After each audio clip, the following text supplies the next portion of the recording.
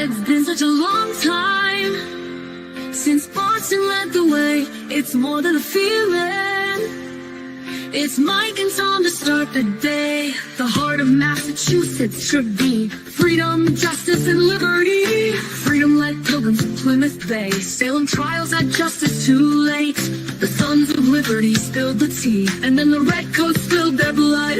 The shot heard around the world rang out from the Bay State. Boston strong and ready to defend. It's where revolution started and ends. It's been such a long time since Boston led the way. It's more than a feeling. It's Mike and Tom to start the day.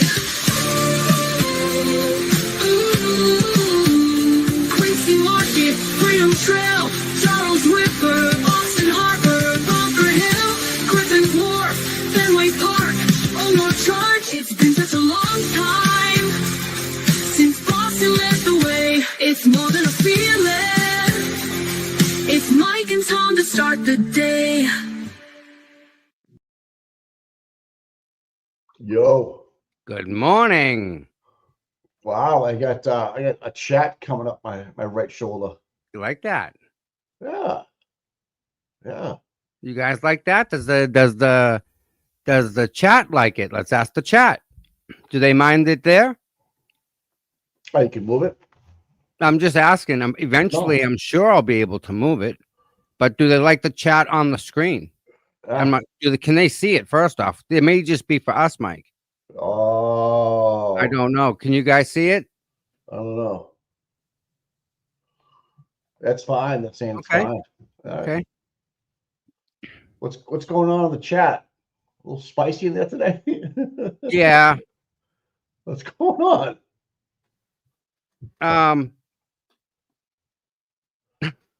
You don't have to talk about it if you don't want to. I'll let it play I'm gonna send you a text. Just don't read it.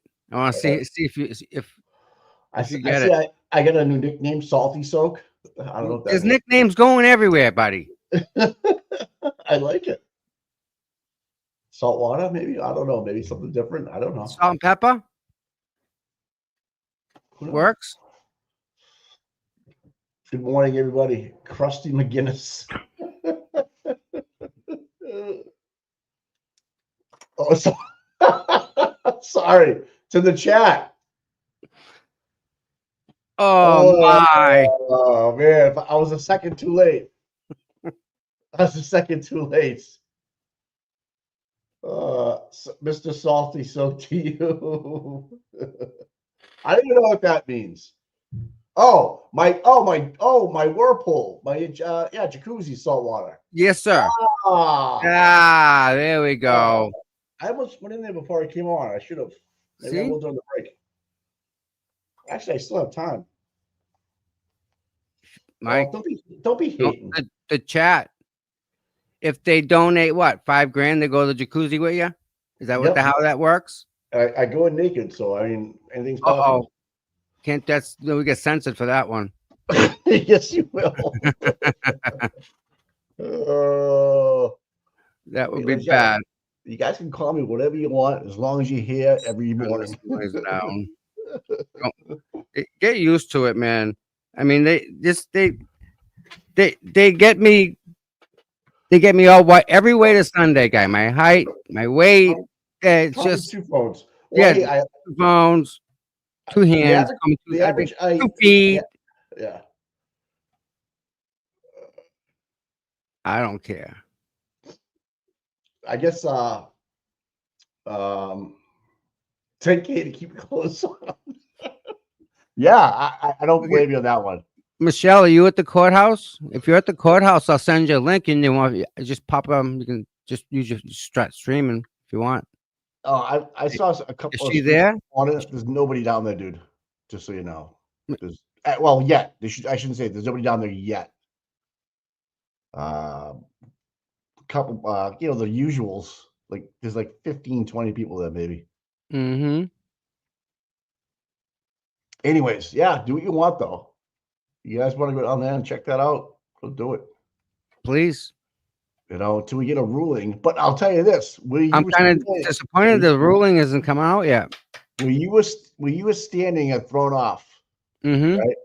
There was somebody else out there filming yesterday, and nothing happened. Oh wow, I find that really kind of about appropriate. It's about right. Yeah, right. Yeah, you know. Can't get over that, man. Yeah. I was like, wow, because someone put it on Twitter. I'm like, yeah, that's the same spot Tom was at. Yeah, right at that corner. Where every if you want to cross the street, that's where you need to be standing. Right, that's right. Listen, people, right? Let's talk about that. Do I want to be at the courthouse? Absolutely. Was it happening today? 100% not. Is it happening tomorrow? 100% not. I have a doctor's appointment tomorrow morning that I cannot miss. So, unfortunately, life dictates what I do. If court is in them plans for the day, 100% there. If court is not in those plans, I'm not going there. I can't get there and be somewhere else at the same time. So again, I don't control this. This is out of, I do exactly what I'm told to do. I go exactly where I'm told to go, and I show up exactly the time I'm supposed to be there. It's kind of simple. Life depends on it, kind of. I show up when I'm supposed to be there, just like court. If I'm not doing something or schedule something, or if someone else hasn't scheduled something for me, I'm at court. And will I go back there? Absolutely. I am not afraid of anybody there. Not that guy. Well, how big is Hartman? 6'2"? Something like that, yeah. 250? Yeah, I'm not afraid of him. Don't care. Don't care. No. But, you know, and even still, is it smart to drive? No, let's think about this. It's smart to drive 45 minutes to drive that 45 minutes back plus 45 minutes this way in a car all day long. Just if something happens along the way of traffic, it's not happening. Not happening. So, but in the meantime, we do something better. We do every morning here, right? That's the best we can do, my friend. Yeah. That's all I got. Is there more coming? Oh, you got it. Right now, when people stop scheduling stuff in my life, let's go. Like I was. And let's back and forth. There isn't any back and forth with Scott, people. It's them. It's Scott. I haven't said anything. What have I said in the past week? Mike, what have I said in the past week? Moving on. End of story. Haven't said anything. So go back and start looking at the past week of what I've said. Yeah, but we can if you want to. I mean, I haven't. That's the easy way out, right? Regardless, right? But yet, there's so much time and energy spent on me because I'm such a bad person. If I was such a bad person, how come you didn't call me out a year and a half ago? Yeah, how come? Why? Whatever. What's changed now? What's going on now? I think you're getting. I think they give you merit badges or something now. I don't know. You get to put $1 in the bag.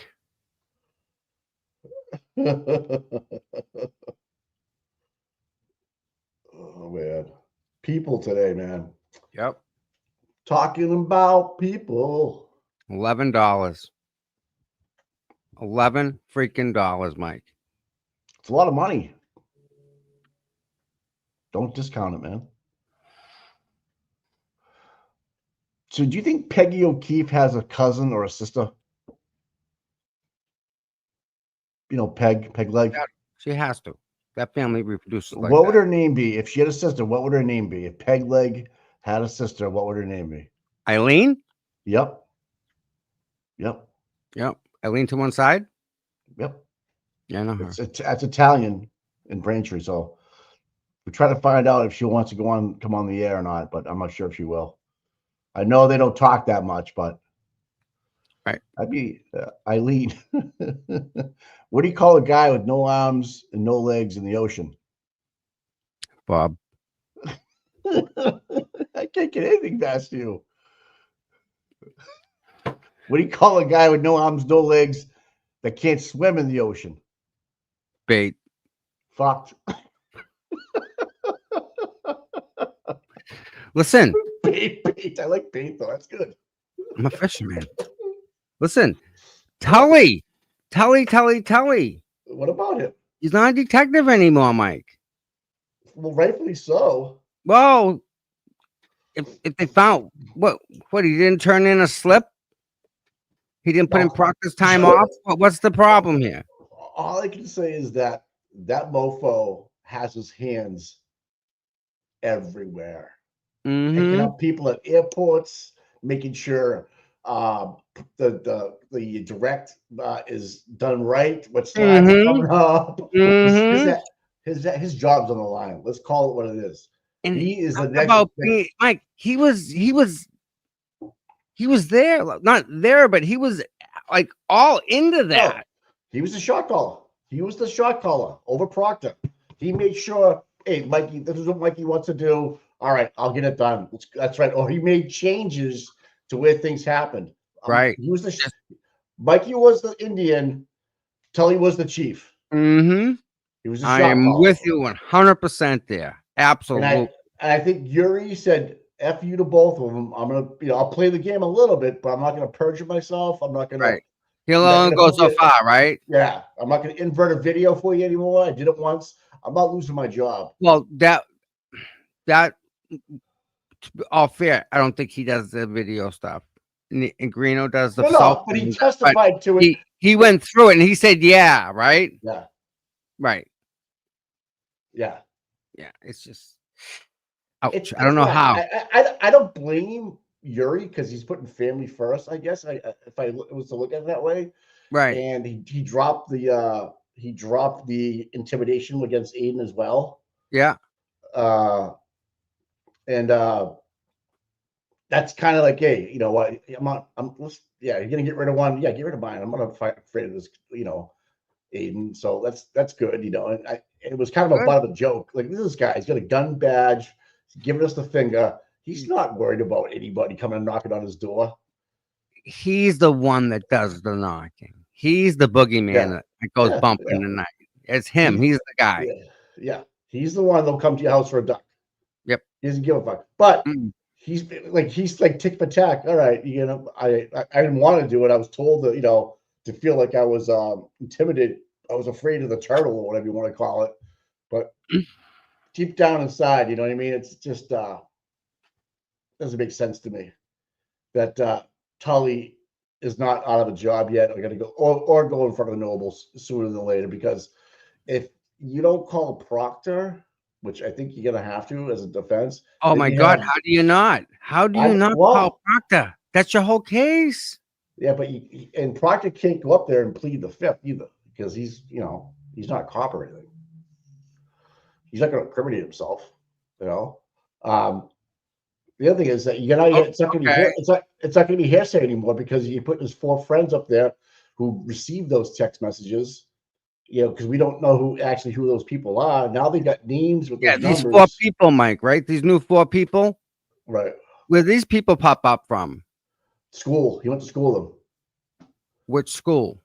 I think high school, right? Was it St. Lawrence? Are there any of them law enforcement? No. Or hockey players. They're just people. Just regular Milton. They live in Milton and shit. Oh, okay. So yeah, Tom Gillis Golf Instruction. Good morning, Tom Gillis. How are you, my friend? Oh yeah. Thank you for being here, Tom Gillis. And by the way, thank you for everybody who's here. We appreciate every one of you people. Donkey's here. Good job, Donkey. Yeah. And we love the CPU people over there. Welcome over there. You guys are all great people. We all like everybody. So we all hang out here every morning, hang out. That's what we do here. Chilling. Um, Proctor. They got to call Proctor. They got to Yeah. call Yuri. They got to call Tully. What about Fanning? Well, Well, yeah. we knew Fanning was doing the babysitting last time. But can you introduce that to court? That's the whole thing. Like, I don't know. I think That's- by if you get Tully ripped up, I think by osmosis, Fanning goes down with him because they work in tandem. Because now Fanning's the guy. Fanning's detective lieutenant, right? He's the man. Isn't he like the only one that hasn't been punished for anything that's happened? Yeah, you know why? He knows He's the Governor one guy. fucking yeah. Governor Baker, Charlie Baker's fucking bitch. He is. You know that. And fucking, I heard Baker was sniffing around and run for governor again. I was like, fuck no. No. Oh man. Yeah, Joey Kane, one membership. Thanks, my Good friend. morning, Joey Kane. Yeah, what's a 10? Like that whole politics thing is that's just that's third rail, man. Yeah. I don't know. I'm not even at the governor's race yet. We gotta worry about fucking Meatball. Meatball's fucking. He's scary, dude. He's scary. What he can do. They can literally prosecute anybody they want in jail. If you don't have money, you are fucked. I wonder how many other people there are. Well, that's the problem, right? Every case that Proctor's touched, right? There's like 10 cases that potentially could be retried. And maybe looked again. Oh, If yeah. there's only If you get a good counselor, I guess let me put it this way: any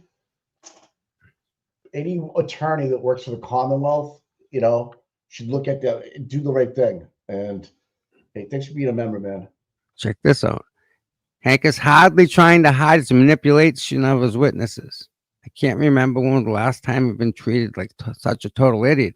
And that is it. It's like disrespectful. Like we're not capable of understanding what's going on. Like we get it. You don't need to talk to us in a different language. We understand it. No, it's bad, dude.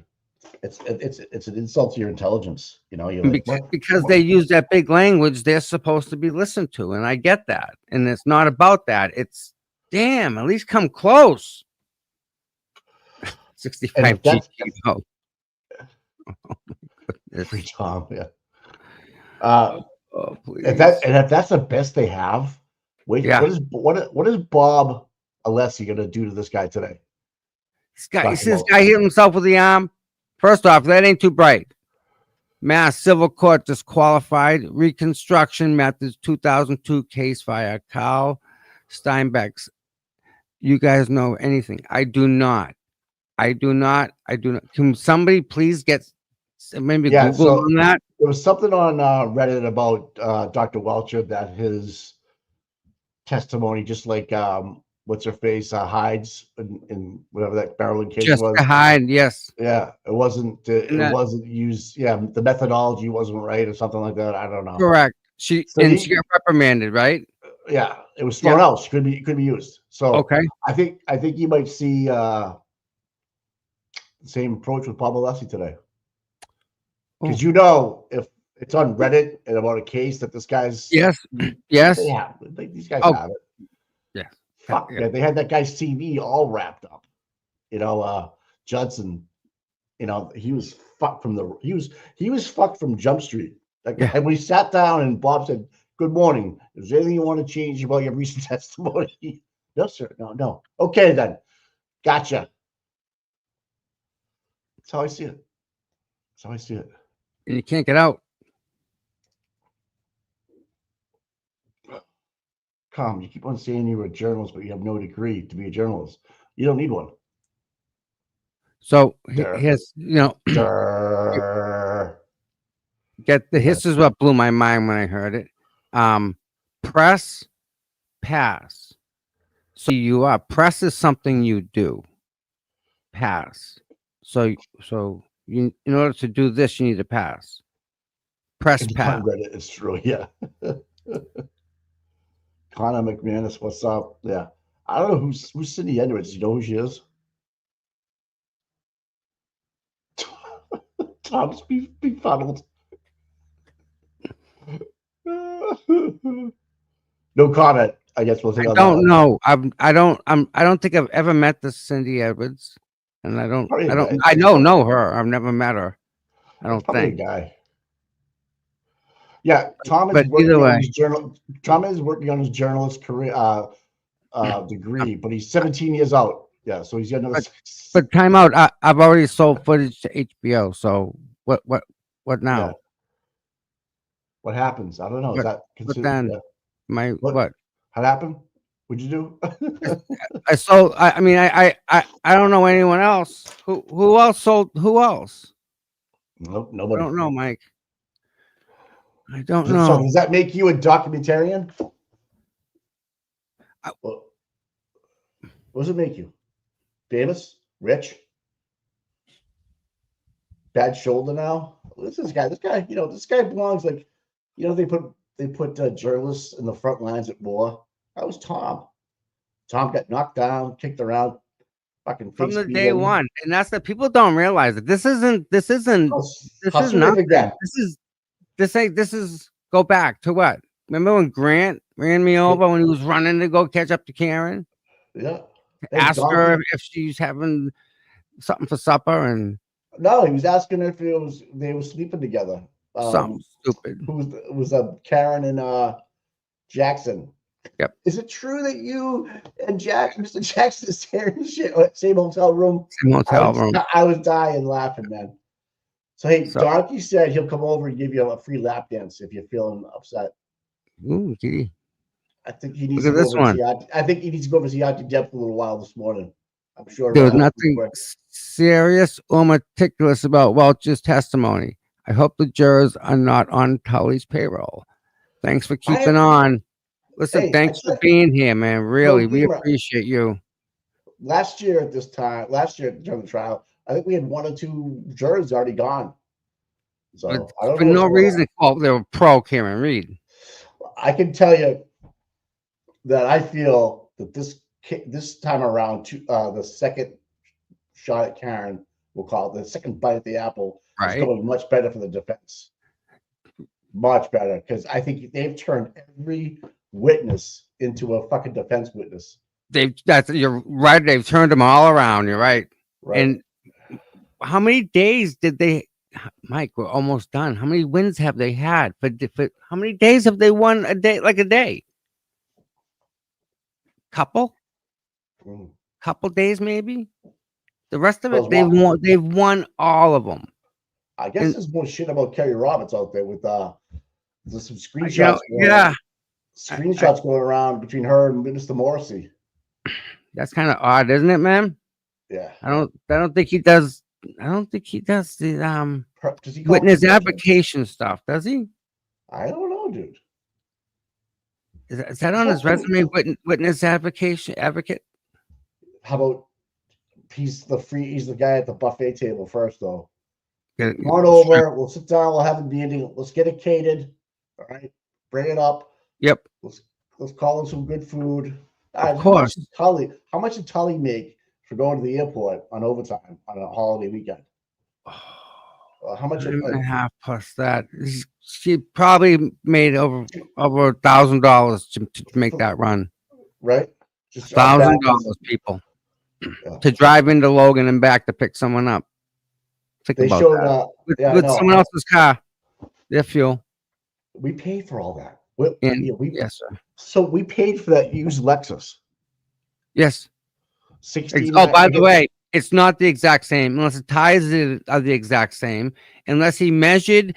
Listen, there's so many measurements that guy had to take to set the ride height on that Lexus, because it is a 6,000-pound vehicle resting on 4 points. Okay, Mike? You need to have the balance on those points exactly correct. The same as Karen's. Like 60-40, 60 in the back, 40 in the front. You need to have whatever it is, you need to have that dialed in. And there's no way he can recreate Karen's car. No. I mean, So the he's whole, using the wrong piece again. Like he's going to use accelerometer data to triangulate back speed to miles an hour then by a fraction. No. Don't work right. that way. Works the other way. Oh, Oh, so man. frustrating, Mike, you know?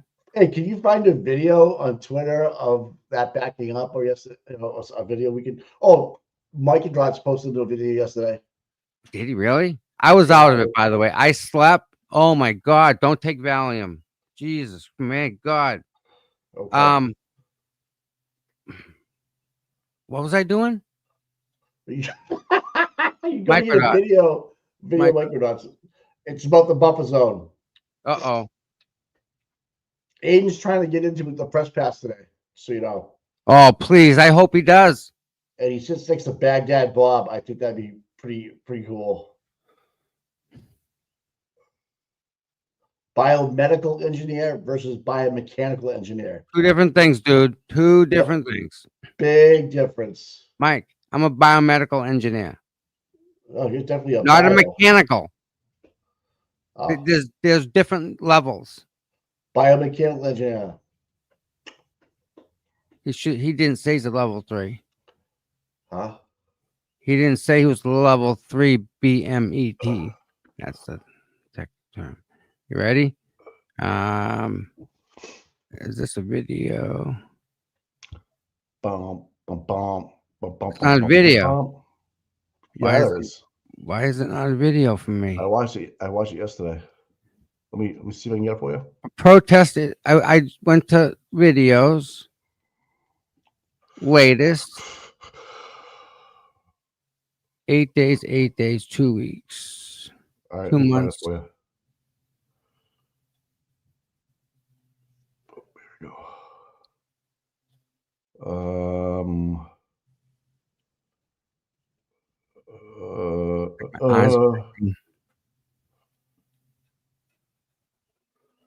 All right, here you go. It's in your X email. Yep.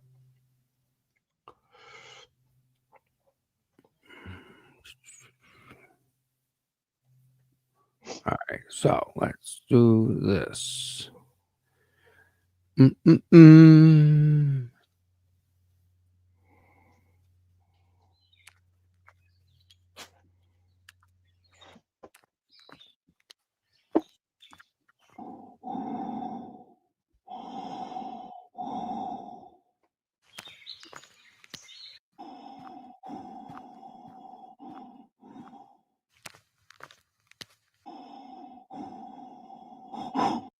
Hey, 4544, are you tracking this? Are you engaging targets?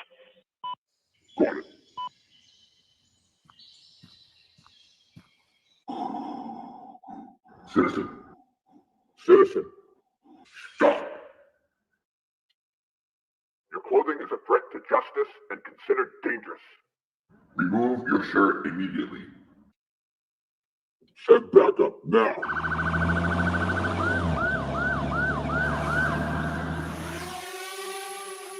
Good, 631. Now if you go directly west, about approximately 100 meters, you'll see a single hotspot there. That's the Cape.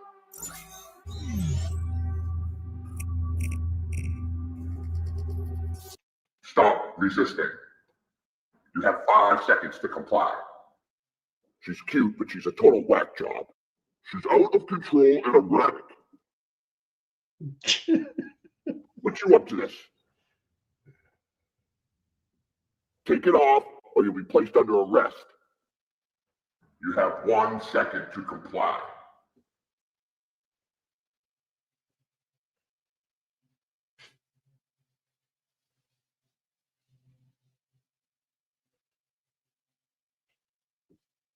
Take her in.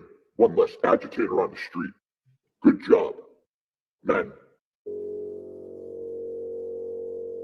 You have the right to remain silent.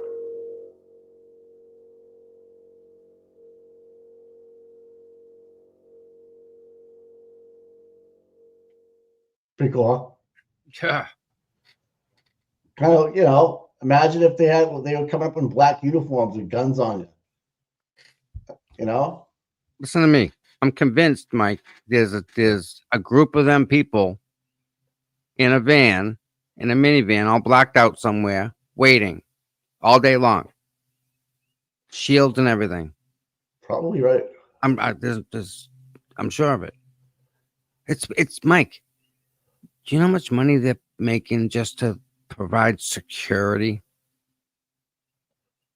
You could get away with 4 denim cops. Done. Oh yeah.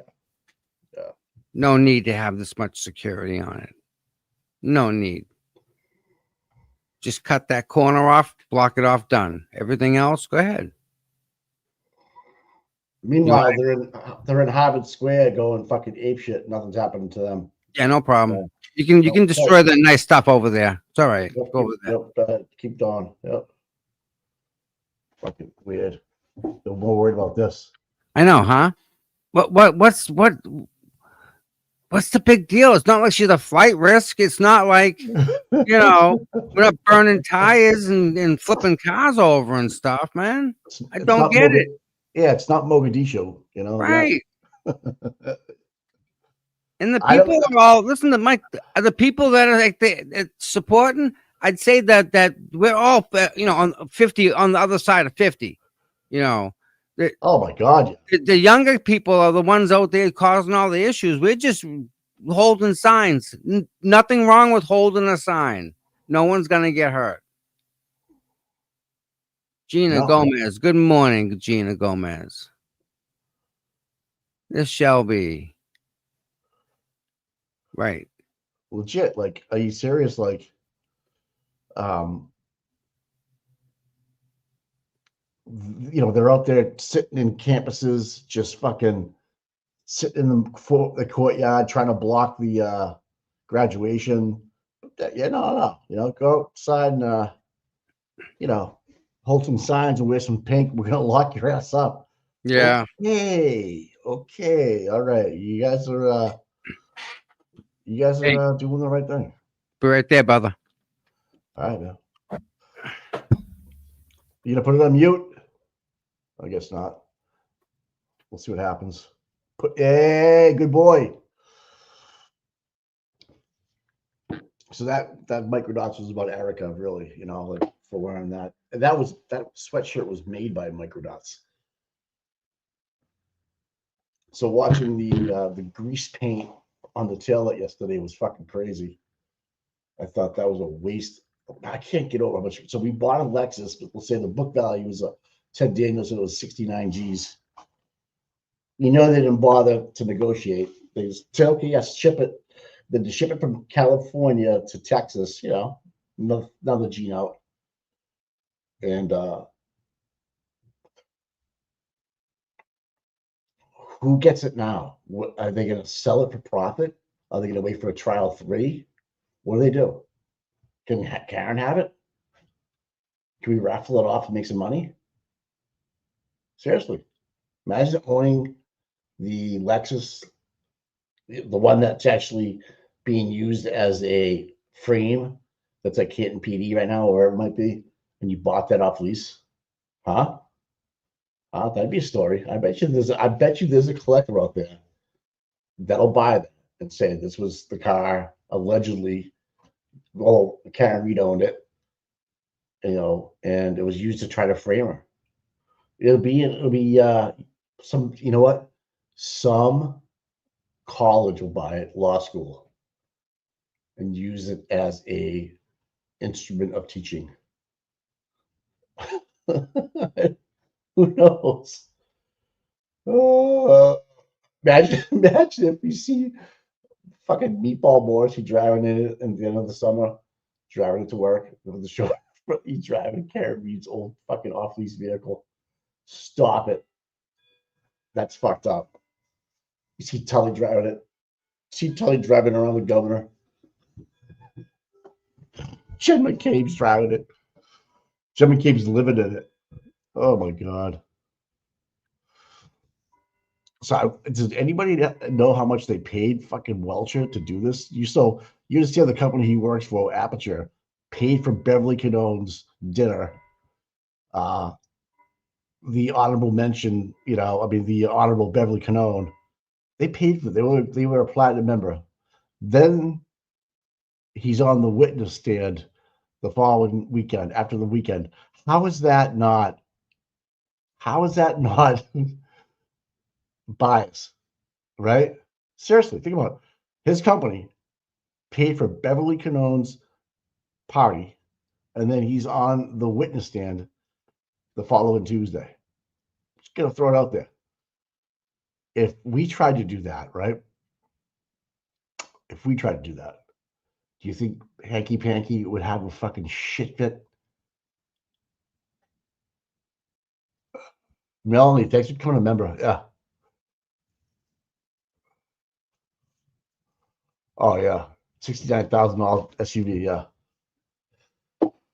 Oh man, this is crazy.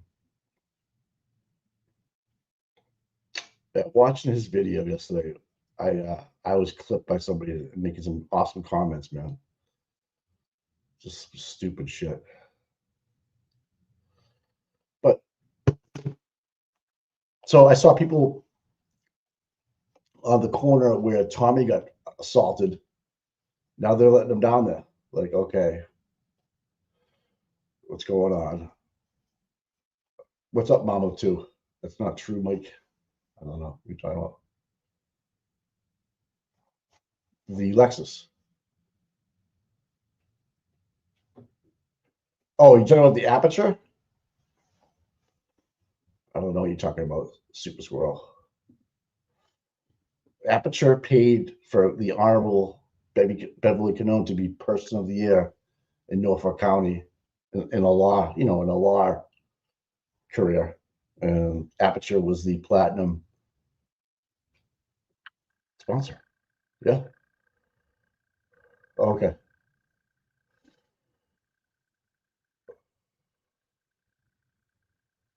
Jesus, T-Boy, I can go that. No drama as long as Mike doesn't want to be a keyboard tough guy. Tom can go there. Oh, thanks for letting Tom go there. That's awful white of you. I don't need a keyboard, dude. I don't need a keyboard. Pull up, man. People today, man. I swear to God. They have no sense of humor. Right? They have no sense of humor.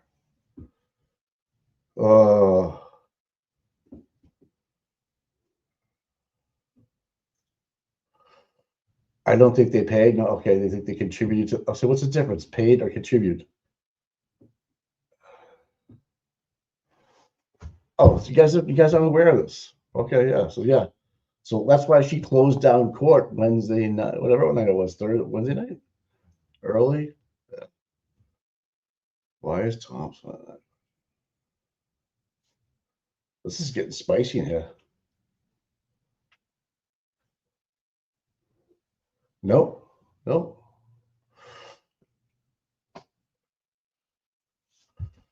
Yeah, they paid for it, man. It's right there, baby. Check it out, man. Google it. Yep. Pretty fucked up.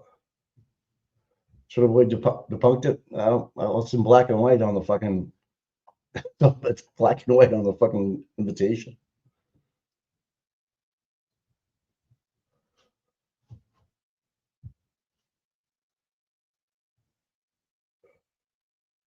Okay, look at the invitation. It's online. No big deal. If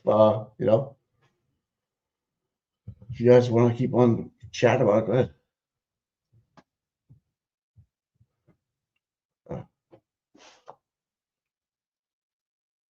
Flamingo, you are the problem, Mike. Okay. I love this shit. This is fucking awesome, man. Fucking spicy in here today. Man, you guys are beautiful, man. I love it, man. Flamingo Chicky, I like you. You're the best, man. I'm glad you're here. Enjoying. I'm glad I'm in your head rent free. Vicky, good morning. I'm getting What's up? I'm getting a lot of love from the chat today, man. I love it. Really? Yeah. Well, you're a great guy, Mike. They see it good. Donkey wants me to rub him down in titty oil. So No, listen, that's not. No, it's like someone else says I'm a keyboard warrior. Whatever. I'm a tough guy behind the keyboard. I'm like, oh, you don't please. even want to go there. Don't. Just don't. No. No. I won't. Yeah. Man. I No. won't. Don't. Don't. Don't. I won't. Listen. You know what? Who just said something a while ago in the chat about my words were funny? Who said that? I don't know, dude. There's people I need to saying thank them. I got to thank. No, listen. There's people saying Tom can go. I'm like, well, first of all, thank you for letting Tom go to the boots on the ground. Well, it's nice of you to let him go. You know, it's awesome. that Thank you, have Dad. That you have the green light to go down there anytime you want. All right, you just go. Tony, I see your comment, but you got to put it in the chat right now. I can't go backwards. I can't go backwards. Oh, Donkey. It was Donkey. So something happened, and I had to go and spray stuff in my nose to straighten shit out. So Donkey, thank you very much. I didn't see it, but he did. So I just zeroed out. If you know what I'm talking about. No, I don't. So with the medicine I took Oh, yesterday, yeah. I can't take what I usually take every day, and Right. and they interact in a very bad way. And I was told to keep an eye on it. And what Donkey said was one of the things. So I just ran in and took care of that. So Oh, thank you for maybe saving my life. I don't know. Oh my god. Simple. Everybody's talking about the bar association dinner that Aperture was involved with. You know, Man, yeah. some people are saying it was two different events. I'm like, well, the invitation has the Honorable Beverly Cannoni, and then Aperture has the platinum fucking donate sponsor. Right. I don't know how you want to read that one. I bet you Beverly got a nice little glass sculpture to go over the fireplace. Oh yeah, Best lawyer, you're awesome lawyer, stuff like that. Fall says TV. Okay, well, you can see whatever he wants. So can I. Yeah. I don't know what to tell you. So yeah, and I'm very sorry. I have a short temper, and I don't sleep. It's very hard to sleep. So it's just I'm not. Yeah, you know what? I Just, saw you up early this morning. I saw one of your tweets or something. Yeah. It was really good. It's like I take a nap, and then I go back and take another nap, and then another nap. That's not healthy. No. But I try. Mike, there's so much stuff out there. Oh my God, Mike. On misinfo, it's not a good look. Well, Sue, go fuck yourself. Sue, we try, my girl. Sue, and the people here know we try. Fucking kick rock, Sue. You fucking douchebag. The best we can do, and the people that are here, they know, right? So I don't give two fucks about you. All right. Hold on. Fuck so you. The people, we do our best for everybody, and we do. We really do. We do a good job, I think. Yeah, we do better than some. Well, but we don't. We don't even compare ourselves. We just do the best that we can do, and we got stuff that there's a lot goes on. They don't understand, and you know what? I guess I got to show this to you. Go ahead, they don't have a channel, so it's easy. It's easy to say something because it's it's easy. So they're a keyboard warrior. Oh, that's how that works. And I bet you the name's not even real. Oh, fake account. These people are devilish. They have so much time in their life to do this stuff. I'm in your head rent free right now, you fucking cuck.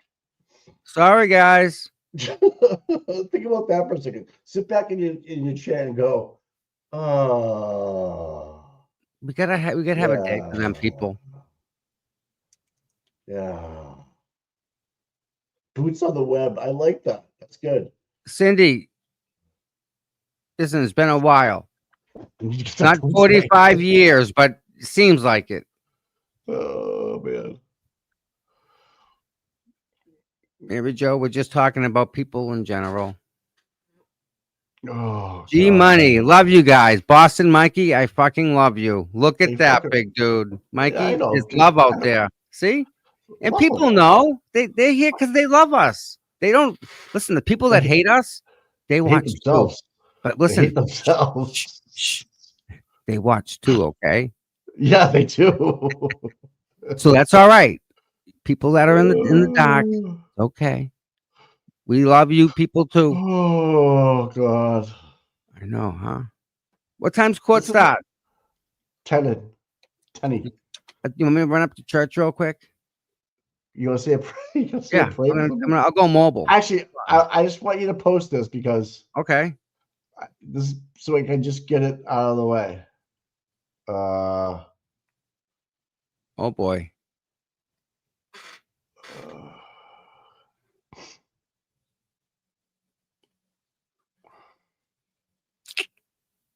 Nikki's old school. Nikki, thank you very, very, very much. They hate us because they ain't us. Sarah, we love you. We love you too. Listen. Do we get frustrated? Yep. I don't. We did. I did. Sometimes you say the wrong things. Look at all the shit we have. Petty, like keep a pain log. Oh my God. So this is the invitation I just sent you. It's in your Okay. The lawyers haven't told you, please keep a plain log and a log of issues the meds have caused. My legal background is mostly personal injury and daily diary is crucial to recovery for your bills and suffering. Love you guys. Well, I just kind of felt like I was ODing on whatever it was I took yesterday plus today. So that's not good. Oh God. It's oh, I have so many good jokes right now. I can't unleash them. I wish I could. No. Oh, Listen, God. that guy yesterday, he's going to get hit by a car today. He's going to put himself in the path of a car. He painted his arm blue. So when the car backs up, it's going to hit this guy's blue arm. And he's going to see that the marks don't line up with the marks that are on John's arm. They're the wrong direction, Mike. I know. They're going the other way. Going the wrong direction.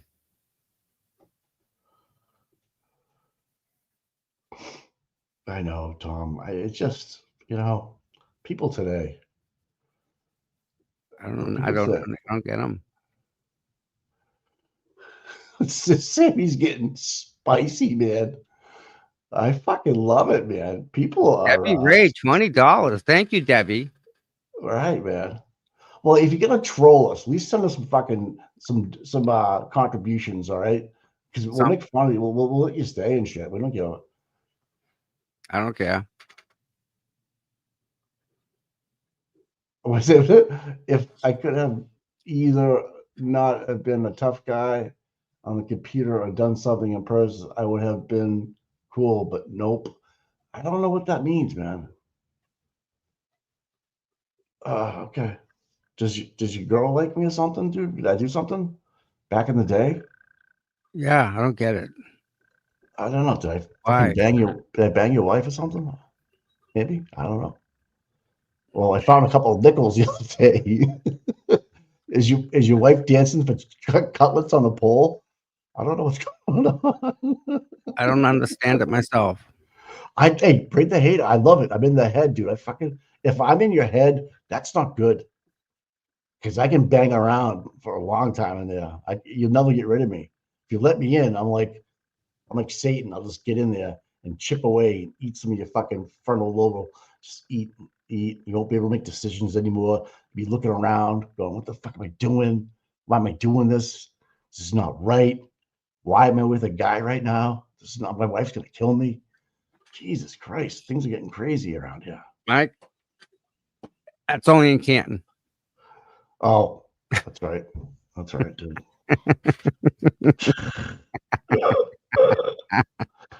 Do you guys like if anybody that wants like cutlets for on the pole? I know seriously. I know girls that used to dance for dinner or they used to, Oh my God, dance with no. cutlets. Really? Yeah, they were veal Oh my cutlets. God, So no. they were worth all the money, man. Oh man, no. I mean, yeah, the Kit and Ghoul tour. No. Oh God. Check my email real quick. You definitely need to take a bath. So if I'm in your head, you're fucking fucked up because that's crazy. You be thinking crazy shit, man. Like your mother does, it's fucked up. So check this out. This is odd. Is denying their license. You ready? Yeah. Longtime private investigators tell the I-Team the Massachusetts State Police is denying their license renewal applications. These PIs say they're following the rules and they've done nothing wrong. But without a license, they can't work, leaving the criminal cases they're investigating in jeopardy.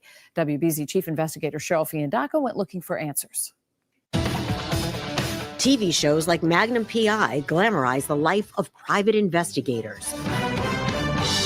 But in reality, the job is not as exciting, but it is rewarding. Most of my business is criminal defense work, and most of those clients are indigent. Joe DeSimone is a retired Cambridge sergeant detective and has been a licensed private investigator for nearly a decade. Joe keeps up his post-certification so he can do traffic details in Cambridge.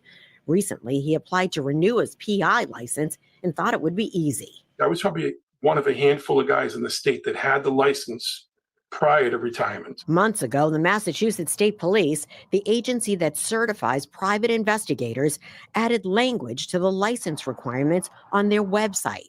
It says the applicant shall not be currently certified by the Peace Officer Standards and Training post-commission, a decision that would effectively disqualify Joe and potentially hundreds of other police officers who work as private investigators. Well, post-certification was developed to allow the public to keep an eye on police officers who were accused of things like excessive force, etc. Post has nothing to do with being a private investigator. But Joe's post-certification was not the reason he was denied.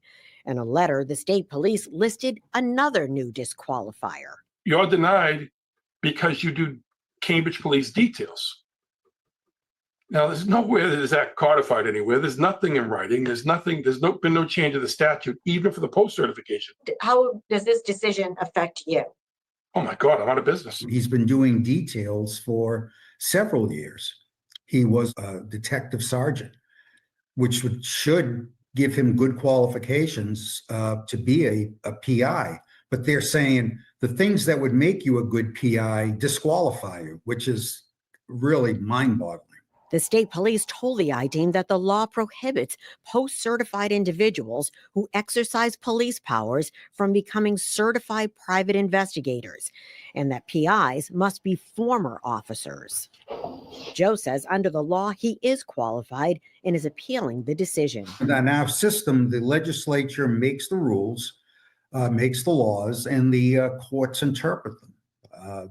I don't see an interpretation by a court or by a legislator that changes these rules. The state police don't get to pick and choose, or shouldn't get to pick and choose who's going to be a PI and who's not going to be PI. You put me out of business. You put a lot of PIs out of business. It's unfair.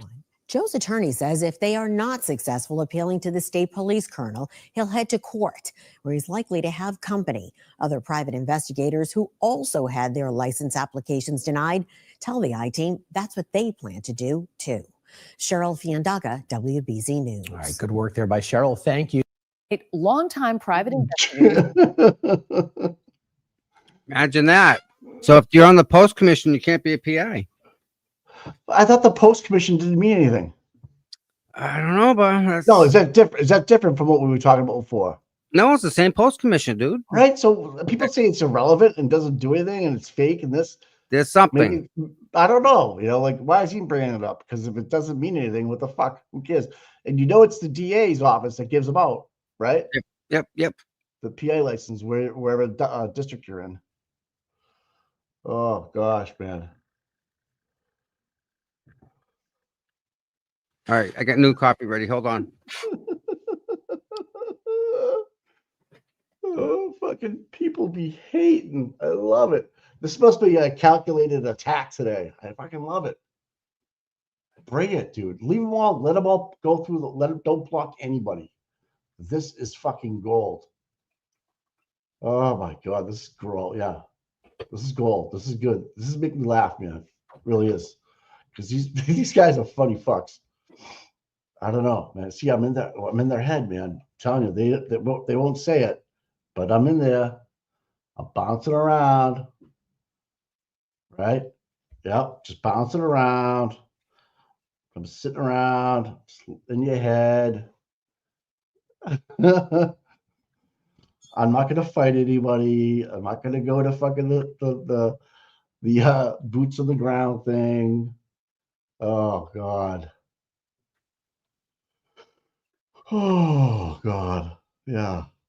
So, anyways, we can just move on from that. Why am I here? I'm here because I knew John. So that's my angle. If you need to know, I think people that know me know that already. So it's cool. I like it though, but let him stay. Let him stay. Oh god, Nikki. Oh, fuck. I'll send Nick. I gotta send Nikki down there. His shit will go fucking sideways, man. Sideways. That person, she don't fuck around. Don't fuck around. Yeah. But let him. This is fucking fun, right? Yeah, RVA. Yeah.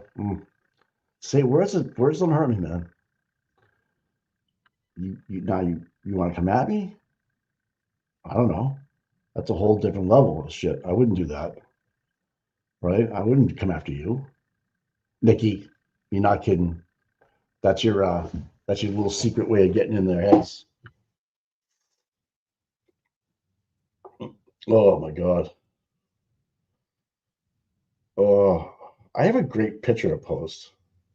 I don't know if I should post it or not. Oh, way too many Scots. Scott's, he's not a bad guy. What's wrong with Scott?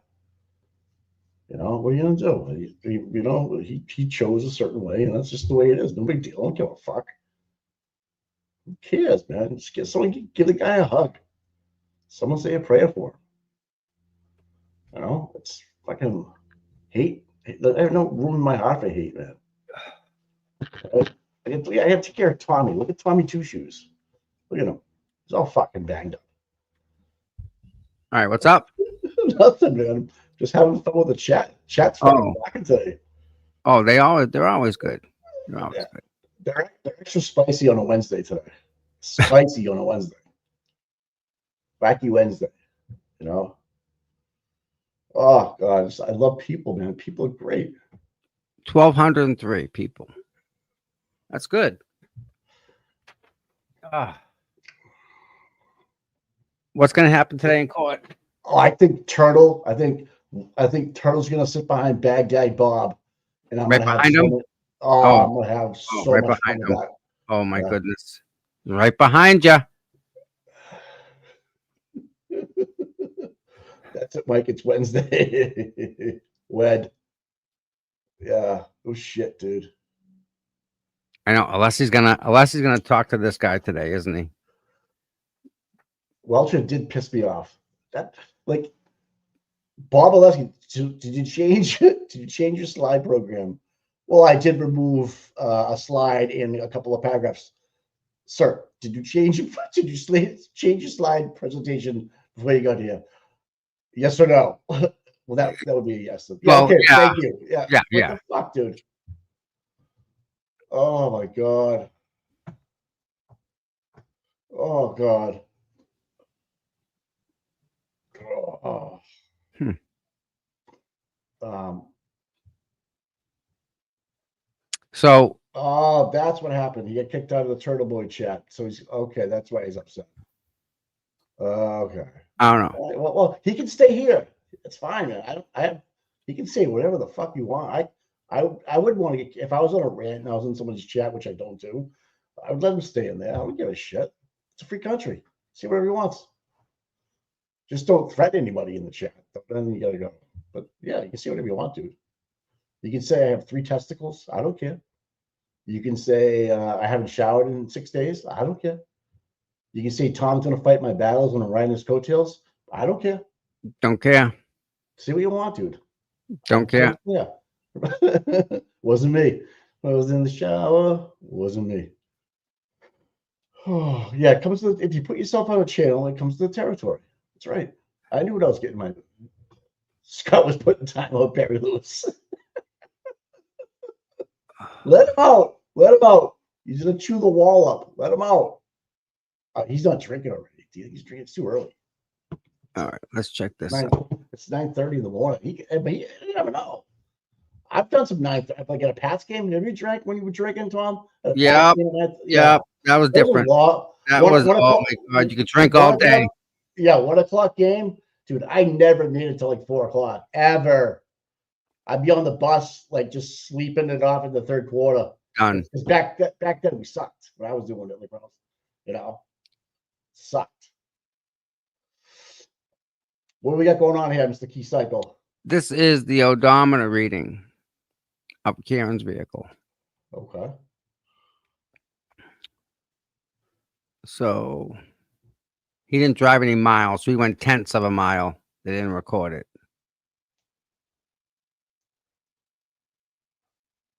All right.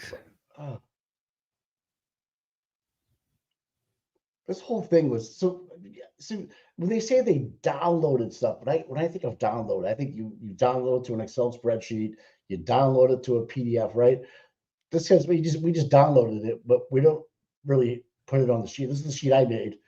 And Tom, I'm gonna go back to the RPMs. I think people picked up on it yesterday. There's no fucking way. You're 74% depressed on the accelerator, right? Excuse me. And you're hit, I don't know what it was, 1,600 RPM? Was that what it was? If that. It was something stupid, right? Oh, God. Look at this. Look at the odometer reading. 12,629. 12,629. From the waterfall to 34 back to One Meadows in that key cycle. Accelerator pedal opening angle is medium or higher immediately after shifting into R. Accelerator pedal opening angle is medium, higher immediately after shifting into R. There's another one. There's another one. There's another one. There's another one. There's another one. What's a diagram for R? Because if I'm an engineer, I gotta have 4590s. I gotta know exactly what R means. Is there an asterisk down at the bottom of that or no? No? I see nothing. These are just these. Yeah, this is just made up bullshit, is what that is, right? Yes, that's what this is. Made up bullshit. And this is Trooper Paul testing down here. 1164, 1164, 1164, This is all Trooper Paul's testing. Right? He did. Right. Went into reverse, reversed again. Yeah. Forward. I can't wait. Bob. No. This doesn't prove Karen did anything here. Nothing. No. Doesn't. I don't do GQ anymore. I don't do Maxim Athens, just so you know. I didn't sign with GQ. No way. I was when I was younger. No way. Yeah, I was in GQ when I was in high school. Yep, I was. Yep. I was. Yep. Steve, I don't know anything about it. Yeah, I remember someone from Florida mentioned there was a duffel bag seized at a friend's house. Yeah, it was weird. I don't know if it was across the street from 34, but it was hearsay. It wasn't anything that was definite that I remember that. No. Don't know. Don't know anything about it. So, Can't help you out. Aiden's fourth on the attorney. Yeah. He was saying, I was watching him this morning, if Lou O'Donnell doesn't show up, or he beats Lou O'Donnell there, I think, Tom, you're right. She has 3 passes to put in the box. So she got 3 shots to get in. Right. Because she's represented by 3 different organizations. I noticed yesterday too, after the jury, after court was getting ready to end, they collected all the press passes. From everybody's neck. Yep. These guys, see, that's how they control the narrative, right? They tell who's going to write the way they want to. That's why fucking Baghdad Bob DiPietro has been in there. That's right. 5 weeks. Yeah. And why if Gant's winning, if Gant is winning the press pass, why isn't he going? Is he okay? Is he healthy? If Jess shows up, he's got to leave. Yeah, but Jess hasn't been winning. But I'm just asking for a friend. But if he shows up and he knows that Jess is there or could be there, he can get in trouble. So he doesn't want to even risk it. So he just doesn't go. Right. Sometimes he'll pop by. You know, he's in for no rhyme or reason. There's Grant going to get documents or something. He just shows up. Is he still helping out the fake victim? I don't know. I don't see why he wouldn't be. You just think he's doing it out of the kindness of his heart because he's kind of on the spectrum a little bit. I like the guy. I have a soft spot for him, but he asks the craziest questions. He's out there. He's out there. He listen. I had breakfast with the guy. You can communicate, Mike. You can get to him, but he's got these thoughts that you just can't unthink them.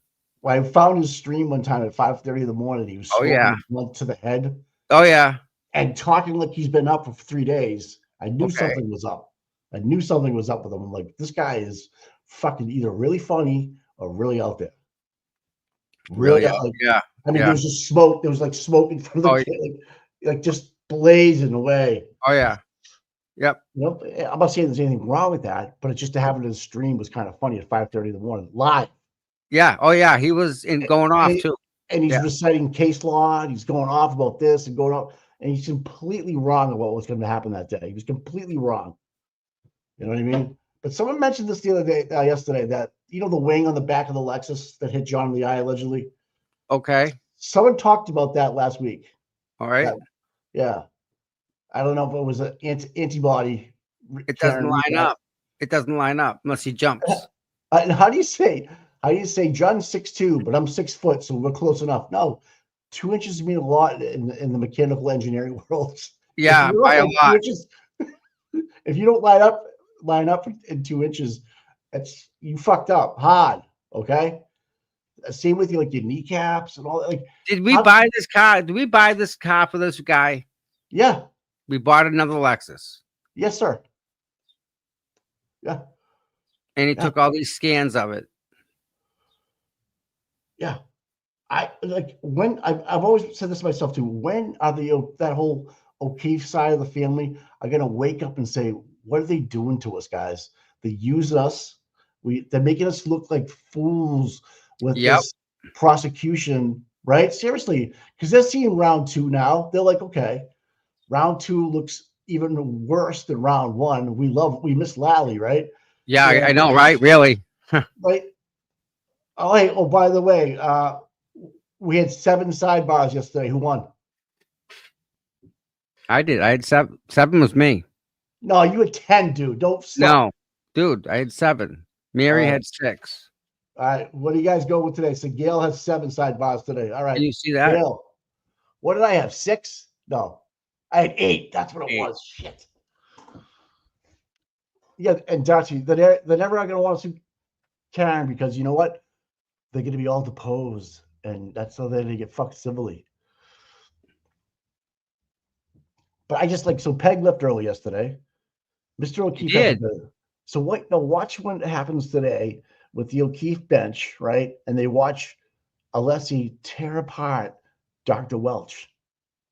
So you can have a DR in front of your name and not be a doctor, right? Right. You can be His own doctor. you can be a detective lieutenant title and not be a detective lieutenant. Just because the name says it doesn't make you it. Actions speak louder than words, right? That's how I roll. Say what you want, but I'll prove you right or wrong, right? I mean, that's a leader. That's how I grew up. 9 today, killer. Trying to find it. Peg Leg. And Peg Leg's cousin's been there all week, Eileen. We gotta make sure she's all set. Yeah, Debbie, I heard that too. Yep. You gotta understand, Mr. O'Keefe, Papa, as I like to call him. I've never called him ever once. If I ever did it in a basketball game, he probably punched me in the face. He used to go to church with Karen on Sundays. What was that? Did you hear that? Someone get air gun going. All right, check this out. You ready, Mike? Yeah. You're gonna like this. Brian, that expert told the jury that Karen Reed struck John O'Keefe with her car. Good morning to you, Gene and Nicole. Yeah, that's right. And remember, this expert is a witness for the Commonwealth. It is Dr. Judson Welchure. Meanwhile, Karen Reed and her defense team, they have their own accident reconstructionists that they plan to call later on in the trial, who have completely opposite opinions and conclusions than what Dr. Judson Welchure testified to yesterday. Now, in this trial on Tuesday, the jury saw video of crash test Dr. Judson, a 2021 Lexus that he purchased that is similar to Karen Reed's. He played the part of John O'Keefe, wearing the same make and size shoes and jeans as O'Keefe's. Welchure told the jury wounds on John O'Keefe's right arm line up with shards on Reed's broken taillight. But even a 2-mile-an-hour impact redirects me back and causes me to rotate. So he tried to dress identically to John, but didn't do anything else to mimic what the Commonwealth is accusing me of. Dr. Welchure also analyzed data from Reed's Lexus. The Lexus recorded a sudden acceleration in reverse outside of 34 Fairview Road at 12:31 a.m., but it did not record a collision. And the Lexus is a 6,000-pound vehicle. Mr. O'Keefe's only 216 pounds. So it's not going to register from hitting a pedestrian. Recreate that for us. Back up into the crash test dummy at 24.2 miles an hour in the arm and see what happens. Court will start a little later this morning at 10 a.m. with the prosecution continuing their direct examination of Dr. Judson Welchure. Like I mentioned at the beginning of this report, Karen Reed's defense team has their own accident reconstructionist to call later on in this trial. For now, live in Dedham, Ryan Breslin for your local station, Boston 25 News. All right, Ryan, thank you. In life's unexpected moments, insurance matters. At EverQuote, we are on a mission to help people. So there's that. So who's in the sidebar? Who's in the sidebar? All right, tell me, got what? Who you? All right, the numbers I down. think Gail. Gail had 7. Gail, was that? If you want to put it back up there. I don't Athens film. Does Tom? Does Mike usually buy breakfast? No, Tom buys his own breakfast. He's a big boy. Yeah. Donkey got 5. 5 Donkey. Whoa. You got to remember, you're gonna have Bob Alessi up there. How many times is Hank gonna stand up and object and go to sidebar? And Jim McDermott. Robert Brown's got 9. Okay. Robert Brown. Gail had 7. Gail Donalds had 7. Mary Jo's got 8. I'm gonna go with 7. Nikki, 9. Stacy Q, 10. Renee, Ryuta, 10. 10. Yep. Classy, Clippy, 8. Donna Roche, 8. Darcy, 9. Jess Dawson, 7. Cinnamon Bits, 12. Opalescent Origin, 9. 8 yesterday from Michelle Lynn. There's a lot of people in here.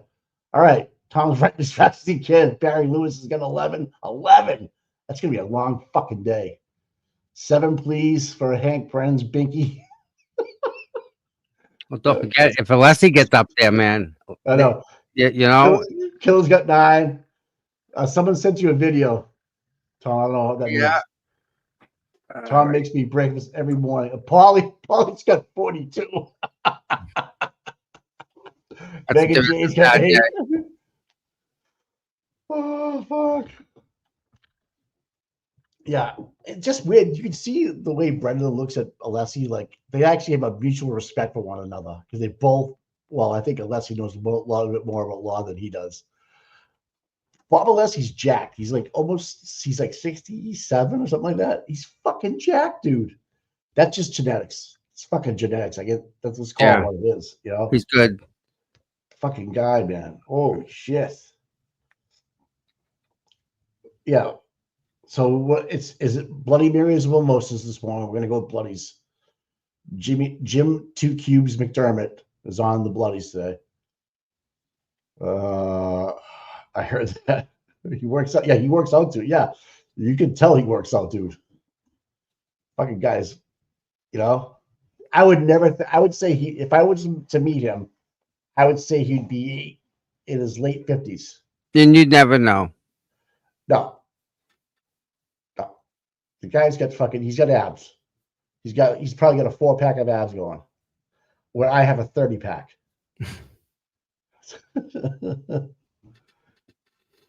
Yeah, I mean, yeah, I'm still working on it every day. 12-ounce curls. Yeah. That shit's fucking real. Unless he's gonna have 60, he's 67, really. What the fuck? Yep. And he's great shape for that, huh? Imagine that. I don't know if he has a 6-pack. Keep it in your pants, Mike. I wouldn't. No, I wouldn't. No. I'm working with gyms. I see a lot of big people, but for his age is what I'm like. You don't see too many 67-year-old people that probably haven't had a carb in a fucking year, right? He brings his own turkey sandwich now. And I remember his daughter said that he had a slice of pizza. And she was shocked that he had a slice of pizza.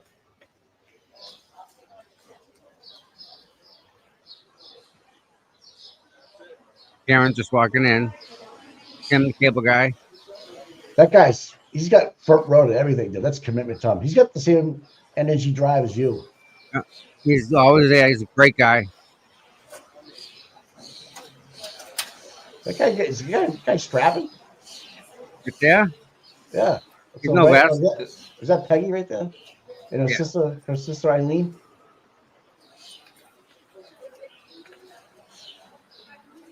He must if he uses oil on his muscles, I don't know if he works out Athens. Oh yeah. Yeah, it changes his diet completely, yeah. Yeah, dude, my brother does diets all the time. Yeah. He does it with his whole family so that they're all on the same page. No one's making 2 different meals at the same time. Right. And he swears by the Atkins. Swears by it. I'm like, okay. I don't know.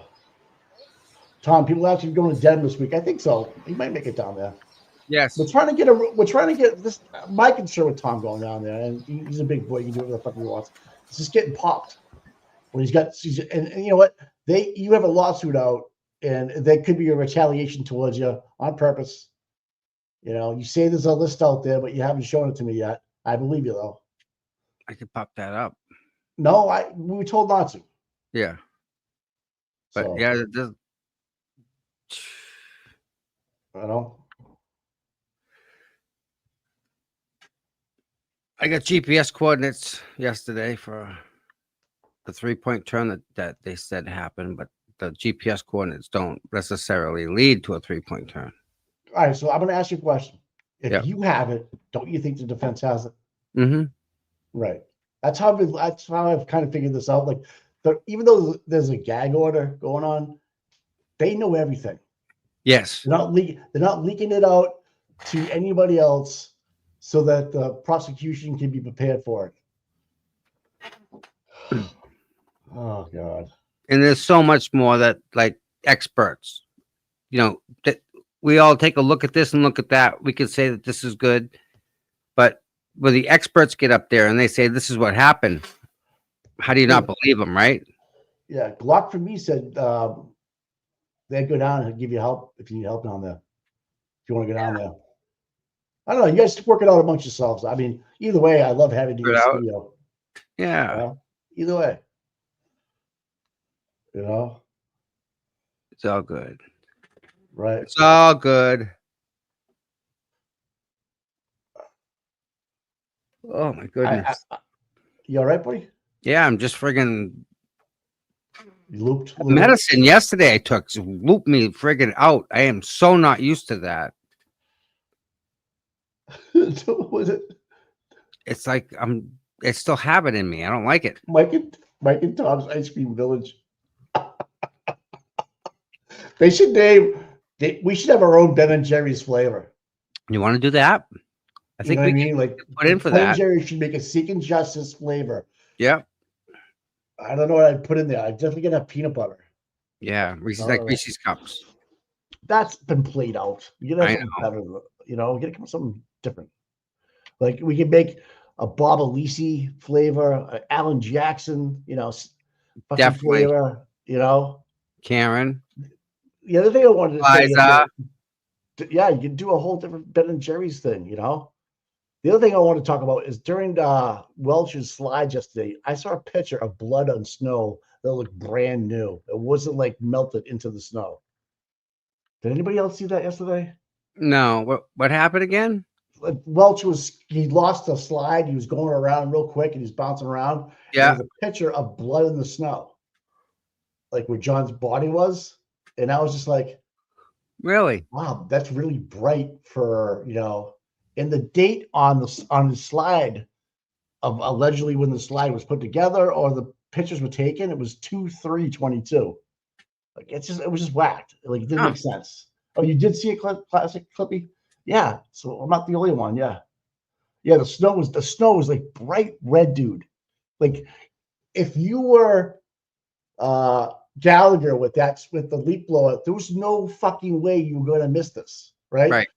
But now you have pictures later on that night when they're digging it up and the blood is so red, dude.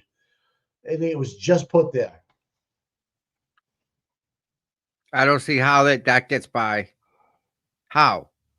How's that get by? Oh, Please, state, please. This is so much more coming. The woman that the fake victim threatened to kill her kids has court this morning with the fake victim. Oh, Jesus. It looked like red food coloring, right, Mama? Because if that's messed up, if that's the case, Mike.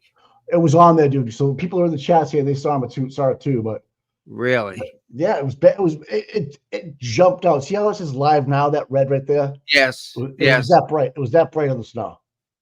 Wow. Yeah. All right, the 50-50 flip will be sidebar to start the morning off. What do you think, Tom? Oh, definitely. All right. Definitely starts off with a sidebar. Has to.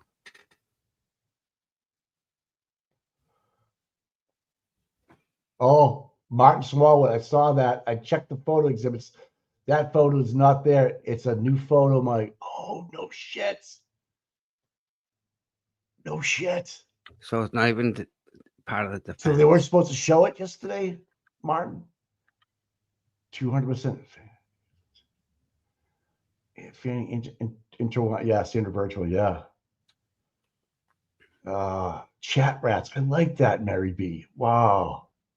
Chat rats. Yeah, they are very noticeable. I love that. It's a good name, man.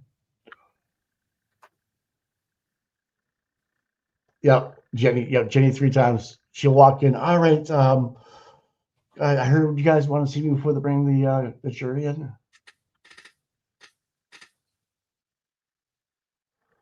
Funny story how I came to know Tom. Like, yeah. That's a funny story. Yeah.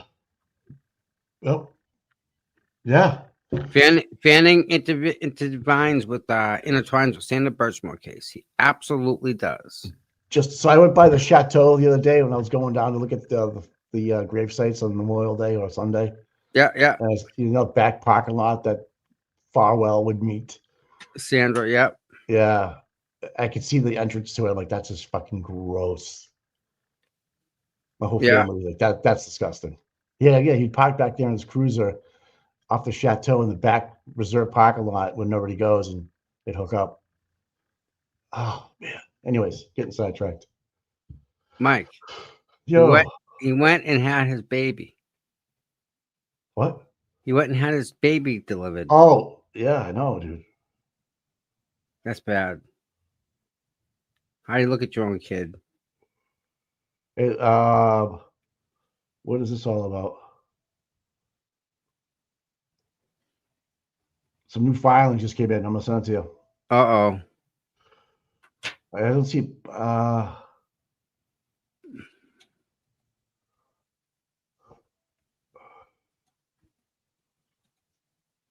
Oh God.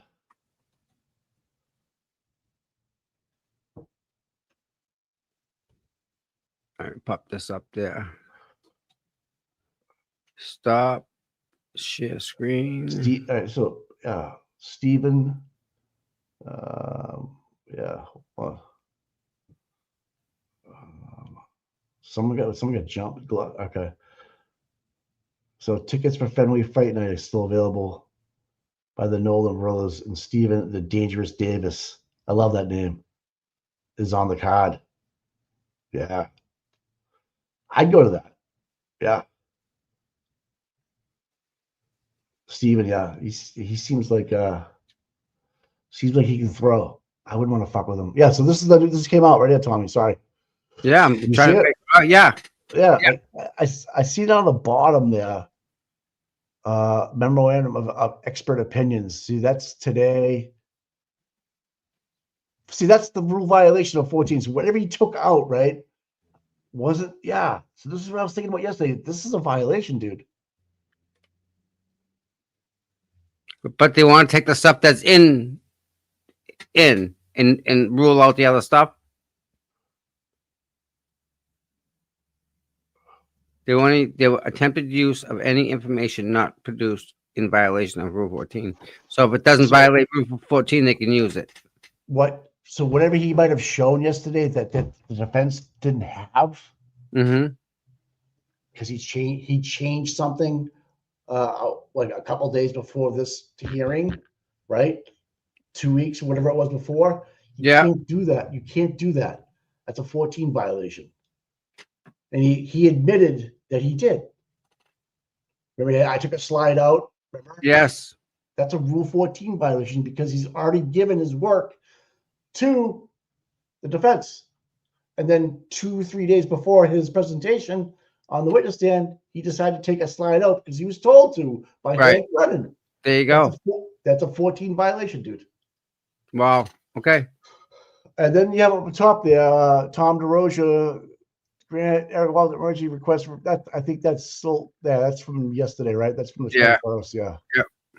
But you made the docket again today, Tom. I got a hint to you. You're kind of famous, man. Getting there, man.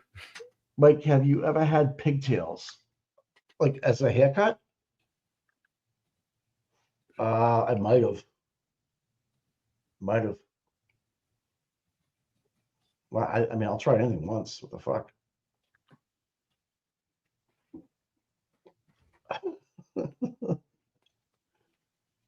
Yep, we have to listen to Spanky today, guys.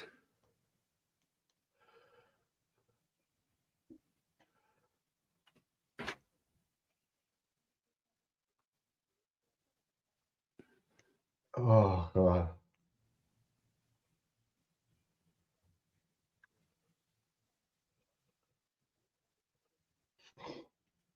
All right, so Aiden's live. I don't know what he's doing. To the that was 33 minutes ago. I don't know if he got in or not. We'll know when this fan moves around. Oh. Okay. Yeah, here's the actual ruling right here. Okay.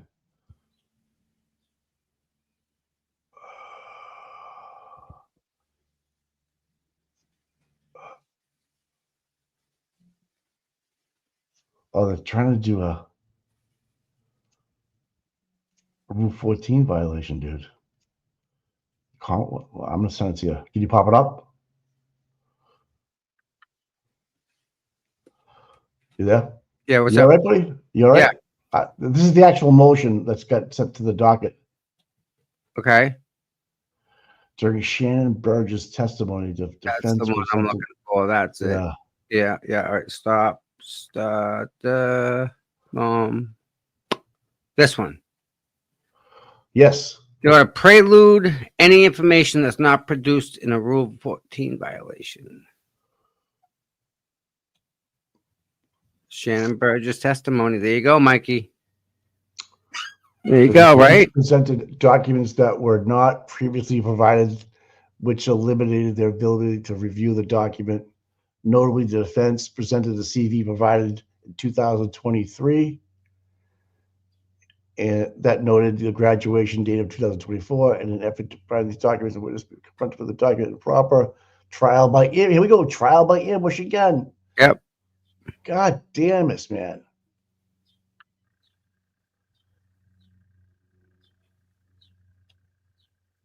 Oh my God. This is Dr. Welch's issue. They're trying to protect him before Bob Alisi gets his hands on him today. No doubt about it. Yeah, exactly what they're trying to do. Oh, they know they're fucked. They know fuck. They know they're fucked. Yep. Wow. Wow, guys. Yeah, TB12 Foxborough. Yeah, the February 3rd blood drops acquired around the time. Totally new. That's a whole like that was shown. You can't unsee that, right? Right. That ain't right. Man. Wow. Oh, man. Oh, Jesus. That ain't right. Yeah. Right. Heather knows the irony of Hanky B submitting new reports from Aperture during the trial, then crying trial by ambush because of a resume from his own expert. That is so ass backwards. He's right, man. If she fucking goes in this is crazy. Yes. Absolutely is, Mike. This is a murder trial of someone. They're accusing of hitting a police officer. And the reality of the situation is they can't prove anything. They can't prove anything, Mike. Not even if the vehicle drove X, Y, and Z. They can't prove that. So basically, yeah, thank you, Empty. Yeah, that's awesome, man. People send me awesome DMs all the time, man. Thank you. They really do, don't they? Yeah. Yep. Hey, where's Equestrian been lately? Busy. She's working a lot. Yep. Yeah. She pokes in once in a while. She's here. Yeah. Yeah. She's a good person. She's got a good heart. Yeah. She really does. We got a lot of good people, Mike. Right. So I do. I know whether you're a troll or whatever, I still love you, man. I don't care. Hate's a strong word. I don't hate anybody. I might not like you, but whatever. People don't like me. I don't give a fuck. Nope. Oh my God. Jesus, Tom, you have to take a nap today? Yeah, I have to. No, it's just like sucks. Everybody's hugging it out in the chat. Nice. So all right, so the chat will only come up on our home screen, not while we're showing a vid. Right. Is that what? All right. I can turn it on and off, but that way it's separate. Oh. So is that a new feature from them, or is that? Yeah, I have the option here. It says show comments on stage. It's in the beta version, so it's got bugs, but we gave it a shot today. And, yeah, it works so pretty good. Hey, Glock is saying check your messages. I don't know if that's. That's on me. It's you.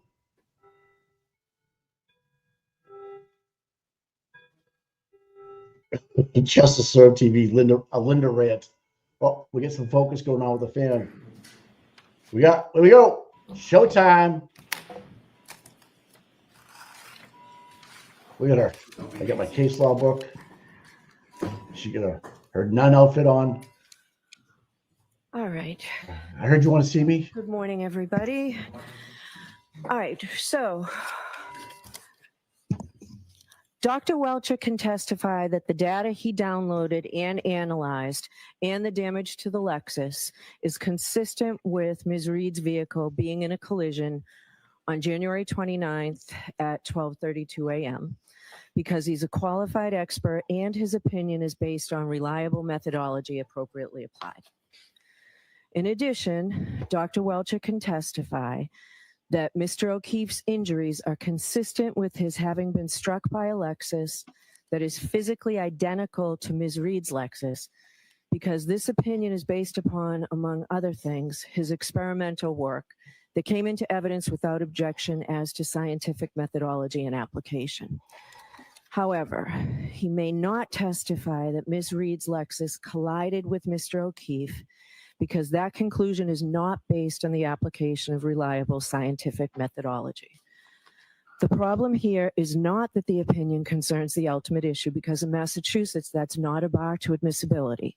Rather, it is that Dr. Welchure, the expert, is drawing an inference based upon more than scientific method. His opinions set the stage for argument and a permissible inference to be drawn by jurors through the application of their sound judgment to the opinions that they find credible. But the jurors are as well positioned to draw or reject the inference as is the expert. That is, the inference is not compelled by the application of any scientific method. So that's the ruling. All right, so the jurors are lining up. We should have them momentarily. Thank you for the late call. Okay. Did you say thank you? Is Dr. Welchure right around? Yes. Why don't we bring him in if he's here before the jurors? All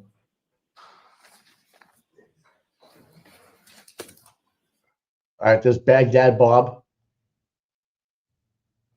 There's 3, 4 people, 5 people here. Why isn't Aiden in there? Jesus Christ. How'd you recognize me with the sandals? Tiny Table, how you doing, buddy? The updated version, we provided a copy to the defense with all the redactions. Okay. The Are you in agreement with this, Mr. Alessi? I haven't gone through it, but I have no reason to believe that I wouldn't be in agreement. So Okay. I'm going to go away with it. There is one slide, so I'll admit it conditional to redactions that you didn't rule on, but I feel as though you probably will exclude, and that is in that version. I didn't want to pull it out with the court's order, but I'll talk to. Do you know the number? You don't have to find it if you don't. 131. Oh, is this was it 130? Was it 131 yesterday too? Yeah, it So was. at sidebar, I said we could go back to that, and Mr. Alessi agreed that we could go back to that. So, and I know I thought we were starting there, and I think Dr. Welchure thought we were starting there, and then you went to 132. That was my understanding at sidebar. It is, but subject to me being able to object. I was basically because we wanted the jury to come in, so I want to look at the slides. Okay, so look at it again. That's not my understanding, Mr. Alessi. It was you were concerned just about the heading, and then I said we'd go back to both slides. Oh yeah, no, I'm okay with that. Yeah. That one, yes, your honor's recollection is. Yeah, and we were going to start on that, but you thought because I struck it based on the objection, but then at sidebar, I said we could go back to that. That's your understanding too. Yeah, I'm sure that Dr. Welchure took off the heading on 131. I think he did, but because I think he took off from 124 to 1. I did. Okay. I would like the prediction to come true. Are they out there, Paul? Okay, thank you. Doctor.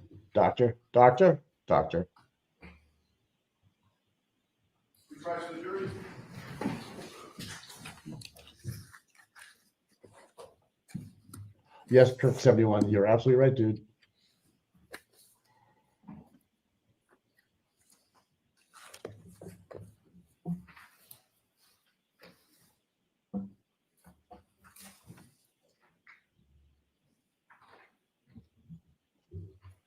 I know. It like, puts you in a trance, the fan. It's like, what the fuck, man? When this is all said and done, I'm going to have to get another fan for my office.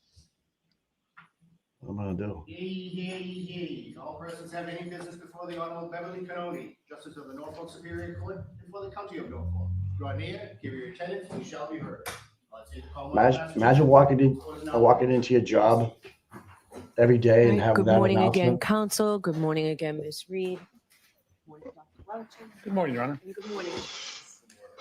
I have to ask you those same three questions. Was everyone able to follow my instructions and refrain from discussing this case with anyone since we left yesterday? Everyone said yes or nodded affirmatively.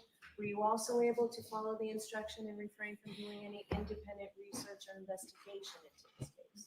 Everyone said yes. Hey. Here comes Mike and Tom to the chat. Please stand.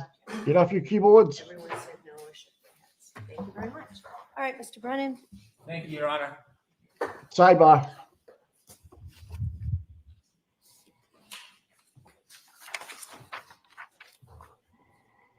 That's got to be like the whitest guy in Massachusetts right there, sitting down with the tie on. Morning, Dr. Seriously. Welch. Good morning. Don't get flipped with When me, we dude. left off yesterday, you I was are. asking have you no about tan. some of your opinions.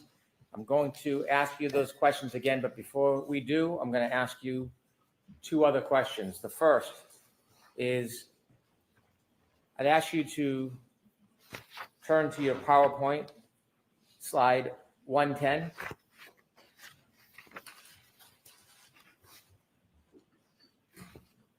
Yeah, it's Aaron Boy. Yep, he is.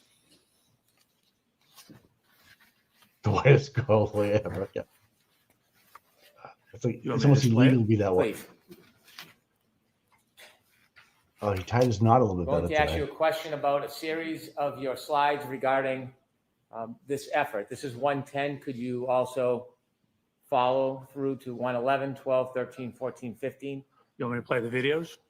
You don't need to play the videos. I just want to acquaint you for the question. 111, 12, 112, 113, 114, 115. How many times did you engage in testing where your arm and forearm touched the rear right of the exemplar Lexus? 3 times. In any of those 3 times, did it ever leave any paint on the underside of your arm or forearm? No. If you could turn to slide 130, please. What? Could you go back one, please?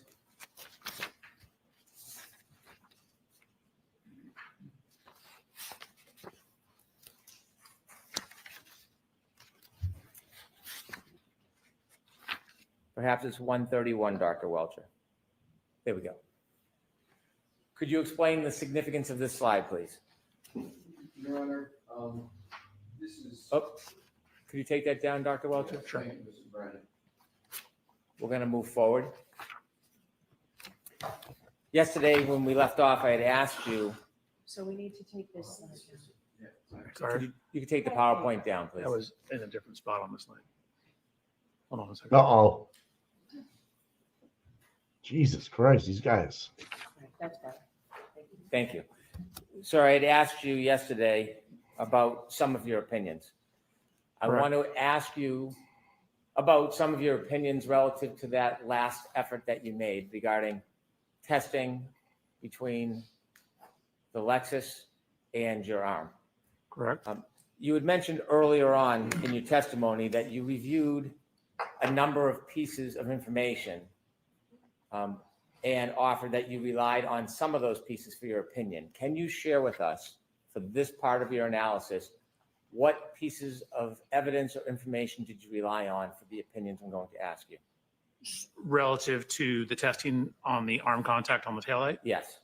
So it was the physical evidence at the scene, the photographs of Miss Reed's vehicle, to a certain extent, my analysis of the Ring doorbell and the One Meadows event, the nature and Your Honor, pardon my interruption. I just want to know if he's reading from something or not reading. Looks like he's counting on his fingers. Are you reading from something? No, I am counting on my fingers. Okay, thank you. So I am counting on my fingers.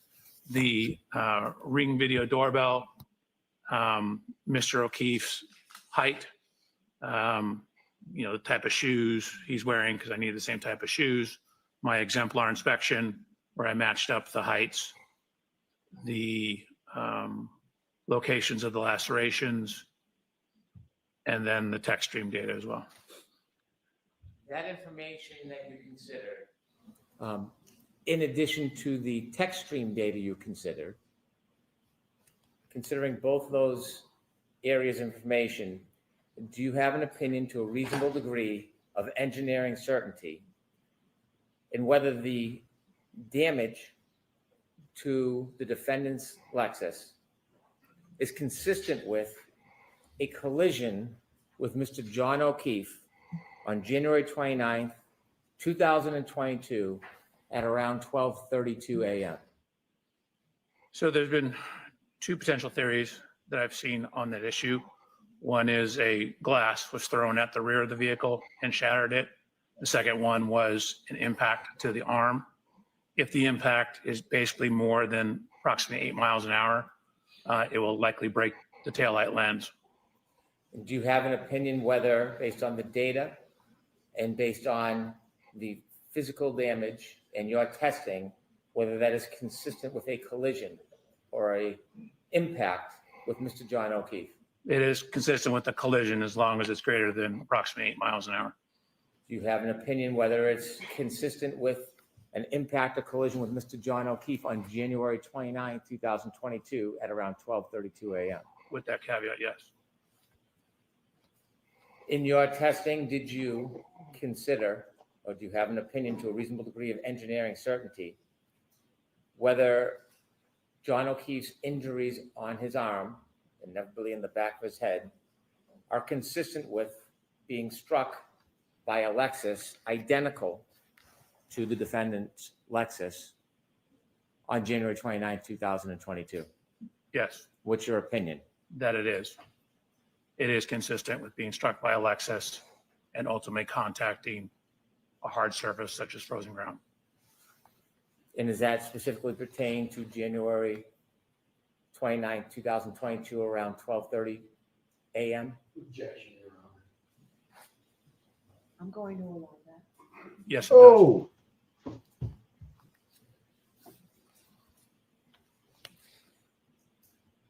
To finish, I'd like to ask you a few more questions.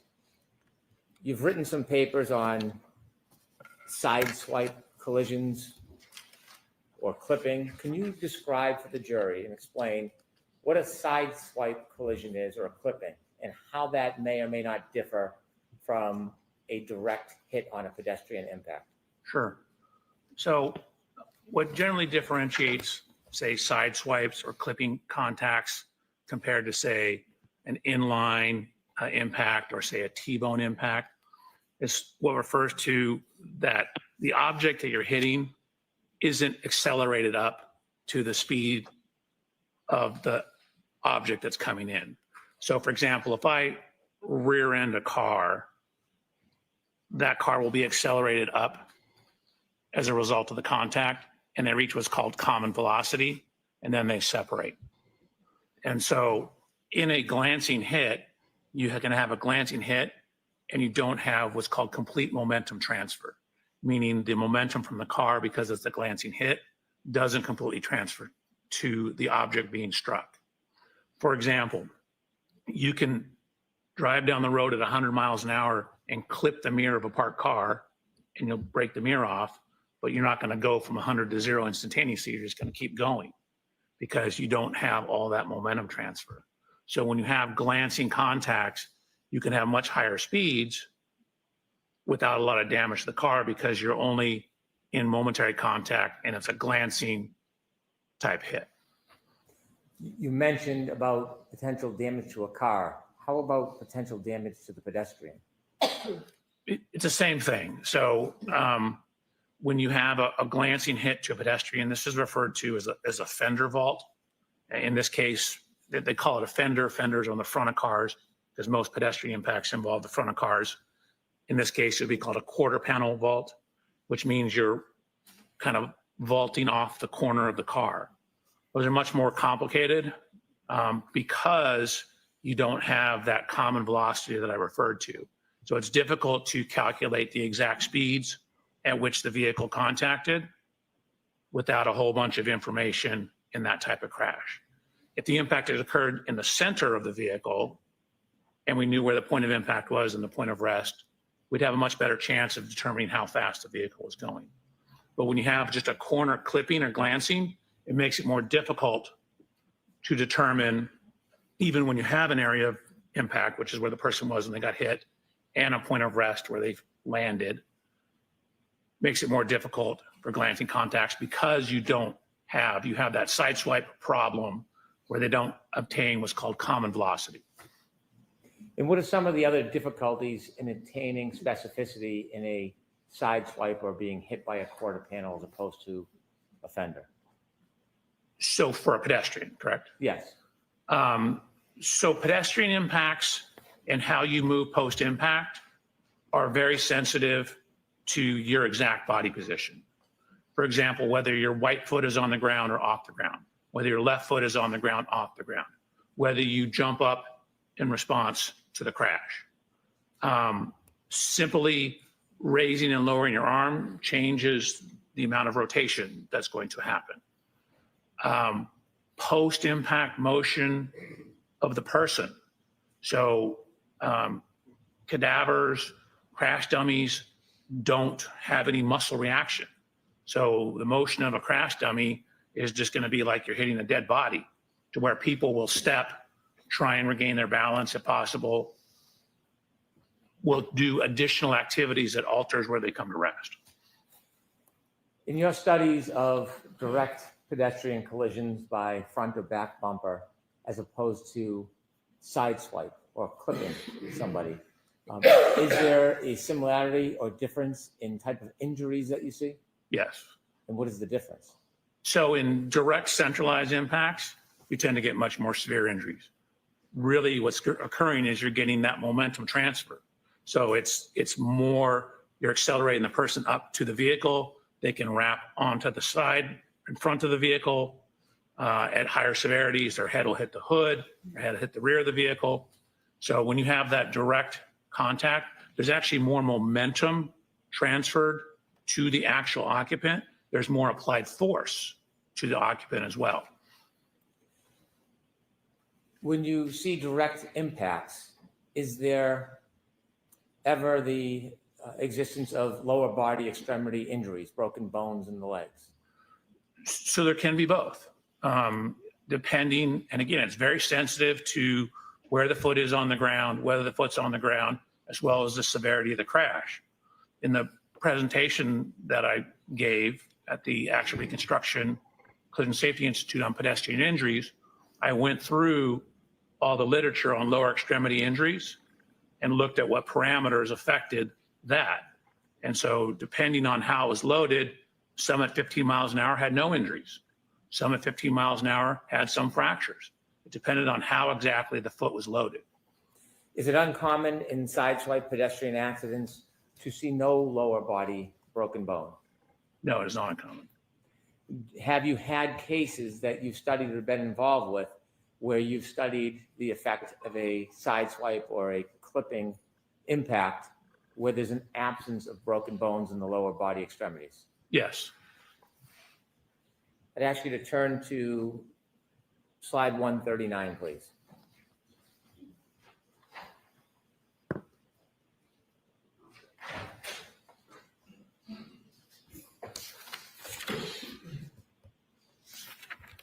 Oh, sorry. I fixed those other two slides. Okay. Could you share with the jury what this represents? Who gives a fuck? Sure. So this was a trial that I was involved with in downtown Los Angeles. I've redacted the name at the top. This was an instance where It's hand drawn. we had, this is a image from the police report. What does this have to do with anything? Let me see if I can. Oh, this guy is. What is that? So AOI in this diagram stands for area of impact. That's where the pedestrian was when they got hit. AOR is area of rest.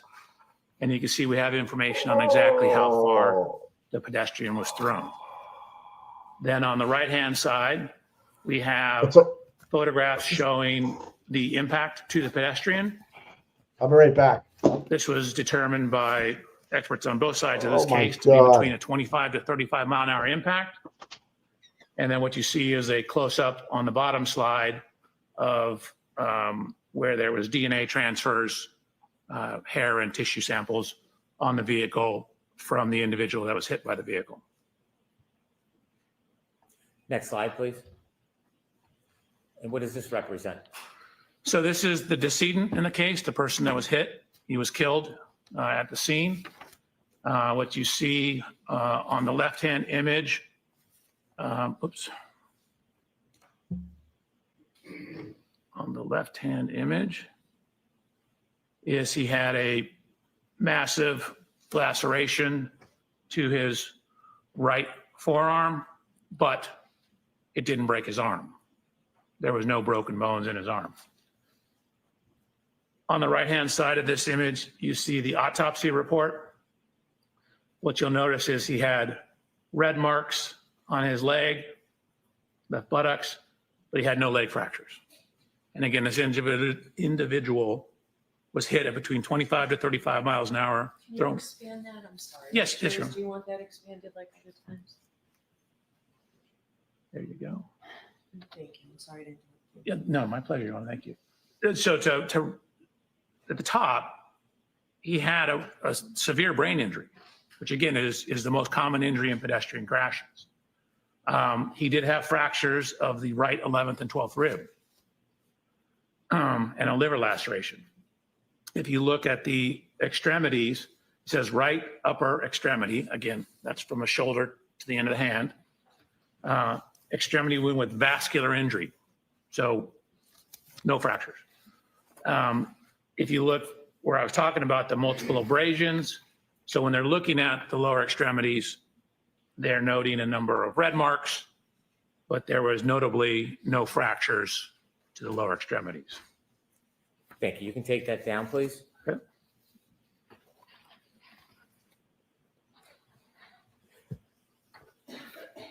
Dr. Welch, regarding your analysis of the data and the evidence in this case, do you have an opinion to a reasonable degree of engineering certainty whether the absence of lower body brakes to Mr. O'Keefe is consistent with the defendant's Lexus impacting in a side swipe or a clipping Mr. O'Keefe? Yes, you could definitely have this type of impact and not have anything beyond, say, red marks to the lower extremity. Thank you, Dr. Welcher. My Your pleasure. Honor, I would move into evidence subject to redactions. Dr. Welcher's PowerPoint presentation. That's by agreement, Mr. Wilson. with that That is, Your caveat. Honor. Thank you.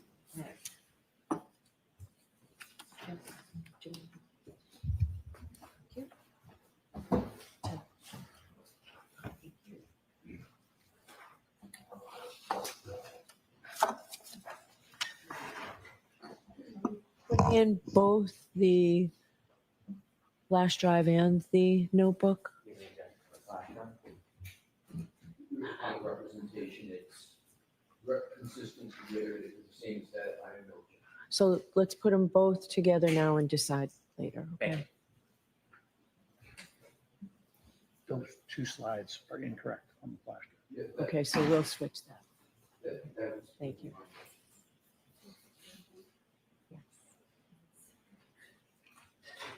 What exhibit number is it? Oh. 206. Thank you. So it's 206A and B.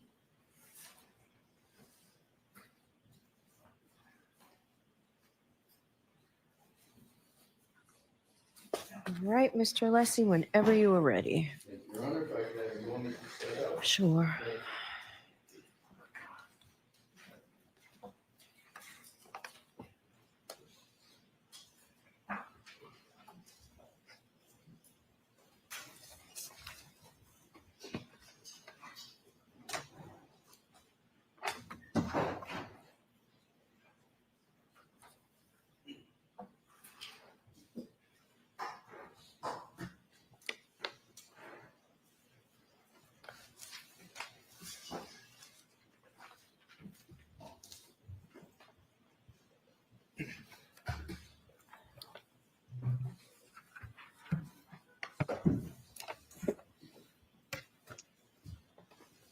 What I miss? Oh.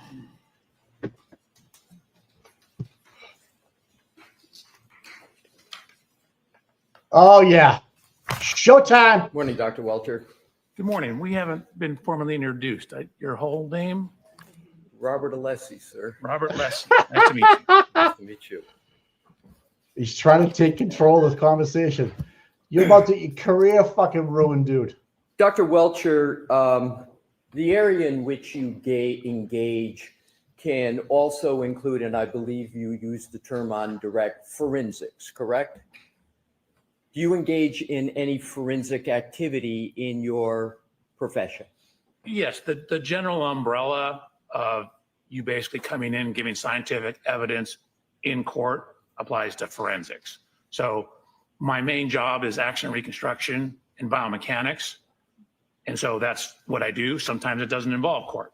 When it goes to court, that's generally forensics. Right. So you're here today. That is my question. You're here today, at least in part, with regard to forensics, correct? Because forensics is the Latin term for it is basically you're going to have some type of court or jury presentation. It's for law, correct?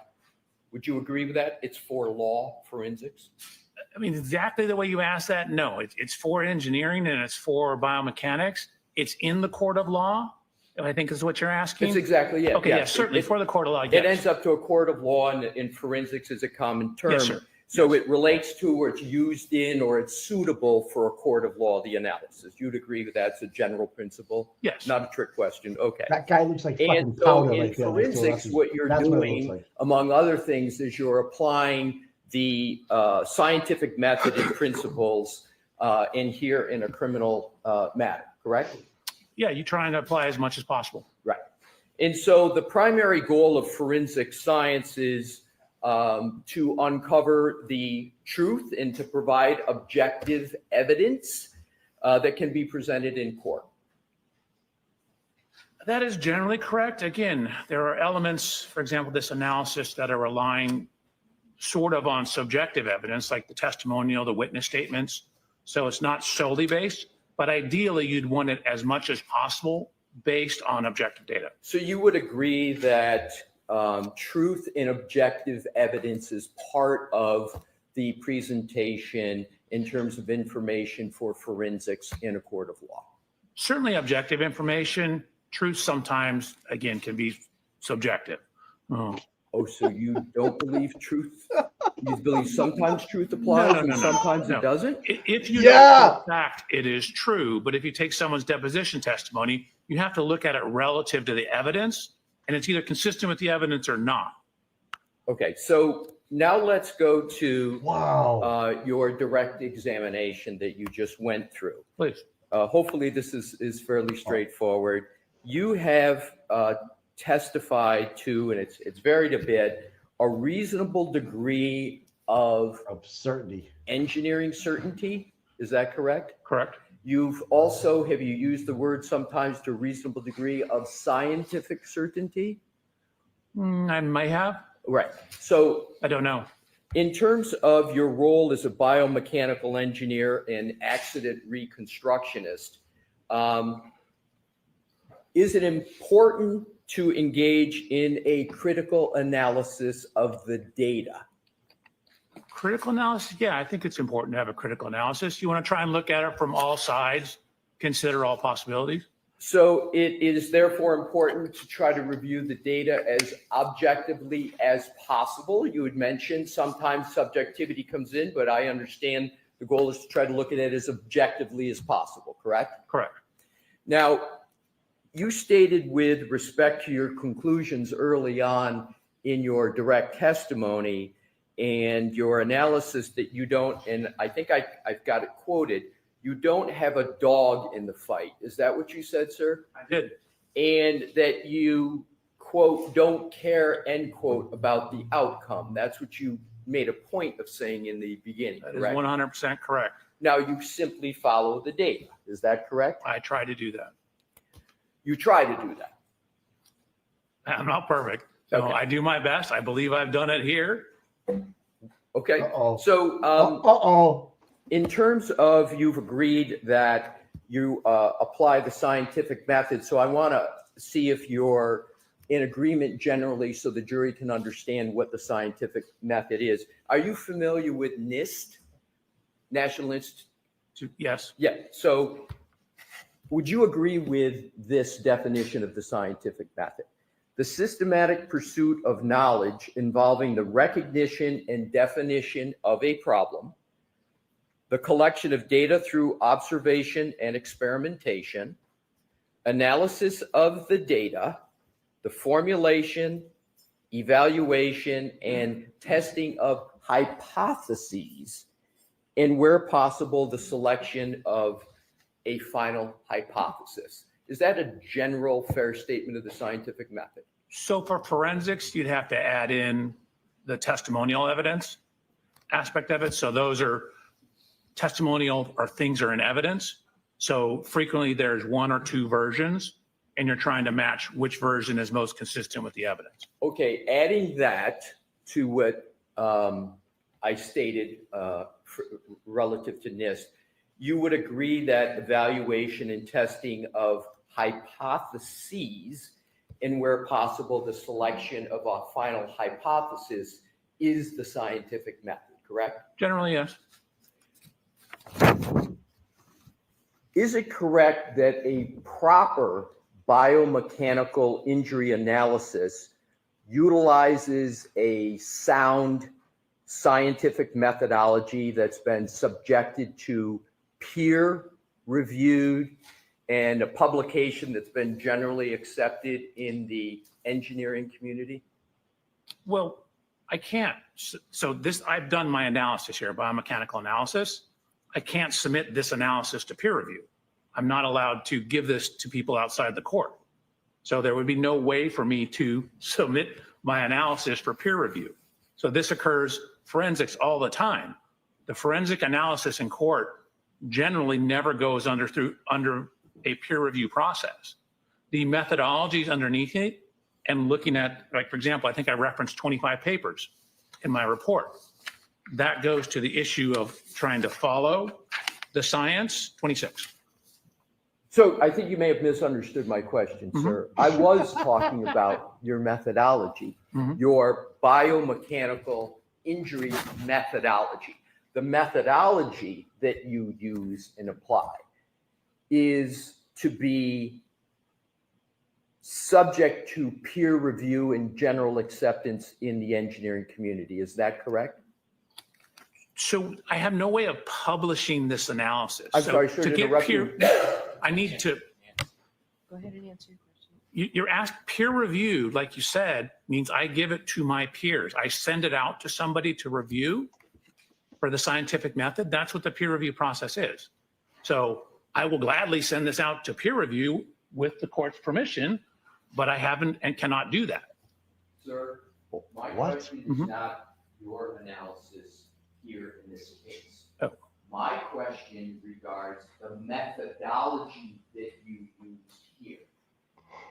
Is the methodology, you said 26 references, right? My question is simply, is the methodology that you used for your analysis in this matter, is the methodology for a proper biomechanical analysis, should that methodology be generally accepted in the engineering community? I think with the forensic application, yes. Okay, that was my question, just the methodology. Thank you. You're welcome. All that for that. This is great. Now, the scientific method that you've used in this case, part of the use of scientific method, the purpose is to avoid what is called bias in the scientific method, right? Not cultural bias, but just bias in terms of the application of methodologies and principles. You would agree that's a pretty fundamental purpose of the scientific method, is to avoid biases? The purpose of the scientific method is to get the most logical and correct answer without bias. Exactly. To do it apply the scientific method without bias being part of the application of the method, correct? That's hopefully what you can do. That's hopefully what you can do. That is the goal, right? That is one of many goals, yes. So are you familiar with the term confirmation bias? I am.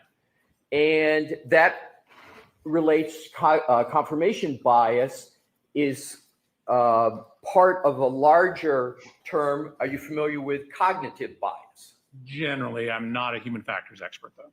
Pardon me? I'm not a human factors expert. All right, this is, biases are, don't you agree that cognitive biases are not just for one category? You would agree it applies to medical analyses, it applies to doctors doing studies, engineers doing studies, and other scientists doing studies?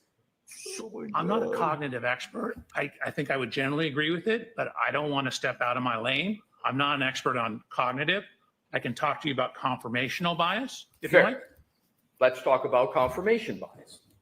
Now, confirmation bias is actually when someone selectively gathers and interprets evidence to confirm one or another's beliefs, as well as neglecting evidence that contradicts those beliefs. Is that a fair statement of confirmation bias? That is a statement. Yeah, it could be broader, but sure. But you would agree that that is generally correct, what Generally, confirmation bias is. And an example of confirmation bias is not considering alternative hypotheses once an initial hypothesis has been selected, even though data and information might contradict the initial hypothesis. Is that an example of confirmation bias? That could be, yes. And confirmation bias is antithetical. It's against the scientific method. It's to be avoided, correct? You would like to avoid it, yes. Are you familiar with the term failure analysis? Generally, you might need to define how you're using it for me. Sure. So is failure analysis the enablement of a scientific examination of an alleged incident by beginning at the undesired consequences? Is that a fair use of that phrase?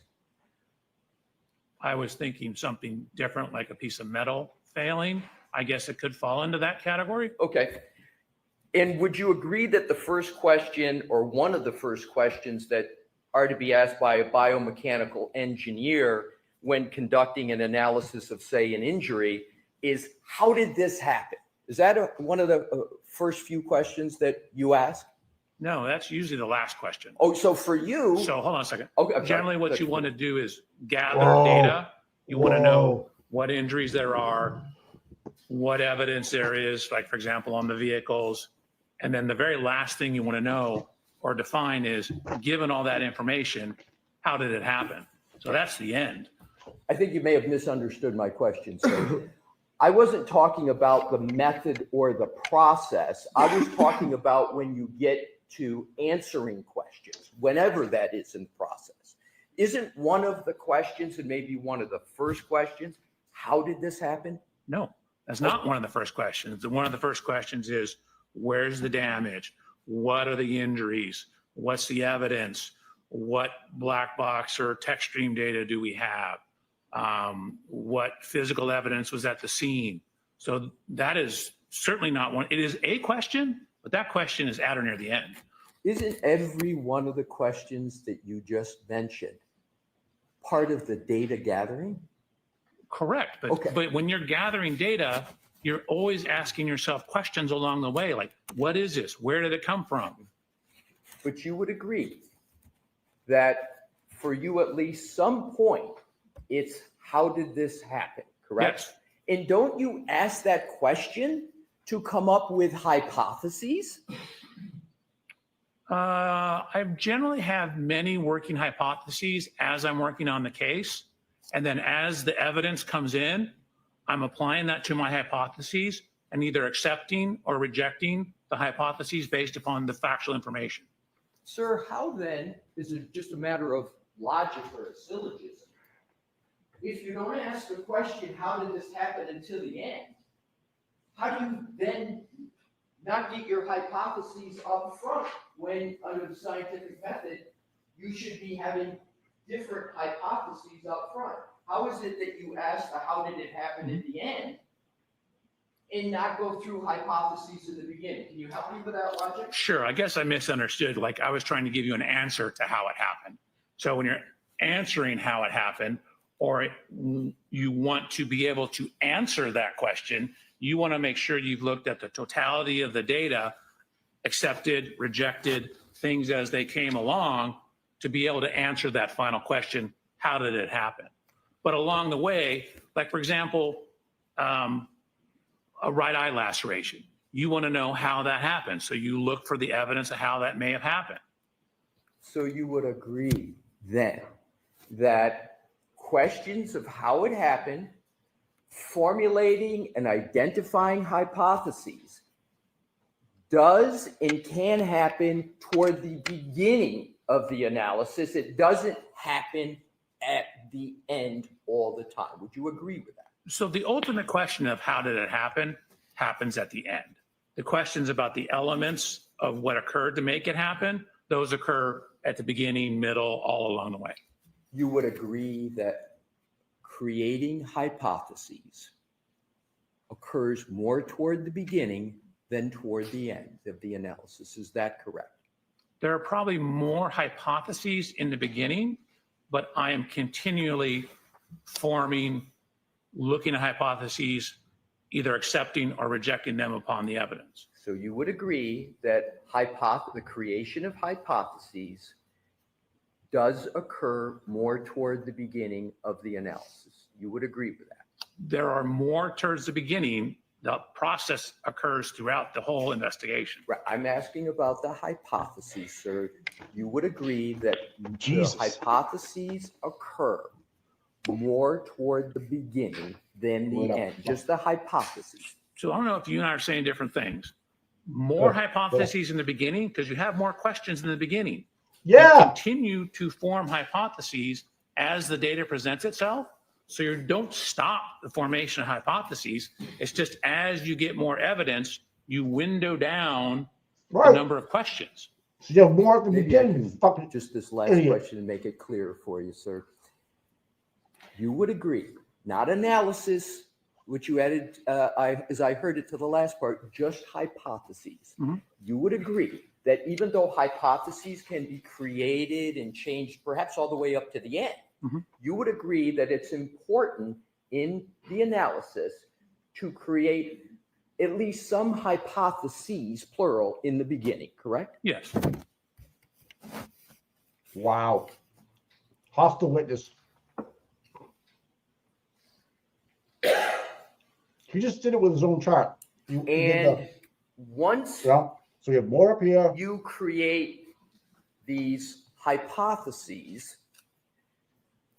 Would you agree that those hypotheses should be tested? Yeah. So if you take the word testing to mean testing compared to testimony, compared to physical evidence, yes. And what the fuck is this guy talking about? When you test those hypotheses, isn't it often the case that, particularly in your line of work, the one that most consistently produces the same injury will emerge as the mechanism of injury? I guess it depends on the scientific evidence behind it. Again, sometimes we get very unique injuries. So my question, sir, is this. Mm-hmm. Isn't it the case that when you have multiple hypotheses, the one that most, out of all of them, it's a relative thing, the one that most consistently produces the same injury emerges as the mechanism of injury? Is that a fair statement?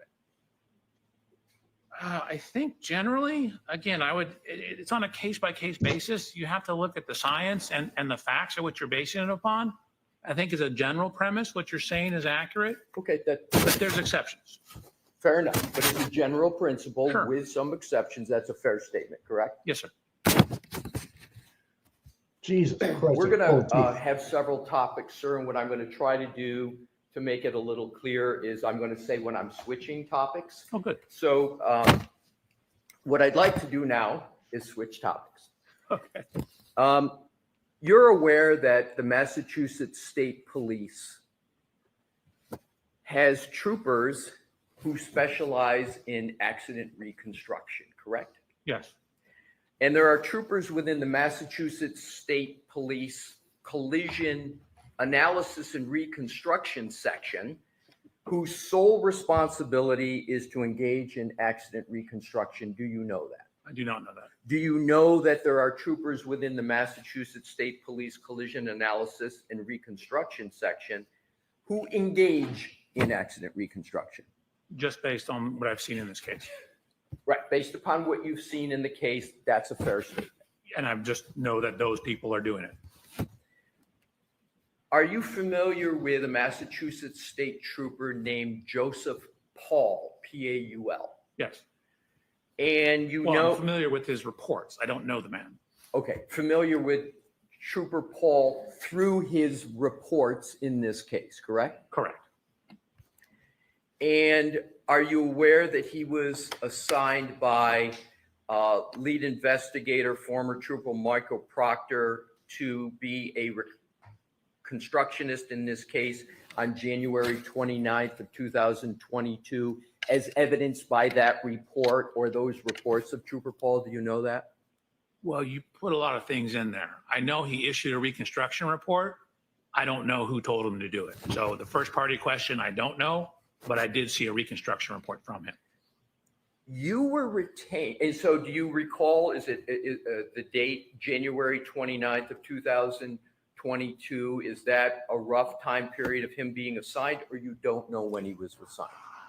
Don't know. That might have been in his report, but I wouldn't have paid attention to when he received an assignment. Do you know when the date of the first report of Trooper Joseph Paul in this case? I can pull it up. I do not know off the top of my head. You know that the date of the incident in question is January 29th, 2022, correct? Correct.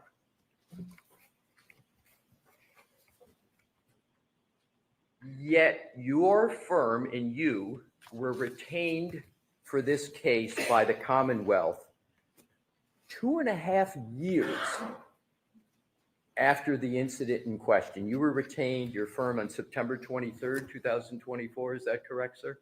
No, I believe we were retained a couple days before that. A couple days. Okay. Correct. So actually, I might be able to find out if you'd like me to look at the documents. It's not all that important. You would say it's within a week of September 23rd, 2000. It was in September of 2024? I believe it was in September, yes. Right. I would So- want to double check. That's 2.5 years from the date of the incident in question, if I did the math right, correct? No, I never thought about it. Yeah, approximately. And as we just discussed, and you stated on your direct examination, you have no dog in this fight, correct? Correct. On November 5th of 2024, your firm Aperture was paid $44,500 by the Norfolk County District Attorney's Office to conduct work that was at least similar to the work of Trooper Paul, correct? I have no idea. I don't get the billing or the statements.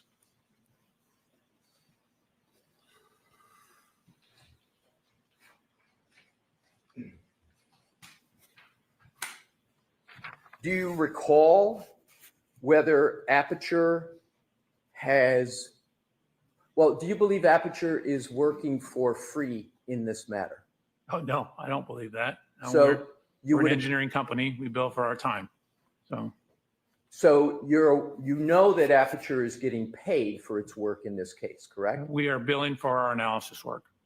Well, you're not just billing, you're billing and getting paid, correct?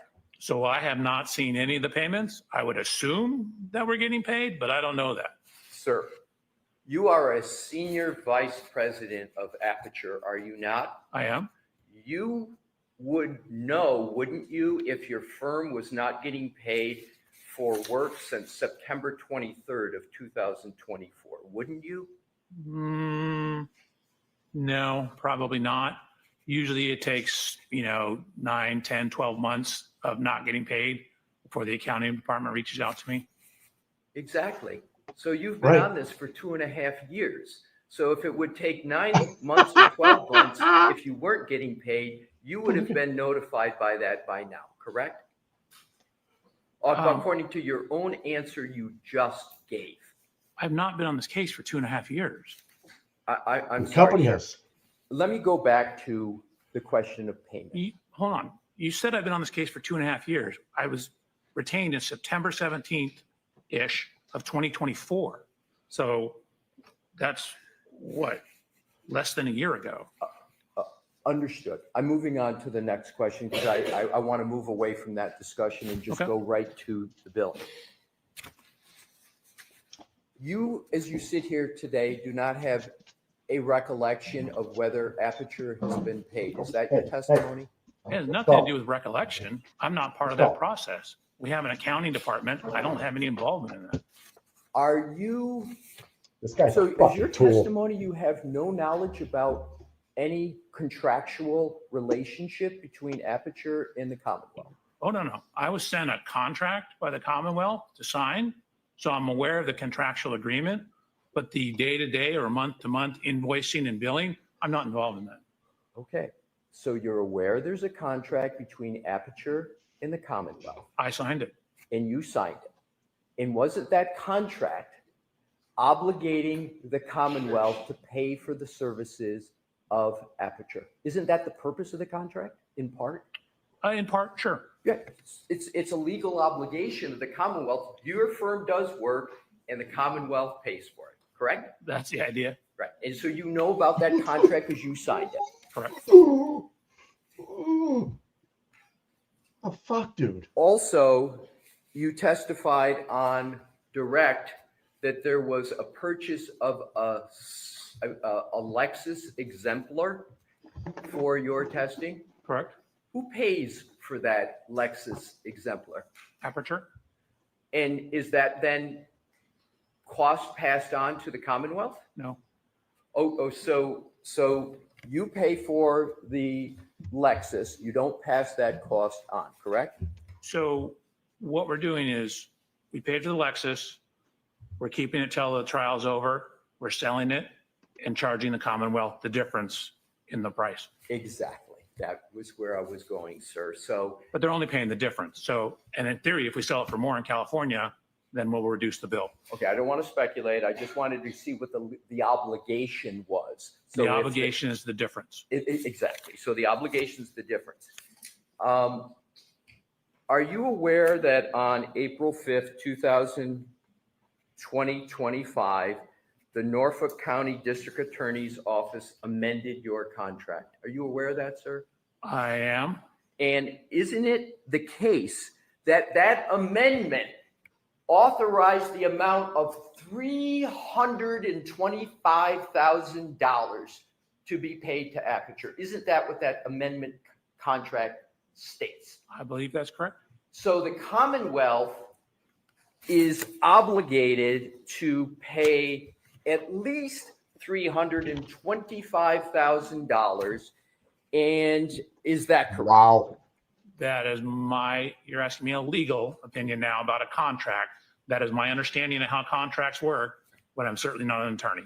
And on top of that, are you aware that Aperture has been already paid $44,510 for its work? Are you aware of that? The second time you asked me, no, I'm not aware of anything we've been paid.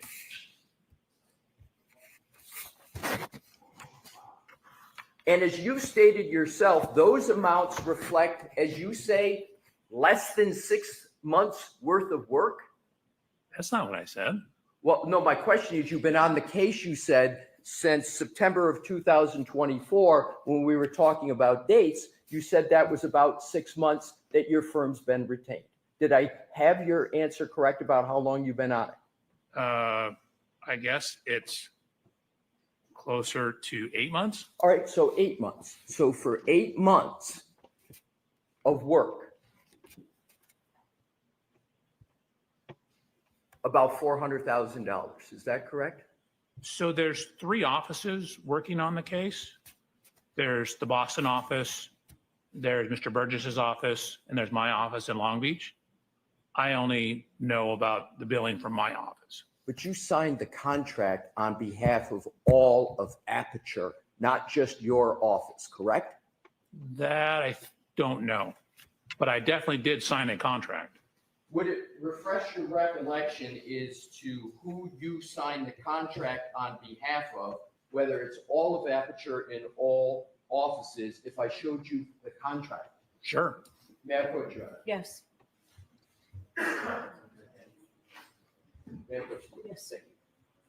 Sir, Uh-oh. may I ask you- Yeah, could you direct me so we're not wasting time? Well, what I'd like to do, with the witness, Your Honor, is just ask the witness a question with regard to it. Why don't you just take a look at that, Dr. Burgess? Thank you.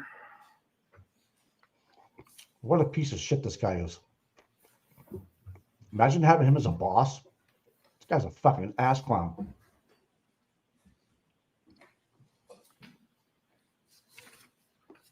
And then when he's done, Mr. Lessie, you can take it back to the podium. Yes, Your Honor. He's so polite. Bev's like, la di da. Jimmy, I need another one. Mimosa. There you go. Can I ask a few more questions before I do that, Your Honor, for foundation purposes, if I want to do more than reflection? All right. Would you like me to start with So- reflection? Go ahead and start with refresh. Go back to the podium, please. Sure. Thank you. Thank you, Your Honor. Screw monkey, no peanuts. Dr. Welcher, does that refresh your recollection as to the contract you signed on behalf of Aperture with the Commonwealth? So it lists the legal address as my office. So for my office, yes. So are you saying that therefore, Yeah, I don't trust this guy at all, man.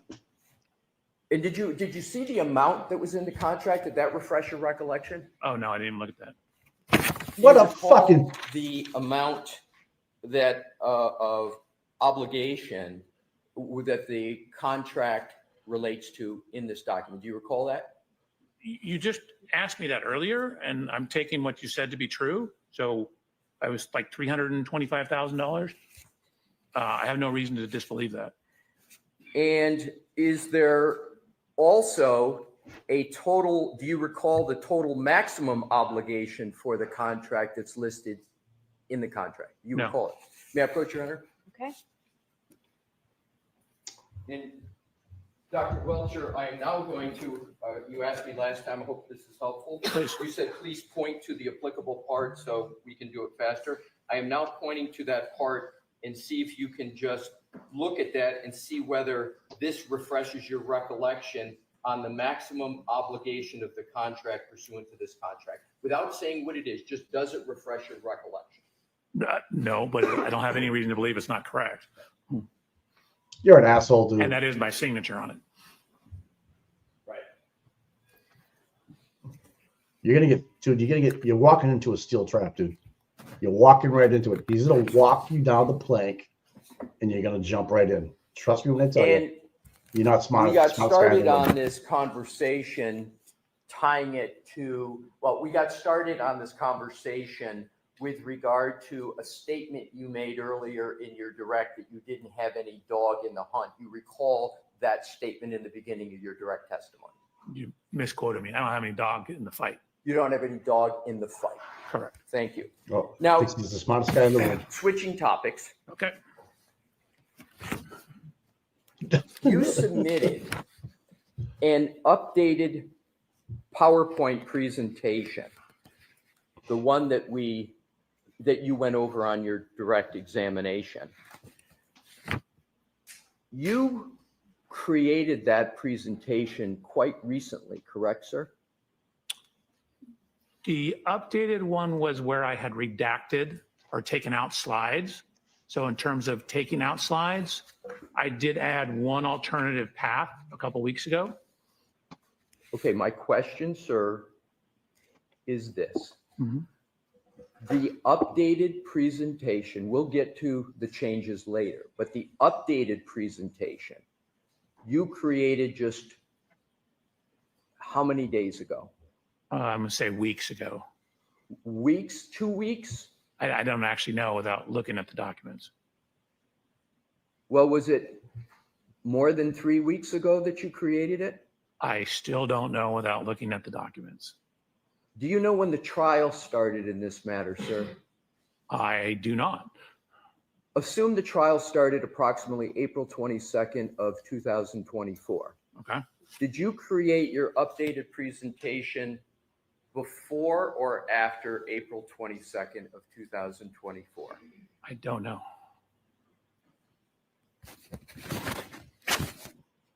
This guy Do is you like know the when? best. Hold on one second. Dr. Welcher, I'd ask that you not do. Not look at, anything. okay, I was going to try and answer his question. My apologies. I will shut it down. Thank you. You're welcome. If I may, Your Honor, Yes. continue. Are you able to determine when you created? Get the that updated little chunky out, huh?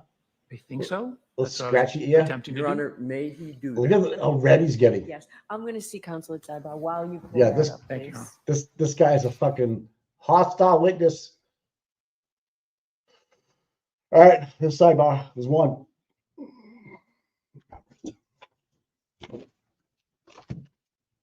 We got one so far.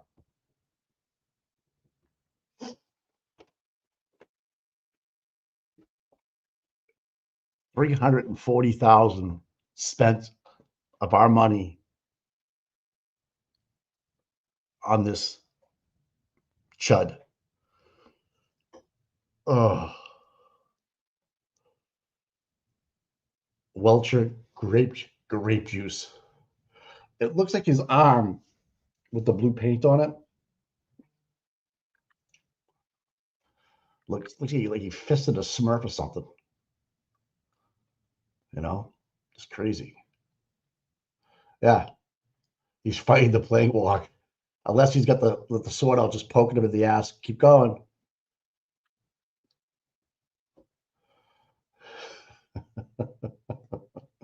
He looks like he fisted a fucking Smurf.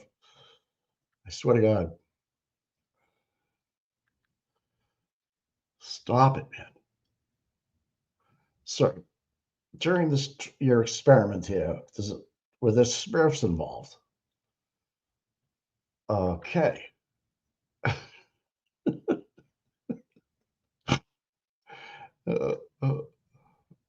There were. Was any Smurfs hurt during your experiment? Just the one or two I had to fist. They had to go get a colonoscopy. Oh, God. And where did we pay for the sneakers? And what are you going to do with those? Are you going to sell those and give us the profit, or what are you going to do? Oh, my God. I know I can't, JoJo. I would be out of my mind. Imagine Welcher, what I'm going to ask you to do is get whatever information you need for Mr. Alessi's last question. Mr. Alessi, I need you over there. So, Yep. and once you get that answer, I'm going to ask you to shut your computer down, or at least put down the cover. Thank you. All right, so you can answer Mr. Alessi's question. Thank you, Your Honor. Could you give me the question again, please? Yes. When did you create the updated presentation that you reviewed in your direct testimony? So that addition I made was taken out. It wasn't in my direct Sir, testimony. If you can just hear my question, it's this. The version of the presentation that you put on the screen, when did you create that version? I'm just looking for a date. So to answer your question about the version on the screen, I created that yesterday when the judge asked me to take off some of the headers. So yesterday. Okay, good. Now, the version before that you created yesterday, when did you create that version? The day before. And then the version before that one, when did you create that? I mean, I save it every day. Understood. So every day. So you've changed the presentation every day since when? No, I don't think I've changed the presentation every day. That's my question. My question is, how many times have you changed it within the last 2 weeks, your presentation? Let me try and cut to the chase here. Sure. That slide was added on May 13th, and then it was taken out before I presented it here. So it was not in my presentation here. Right. So thank you for that answer. So You're here's welcome. the question. Your first version, as I understand it, of the slide presentation was January 30th, 2025. Is that correct? Correct. When was the next time after January 30th, 2025 that you changed that presentation? May 13th. Assuming the trial started April 22nd of 2025, you changed your PowerPoint presentation during this trial, correct? Correct. And how many times did you change your presentation after April 22nd of 2025? Well, the last time I changed it was like 10 minutes ago. So You're in a response fucking to various dick. discussions, I've been making continuous changes to it. What? I want to make sure you finish your answer, so I didn't No, interrupt you. I'm not sure how much granularity you want to that answer. Great. So you created on January 30th, 2025. You made your 13th. Pardon me? Oh, the original one. Sorry, Yeah. January 30th, modified May 13th. Right. If I could finish my question, and I might be able to shortcut this. Thank you. So you created the original one on January 30th, 2025. You made your first amendment May 13th of 2025. And then before you sat for your testimony, which was yesterday, correct? That was the first time you sat for your testimony. That is correct. I was here yesterday. Days get foggy when we're in a courtroom, but it was yesterday.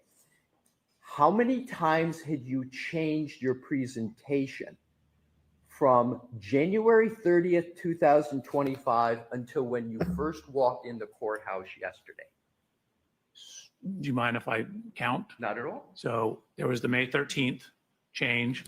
Half of that was in response to objections from the defense. I had to add all the paths to where everything was.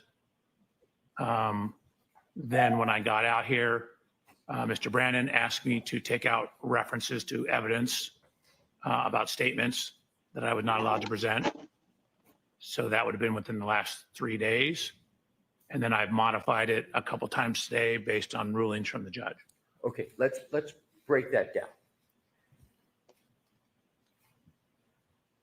You said half of the changes you made on May 13th related to what? Because I want to know about the other half. Sure, there was two changes. I added the extra path of 138, and then I was told that the defense was having problems with my PowerPoint, so I had to go in and add the paths to every single slide about where the evidence came from, because they were saying I didn't provide everything, and I had provided everything. All right. So that was the second half. Got it. I want to go to the first half, sir. Sure. And I'm going to try to shortcut this. Please. And if I'm not clear, you just let me know. I want to talk about the first half. You called it, I didn't hear it. It was like, did you say path? Path. P-A-T-H? Correct. The path Miss Reed was driving. Right. The what you made the change for May 13th, that first half, that wasn't something that was triggered by the defense. That was something irrespective of the defense, correct? It was based upon her statements. Is she part of the defense? All right, Yeah. so that's what I wanted to get to. You changed the first half based upon statements you allege that Ms. Reed made. Is that correct? It's because I changed one slide. There was 130 slides originally, or something like that. So half of the changes on that day, which was one slide, I added one line to the bottom of the previous slide. Did you consider that change significant? No. Well, then why did you make it in the middle of trial if it wasn't significant? Why didn't you just leave it off and then discuss it in terms of testimony? So A, it ultimately was left off. B, because it was insignificant and I didn't need to have it. So the way it got presented was exactly the way it was before May 13th. So it didn't change anything. But it was significant enough for you to make a change to your presentation, correct? So my goal is to be as accurate as possible. So when I saw the path that I gave, the way she could drive, I gave the possible paths. That was one of the possible paths that hadn't originally been included. So in striving to be as accurate as possible, including as much information as I could, I wanted to make sure I included that. So you were striving. The clip that you used to make the change, you say you made the change based upon a clip you observed with regard to Miss Reed. Is that correct? I believe that, yes, that is correct. Do you know that clip has been in existence for months? I don't believe I got it until April. So a clip that has been, assume the clip's been in existence for months. You just got the clip. Dr. Welch, I have to ask you I'm not sorry. to refer to I'm that. trying to be helpful. Close your Yeah, computer. let me close it. Sorry. I was trying to answer his question. So I'm going to ask you to close the top. Yeah, that's probably a good idea. Just flat down. Thank you. Thank you, Your Honor. So assume the clip that you said was the basis for changing your PowerPoint on May 13th after the trial started had been in existence for months. You just got that clip, you say, in April? I believe so, yes. What was tell me the circumstances by which you got the clip. Did you ask for it? I was told there was a new interview. Okay. Who initiated the conversation about the new interview? I don't know if it was Mr. Brannon. It was someone associated with the prosecution? Yes, I wouldn't have known about it. Exactly. So somebody affirmatively communicated with you when about this clip? I need to look, but I remember it being about mid-April, Mid-April. if I'm thinking of the correct clip. What were you asked to do, if anything, with regard to that clip? When I got the clip, I wasn't asked to do anything. What did you do with the clip once you got it? So they then indicated there was this suggestion of an alternative route. So then I looked at the alternative route description and added the alternative route. So it was suggested to you by the prosecution that you look at the clip and they pointed out that there was an alternative route they wanted you to look at? So I took it to be, we have additional evidence. Please look at the additional evidence and add it to your analysis.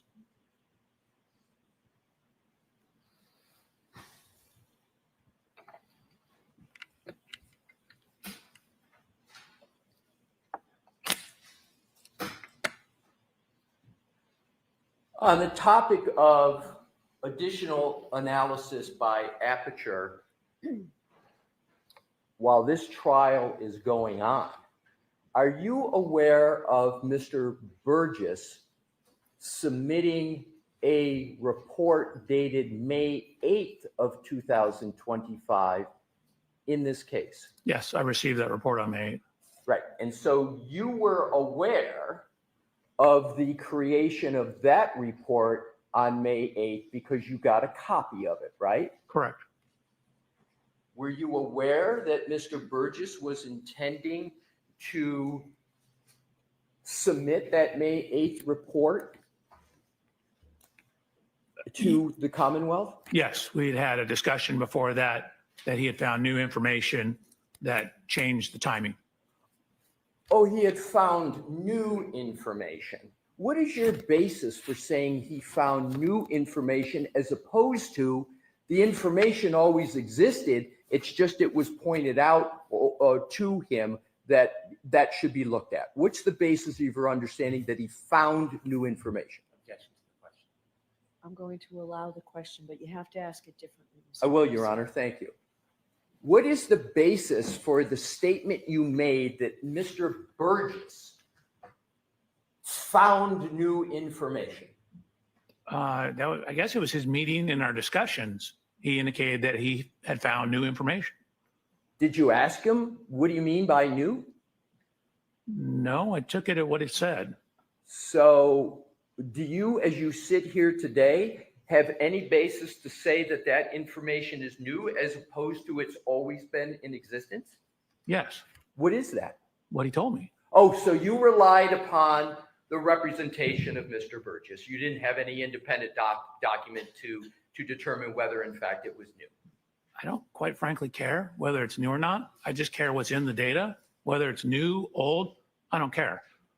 It's not relevant to what I'm doing. I don't say this is new data, this is old data. I just care what the data is. Sir, has Aperture ever submitted a report, a changed report in the middle of a trial to your knowledge? I have no idea. Do you know whether Aperture Passive aggressive fuck. an amended report in the middle of the trial? You said you testified in federal and state courts. Can you recall one instance where Aperture has submitted an amended report in the middle of the trial? So Aperture is like 290 people. I can only speak for myself. I have certainly done amended analysis. Only certain courts and certain legal systems require reports. But for example, rebuttal, analyzing testimony that comes up in court, getting trial transcripts. I very frequently have come up with new analysis during the trial. Sir, my question is, as you sit here now, can you state one court case where you or Aperture has submitted an amended report in the middle of a trial? I cannot speak for Aperture. I can only speak for myself. Can you answer? What? Speak for yourself. Or can you then, for yourself, recall any instance where you submitted an amended report in the middle of a trial? Amended reports? No. Amended analysis? Yes. Thank you. As an analysis part of your report. Yes. You're welcome. Mr. Lessie, is Thank this a you. good time for a break or It- 5 more minutes? It's a good time, Your Honor. Okay. All right, folks, why don't we take our morning recess again? Dr. Wilkie, I welcome her. Great. Love to use the restroom. Oh my God, right?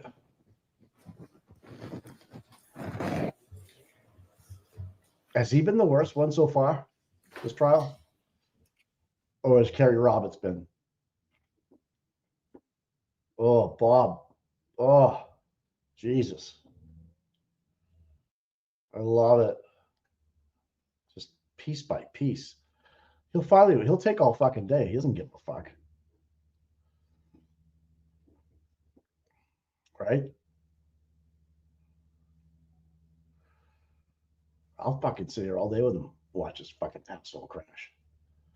Right? I don't know how to send links, man. Yeah, we figure it out. Tom, I don't know what Tom, he's gonna wake up. So the medicine he took, I don't know, man. I think he just roofied himself. I really fucking think he roofied himself. I'm not gonna lie. Tommy, yeah. Oh God. God help him. Bedrow. Brennan is trying to boost the credibility of the clips by having an expert cite them as part of his basis for his conclusion alongside his engineering expertise. When those clips have nothing to do with engineering or science. Good point. Right? Oh my God. This guy, he's really like, this guy's just like out there. I think he still's got blue paint on him. Oh, man. So Michael Welch, this guy's on a fucking laptop during cross-exam. Absolutely wild. I guess that's not normal. Oh, I guess that's not normal.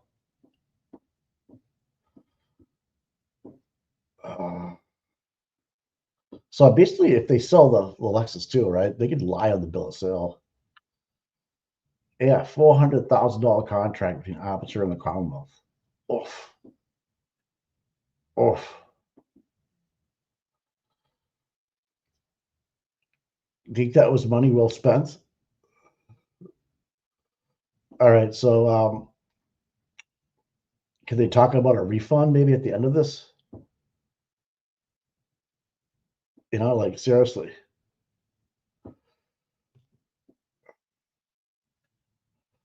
This feels like a guy that you would like. You ever run around a truck and hit your ankle on like a tow hitch? How much that hurts? This is what I feel like I'm going through right now.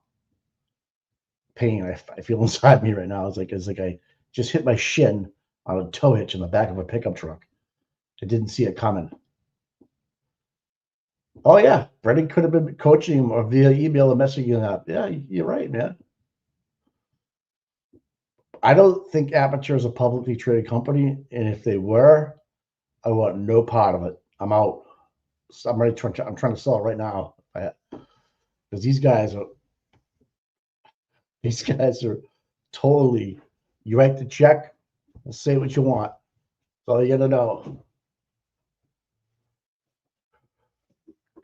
Oh my God, my mom gave me a piece of value.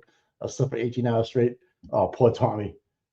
Yeah, he wasn't. I can tell this morning that he wasn't really up to par. But you know what? Sometimes it just takes a little while to get going.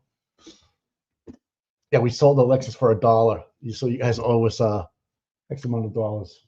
What do you think, co-counsel down there? Huh? You think? Yeah, co-counsel. You want to come up? You want? No, okay. You're on the way. Just like that guy, Welcher. Right now, Welch is doing fireball shots in the back room with the O'Keefes. You know he is. You know he is. All right, thanks, RBA. Yeah. Yeah, Donkey, hang out with me and Glock for me. He probably drank one of my lemonades, yeah. Like, imagine if this guy, like, you dated his daughter and you came to his house and you met this guy for the first time. I'd be like, dude, girl, I want nothing to do with you, man. If you were raised like this shit. Peace out. Peace out, man. Because I can't be the only one that's thinking this. I would love to see what DePietro's saying right now.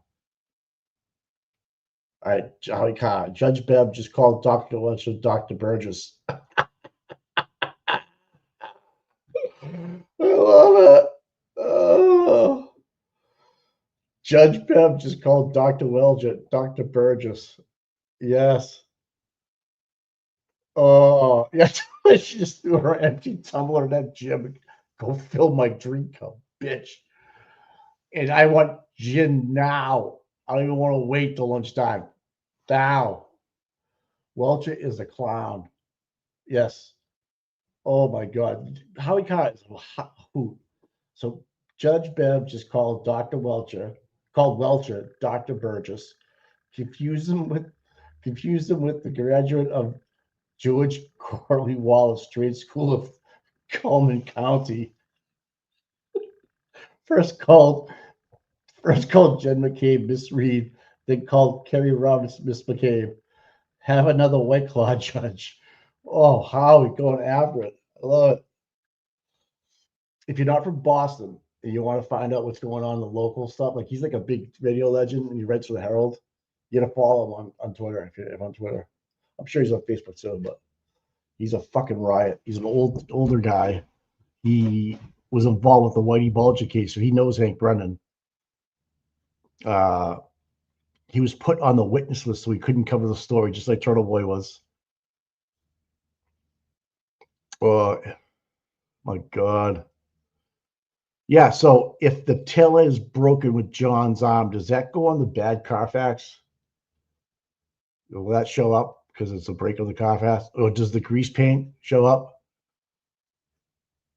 And what do they have to disclose? This car was used in a murder investigation, like they, like houses. If someone was murdered in your house, you have to disclose that, don't you? If you're selling it. All right. Hey, right to the Herald, yeah. Oh God. This guy might be going out in the retirement soon. I don't know, man. I don't think he's doing any favors. He's trying to be like, pro prosecution right now. So he gets because the states write big checks. But I don't think he's doing himself any favors because he sounds stupid. Like he doesn't have he doesn't make he doesn't make common sense. Am I right? Like he's just trying to be combative the whole time. He reminds me a little bit of Yuri Buchanan when he was being asked. They were just going around and round and round, and finally you get the answer you wanted, just because there was 2 words missing out of it. But to have the judge call you, oh man, a different name is, yeah. How come this lawyer, at least Brendan is giving some answers to the question everybody has. How were there no broken bones? How could she be going that fast and cause these types of injuries? Wow. Yeah. Yeah. Sleuthy, he proved that John should have had bruises all over the place, but didn't. Ignored the bruising just to claim it's normal not to have broken a bone. Yeah. Okay. Oh God. Do you think he was looking at like Pornhub when he was up there? Because I know that Auntie Deb posted a link to the Pornhub account that he has.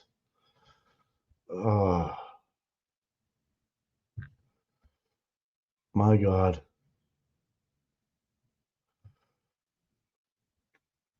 I just can't do it. I can't sit here and take the stupidity. Doesn't make sense to me. I know Jed asking Alessi for his full name right off the bat was fucking weird. Oh, I want to know the guy. The reason why I asked for his name is like, I want to know the guy who's gonna fuck me first before this thing is over. Yeah, I want to know who's kissing me before I, by your name before I get fucked. Because right now he's just giving him the fucking Italian kiss right now, and he's gonna fucking smurf fuck him in a minute. Oh, you're down super head down at 10 miles an hour. Wow, Jesus Christ. I thought I thought this go a little bit smoother for Alessi, but the guy just being a douche canoe, and he knows it. He thinks he's having fun, but you know what? We got all fucking day. Like he's just gonna wear him down with this. He's gonna make him sound stupid once, make him sound stupid twice, until he's up until like you sound stupid like 20 times after 20 questions. When are you gonna start answering these things right? Oh my God. Now, Turtle Boy did not make it into the court, is what I'm being told. Could be unreliable information. The way I'm going today, people, I've been getting crushed by the trolls that I'm no good. I don't know what I'm doing. I false narrative. I have no right to do anything. Well, you know what? I'm just telling you what I know. Take it for whatever you want. Oh God.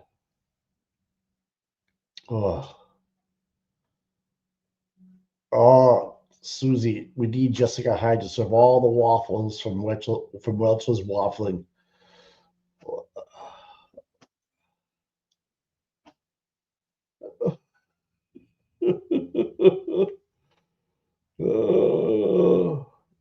This guy, Howie Carr says this guy's fucking goatee more turned is full of shit than a Christmas goose. Oh my God.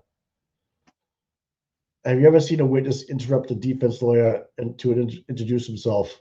I think Hank and Judd come in with a genius plan. Oh my God. I'll tell you what, if you can do it, you follow the money, right? This guy here is part of the company. You follow the fucking money. If you don't know where the money is, bro, you don't deserve to be a vice president, executive vice president, right? Yeah, Renee, fuck the troll. I love, bring them on, man. I think it's funny. I did thick skin, I guess. But oh my god. Oh. Oh yeah, I gotta watch this one. Kyle Steinbeck, yeah. But it's just we're from Massachusetts. We're kind of educated, right? I don't know, man. I've fallen off a cop before. I've done all that crazy shit. Oh, oh my god, that's so funny. Yeah, Welcher's in there going. He's taking a piss, and there's Lou O'Donnell next to him, squatting on the urinal. Do you think Lou O'Donnell could pick up a urinal cake? You know what I'm saying? If he's sitting on it, that's gross. Oh my god, that's so gross.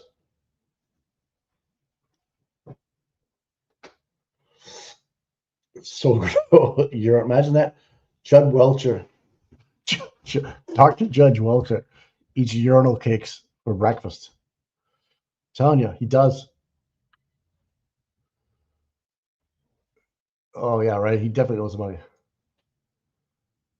Oh, you know, Dr. Judge Welcher went into the men's room and just fucking farted so bad right now.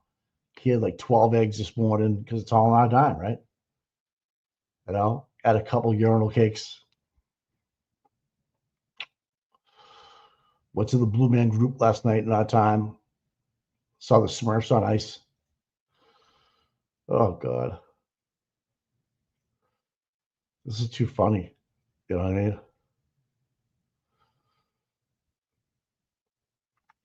I think. What do you think Dr. Welcher does for fun in the spare time? What do you think he does? He lives in Long Beach. Do you think he surfs? Nah. I don't know what he does. Plays golf. What kind of car do you think he drives?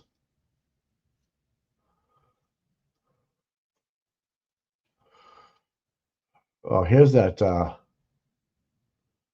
Here it is right here. So Aperture LLC was part. They were sponsored the Northeast Team Platinum sponsor the Massachusetts Bar Association dinner in Boston. Oh yeah, cool. Platinum sponsor. Yes.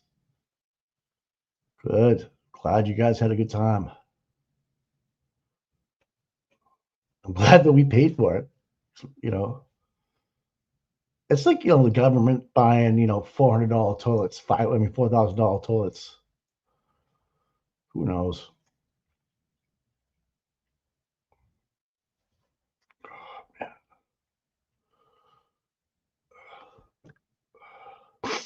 Man, I'm getting my allergies today.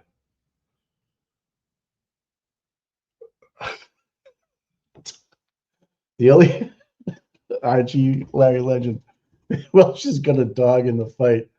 Over 400G to be exact. He most definitely has the wrong dog in him.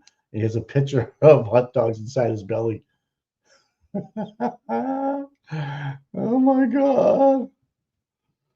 Oh. Alessi is crossing Welcher and they are talking money. Big money. Ooh, man. Yeah. Wow. It's a lot of money. Almost half a million. I like to cost a lot of money to live out there. Yeah. I'm allergic to bullshit. Maybe that's what it is. A lot of bullshit in this fucking case. I wish there was someone had a Smurf I wish someone like if Turtle Boy was there, right? There was a camera on his computer. He would have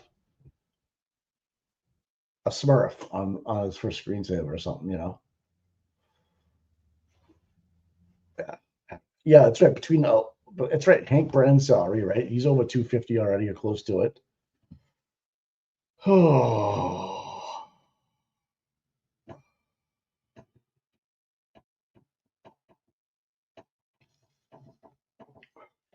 that's the last thing. So witness Was a case in here, not something about being case dismissed. Oof. El Diablo. Breaking out the edibles before I lose it. Yeah, right? Oh, shit. Imagine this case got dismissed because the fucking, the jury's like, we're done. Yeah. Snap into a Slim Jim, right? Right. Tommy roofied himself this morning. I don't know what he did. But he went, Tommy's down. Down goes DeRocha. Down goes CPU. I'm going to throw the towel in and a little money. And I get the towel ready. I'm going to throw it in. Oh, my God. I'm just reading Twitter. Yeah, so Turtle Boy didn't make it in. Oh. Oh, my God. This is too funny.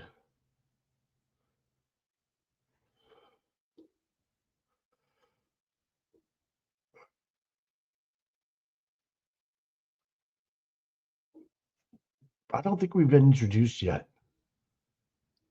Okay. I'm the guy that's going to take your job. Oh, okay. Dr. Judson. Really?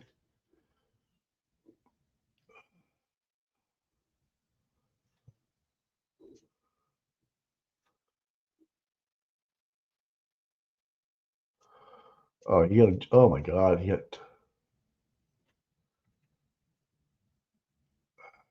Judson. Honey, what do you want to, is that short for something? Judson. I mean, I don't think I've ever known a Judson. Is it like I don't know.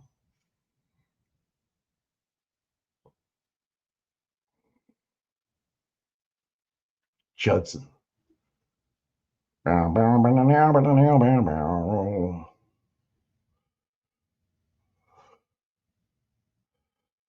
So, Lieutenant Tully, who do we have lined up? I got this guy Judson. He'll do anything. He's got to put a couple zeros on that 40 grand. Okay, send him our way.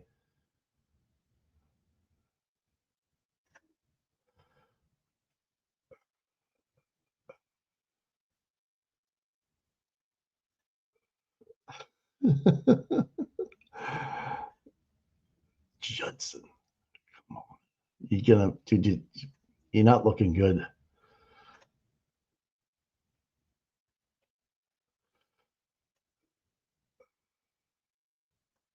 Yeah, people say they watch your shows and everybody else's shows. They get a feedback of what's going on. I don't doubt that anymore. I think they do. I really do.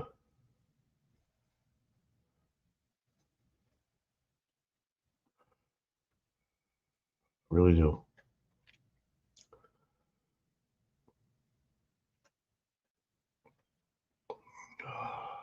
The Smurf, the Jetsons.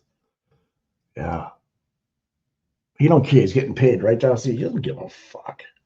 At this point now, it's just money in the bank. Like the longer he can stretch this out, like he was pumped to spend the night last night. Right? In my opinion. He was pumped to spend the night last night. I guess I would be too.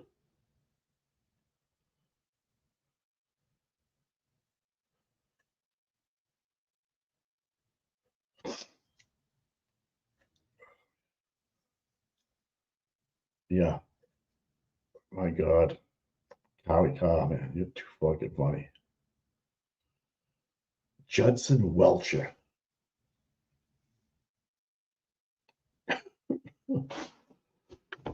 I can't even.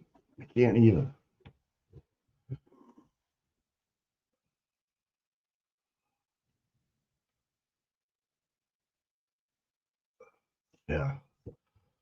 Imagine that. They're trying to, Judson's trying to push the fact that it was the rear, wind guard that caused the eye injury to John O'Keefe, which has already been explained by a medical doctor.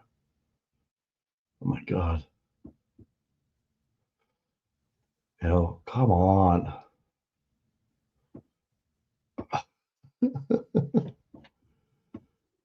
Oh man.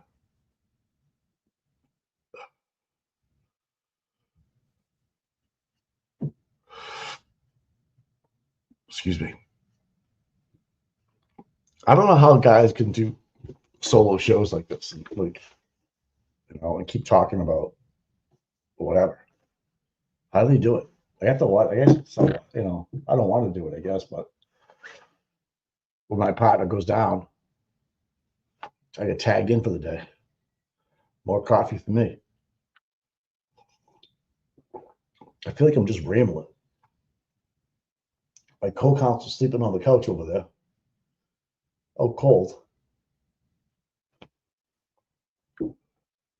Let's give me the side eye. Jimmy had to run out, get them another handle, turn the brake.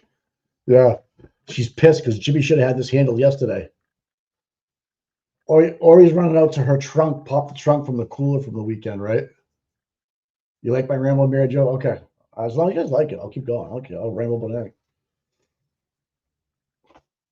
So, I guess my question is this going to be the last witness for the prosecution? Comments only. Wrong answers only. Darcy, he took too much of something. It might have been too much penis. I'm not sure what it was. Peni. Yes. Not sure what it was. Yeah. You think the prosecution's going to call Proctor? Tom's sleeping. Yeah. Yeah. He deserves it, man. I woke up this morning because I take the dogs out, and you know, I get up earlier. Like, I get a weird sleep schedule. That's true. The older you get, it's weird, man. I don't know how old you guys all are, but for men, anyways. So, anyways, I saw one of his tweets that like tweeted out something like 3 o'clock this morning. I'm like, dude, what are you doing, man? Then I look at myself and I go, what am I doing? At least I don't tweet. I'm only up for 10 minutes though. And it's not to go to the bathroom. No, I let my girls out. My co-counsel goes outside. I do. I tell you, my dog got sprayed by a skunk a couple weeks ago. Holy fuck, that stinks, man. Jesus Christ. Horrible. Just turned 50. Yeah, bro. Oh, yeah. Oh, man, dude. Yeah, so Donkey, you're one. Mike, what are you doing? I don't know, Batman. I don't know what I'm doing. I'm just talking shit. Oh. So why would the prosecution call Proctor? What would be the reason why, I guess is what I'm asking. To get in front of what's going to happen, because nothing good. He's going to say nothing good. If he's going to start opening up evidence bags and shit with his name on it, remember, someone wrote Buchanan's name on an evidence bag. Remember? And he was pissed.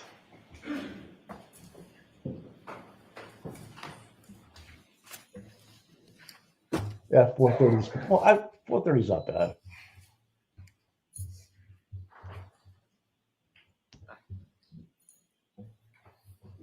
Movement. Here we go. Oh, thanks for hanging in with my fucking ramble on. All right, whenever you're ready, Mr. Lessie. Oh, my tumbler's full. I'm ready to go. Let's start with the bullshit. Dr. Welchure was just using, at least my observation, his computer. He still has monitors on his desk. Could we have all that removed, Your Honor? It was Closed, yes. Would he open? So did you just turn it off? No, but I will. I closed it.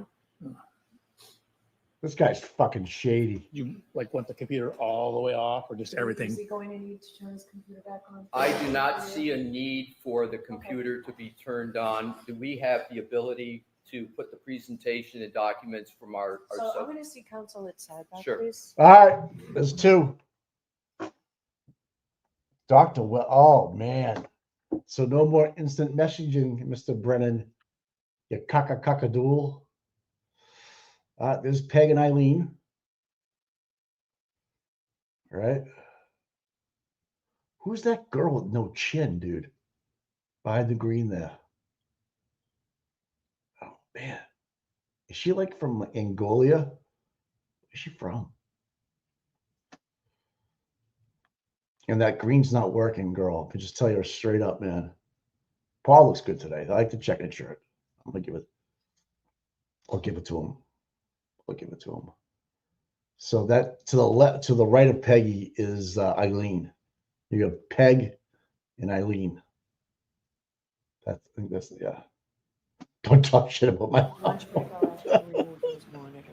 I'm sorry. Oh, yeah. During break, I know it takes you a while to set up in the Yeah. morning. We're going to ask you to take all that down during the lunch break, okay? Thank you. I know who this is. No, I have no idea who you are. May I, Your Honor? Yes. Thank you.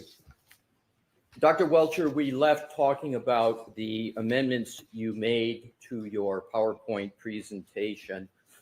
And in terms of the amendments, are you aware that the defense counsel received your amended PowerPoint presentation at 3 p.m. on Memorial Day?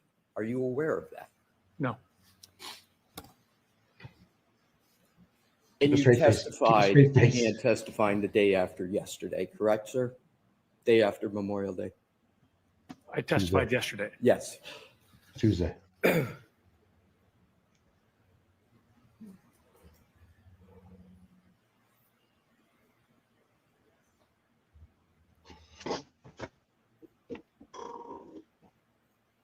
Walking them down the plank, people. Aware of any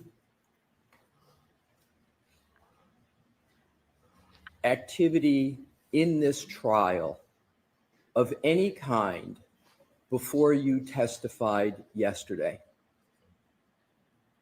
Again, as I mentioned, I've been getting random emails, and then I've been seeing it pop up on my news feeds as well. But once I was aware of the reclusion, I made sure to not review any of that. But as recently as last night, I got an email that said biomechanical engineering job, or like applying for a job. And I opened it up and it was some internet troll. Sure. I'm asking about emails from the prosecution. Wasn't me. Oh, What? no, Wasn't me. there's been no emails about what's been going. I mean, there's been scheduling, when am I going to come, things like that.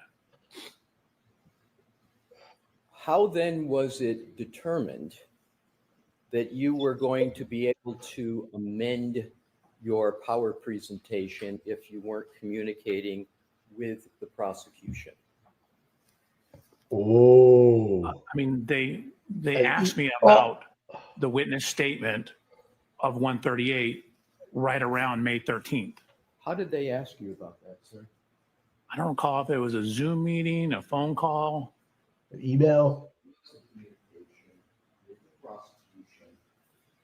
Might have been by Zoom, might have been by another method, but there were communications while this trial is going on relative to you amending your PowerPoint that ended up with an amended PowerPoint on May 13th. Do I have that correct? I believe so.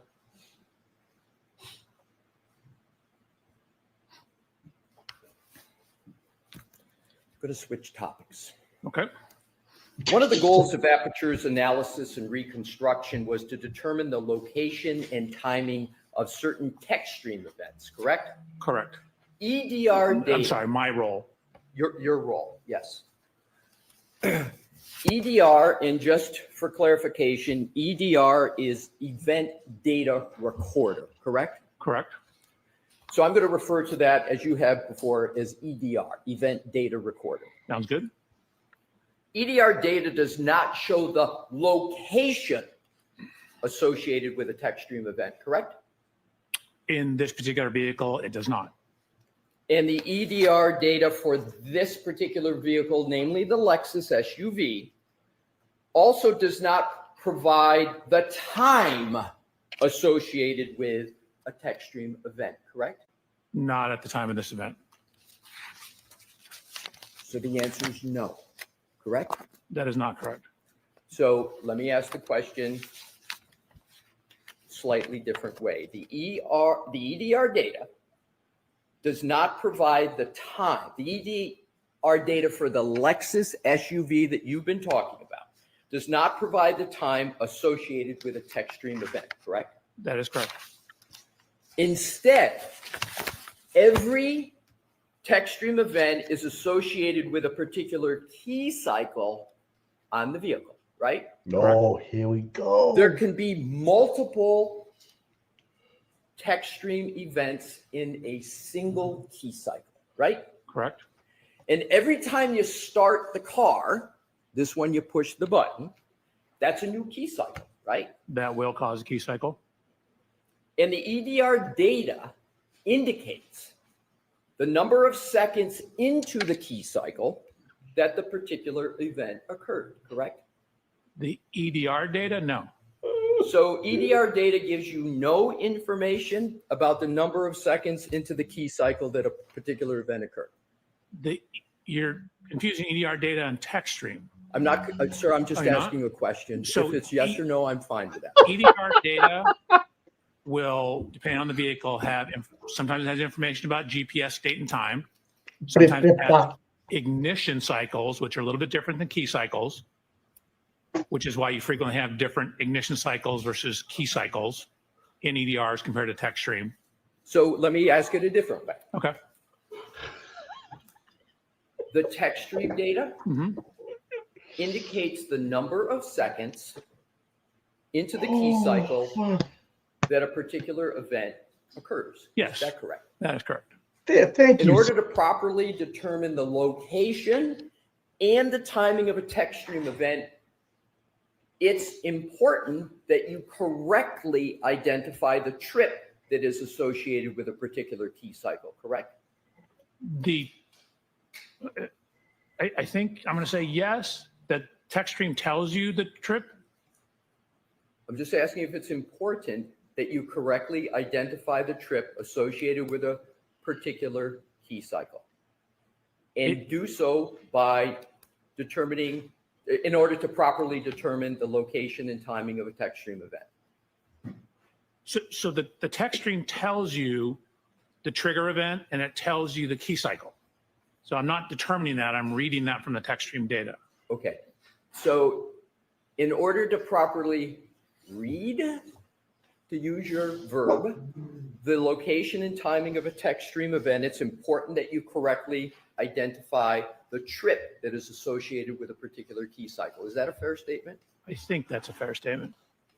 If you associate the wrong trip with the wrong key cycle, then your estimate of when the text stream event occurred will be wrong, correct? Did you order the code red? It can. Did but you need to order the take code red? Totality of the evidence in the text stream. Damn right I did. With the mileage, the overall timing into account. So are you saying, sir, that if you have the wrong trip with the wrong key cycle, you can get the correct text stream event? No, not necessarily. Again, you have to take the totality of the data.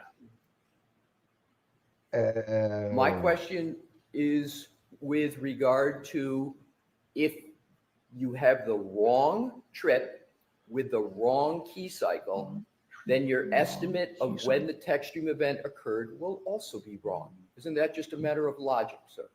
Right? You can't handle the truth. So again, the You text read stream me on event that tells wall. you the trip You want and me it on tells that you the wall. time.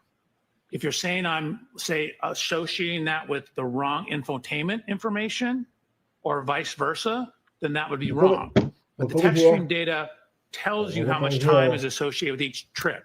There's no Here. difference there. Right here. If you Talk with my associate hands. the wrong trip Talk with my hands.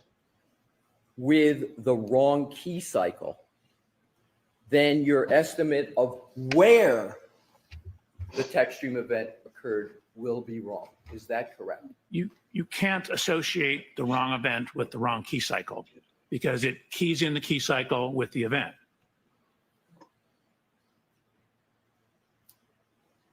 Let me try it a different way. The awkward silence kills me. your analysis or anyone's analysis and conclusions regarding the timing and the location of the text stream data are only as good as your ability to correctly associate a key cycle with a particular event. Is that an accurate statement? No. Again, you need to take the totality of the data. So that is one element. You need to look, for example, at the mileage. You need to look at the timing of the events. So this is considered a tool in the analysis process. You need to look at the totality of data to see how it matches up with the physical evidence. So are you saying that you can have an incorrect key cycle with a particular trip, but you can still get accurate timing and location of text stream data? So again, you don't get incorrect key cycle with the trip. The trip and the key cycle are coded in by the text stream. If you are attributing an event to the wrong trip, which has a fixed key cycle, that could be a problem. Exactly. So if we could go, if Your Honor, if we could Thank you. publish a Way to slide, backdoor. please, that is in evidence. We're gonna, oh, fuck, what'd I do? Oh, shit. I want to look at my computer. I can't. I've got slide 9. I can't look at my Welchure, computer. if I- I'm yes, fucked. I've What got am I the gonna do? correct one. Damn Thank it. you, Your Honor. I need a fireball. So, oh, he's look at him. He's I'm going to use panicking. the acronym Look at him. VCH that you've used Not in control on your. anymore. Do you recall using the acronym VCH on your direct testimony? Yes, sir. And VCH stands for Vehicle Control History, correct? Correct. Here is a picture. You of viewed the desk vehicle currently. control history on September 23rd of 2024, correct? In addition to the PCS data. You viewed the vehicle control history on September 23rd, 2024. Yes? That is yes. You took photographs of the vehicle control history, including key cycle 1167? Correct. And in this screenshot, we can see 4 text stream events that Actually, are. can you zoom in on the key cycle? Oh, sure. This is so I think slide. when I got to, no, scroll. Here he goes. Here So he when I goes. got to it, you can see it was that key cycle 1264. Oh, The blue highlight yeah. was the last file that was written on key cycle 1167. Right. So But- to answer your question, I got it at 1264. So we can go back so we can see the 4 text stream events. He fucked up. I just want to reestablish What a- the foundation here. What a In this clusterfuck. screenshot, we can see 4 text stream events that are associated with key cycle 1167, correct? All right. Correct. Yep. But isn't it true, Dr. Welchure, that there were actually 10 text stream events associated with just that one key cycle 1167? I can't use your computer, Correct. dude. I gave you the original files. Right. So you are aware that the Commonwealth had maintained up into your firm's engagement that. Are you saying there's no basis for the question? All right, I'm going to allow the question and I'll hear it. You are aware that the Commonwealth has maintained up until your engagement in September of 2024 that all text stream events associated with key cycles 1164, 1165, and 1167 occurred while the Lexus was in the custody of the Massachusetts State Police at the Canton Police Department. So the objection sustained. You need a foundation, Mr. Lessie. Sir, as part of your work in your review of the many documents that you referenced on your direct examination, he is so did lost you now. review the text stream events associated with the Lexus SUV? I reviewed the one I downloaded. Pardon me? I reviewed the one I downloaded. Right. And did that, what you download, include key cycles 1164? Did it include that? It did. Did it include 1165? It did.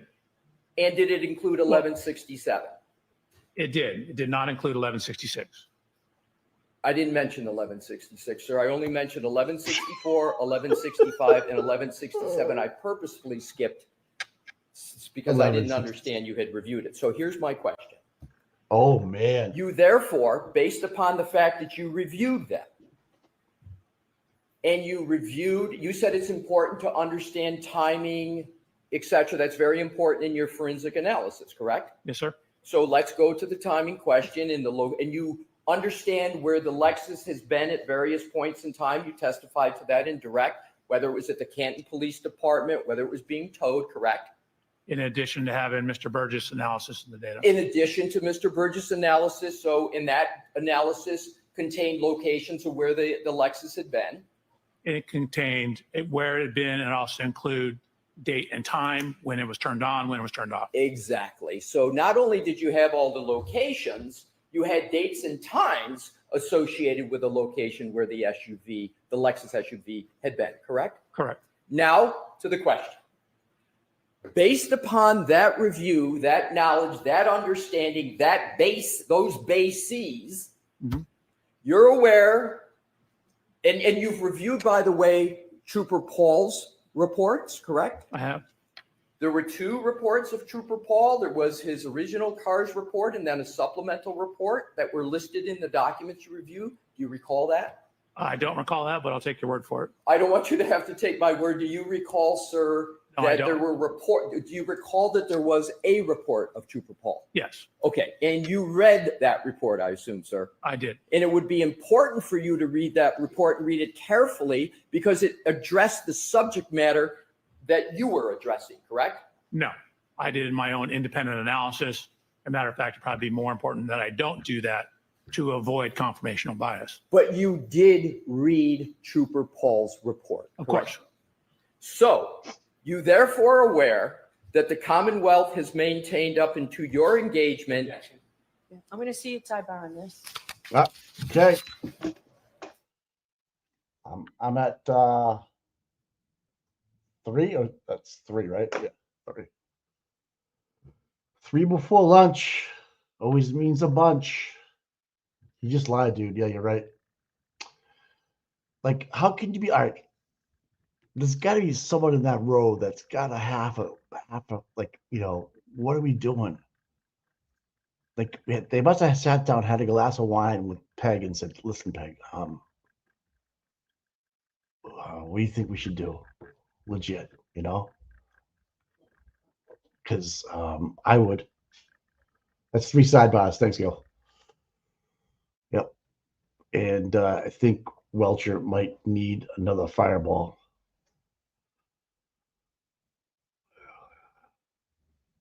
Yes, Dr. Turtleboy absolutely needs to nominate Dr. Judson. We use Doctor very loosely. Judson Welcher as a Ratchet Madness 2025. Yes, without a doubt, I agree with that one. He could be a bracket leader. He could be a number 1 seed. This guy is he's trying to save his business. Executive Vice President. You're not going to be Detective Lieutenant any longer, pal. I think Man Shannon just took your job, dude. He's moving out to Cali. Oh man. Oh God. Like, that? Yeah. Judd the Chud on cross. Yes. Man, this guy is getting, he thinks he's getting away with saying some smart things. But he's, like Paulie says, he's on the ropes, man. Now you got Brendan trying to object his way to lunch. Give him a break so they can have lunch together and change the testimony again. All right. Did Lou O'Connell make it in? I don't know. She's back in the corner again. I know she's usually in the closet, but she's in the corner. Not quite sure. That girl's got big shoulders right in front of her, though. Holy geez, she plays a rugby or something. You guys listening to me back there? Look up, Sue. Yep, there you are. Hey, Lou. Hey, yep, you heard me. Don't get mad. Did you at least bring a pocketbook today? Seriously. you get another backpack? What are you doing? Jesus. I know you guys are watching. Lou O'Connell, yeah. Yeah. Oh, man. And there's Baghdad Bob right there with his back turned, everybody. Just farting all over the reporter next to him. Smells like BO, I'm told. Like a bad BO. Ugh. Stop woman shaming. I think it's Lou, though. I can't tell. No. Oh, man. Like, do you think she gets a free meal every day she goes in there? Because no one wants to say no to her. Oh, you can't do that. You know, I'm this, I'm that. You know, I don't know.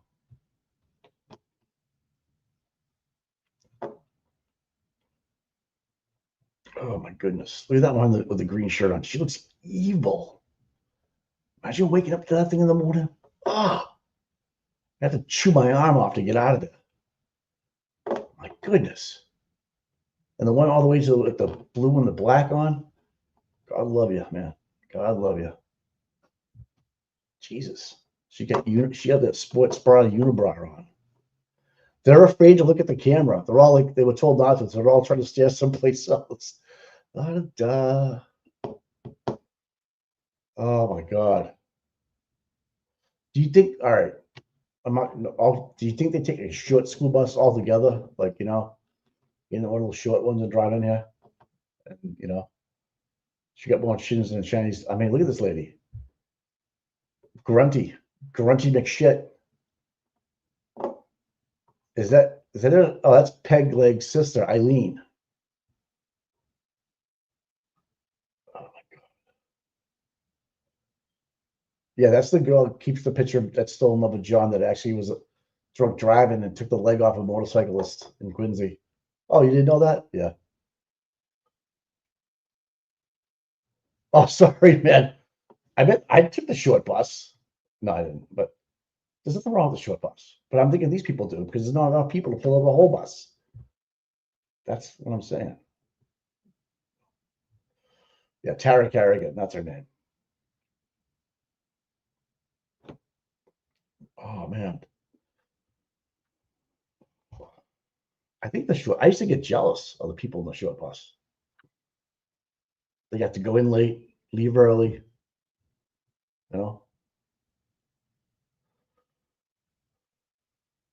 Yeah, John didn't like her.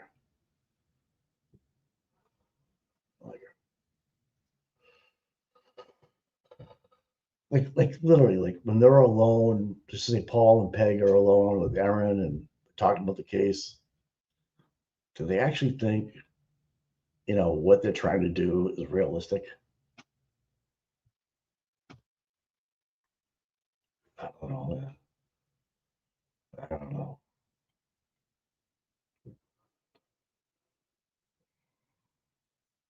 Bunch of window lickers. I don't know, man. I don't remember when I was playing basketball, Paul. I don't like again. He was a quarterback for Braintree or whatever he was.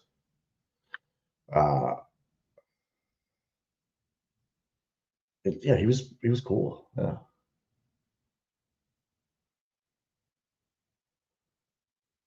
I don't know.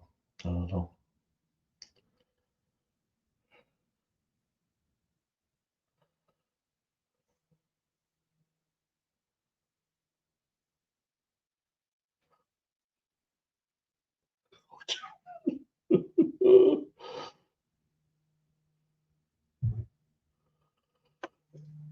Oh my God, I love Auntie Deb. Someone's gonna go check on Tommy. Yeah. Am I all right? So let me know if I'm out of control because yeah, Dave's channel. Yeah, we are on the list. I'm on the list for being the gayest one that does content creator. I'm gayer than Auntie Deb.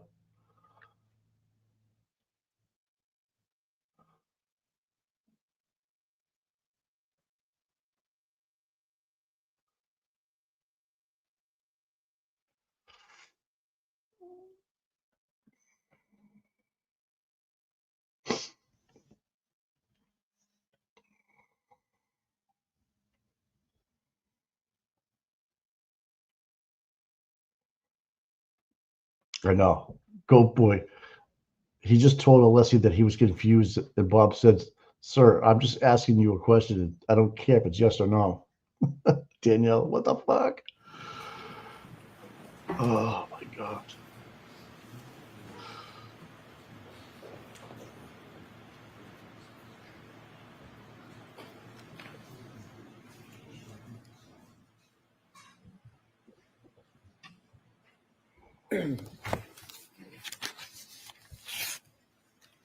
Well, the Fed just arrested Tom Brady.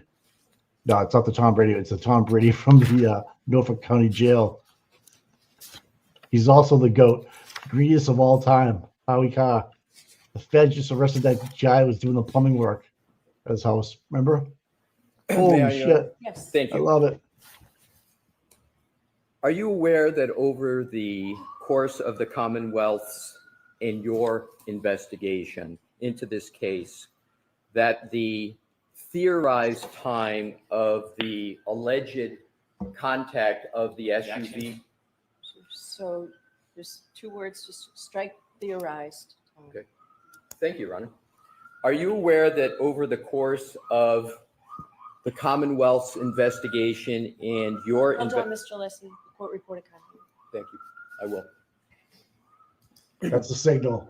Bail me out. I'll object again to the question. Yeah, Tom Brady, not the quarterback, but the Norfolk County jail. Go ahead and ask a I think Turtle Boy met him. appropriate question, Mr. He's getting arrested by the feds. Oof. Do you have knowledge whether there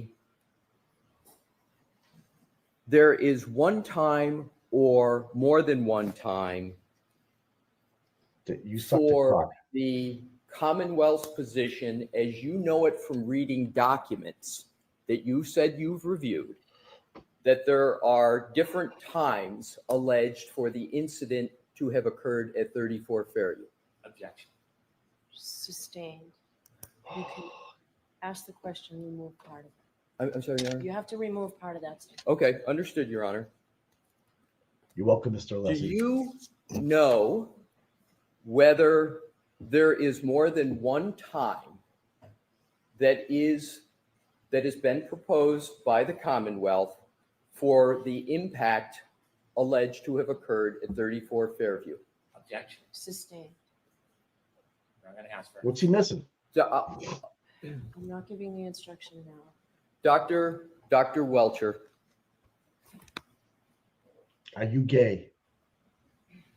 In terms of are you clenching your asshole the right now? analyses that have that you have reviewed in this case, is there one time that you understand there to be for a hypothesis for the time of the impact at 34 Fairview? Objection. Objection. I'm going to see you again, folks. I'm sorry about that. All right. That's 4. God.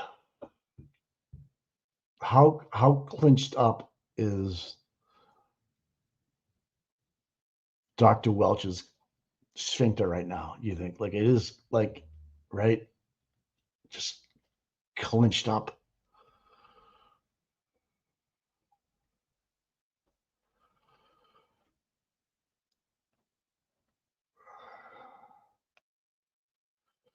Did Tom mean to upload? Are we playing a video, guys? That's playing right now. I messaged him, not sure if he's still sleeping. Good Lord, I don't know. Hey, can a mod check on a video that might be playing?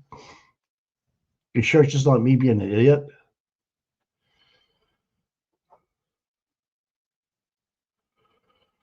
Tom's yeah, Tom roofied himself.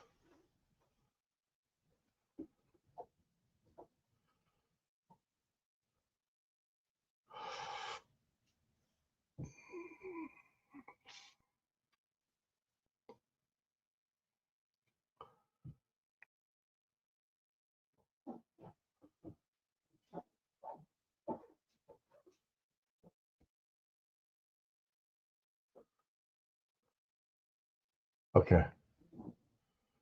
Tom's resting. Okay. Sucks when you get older.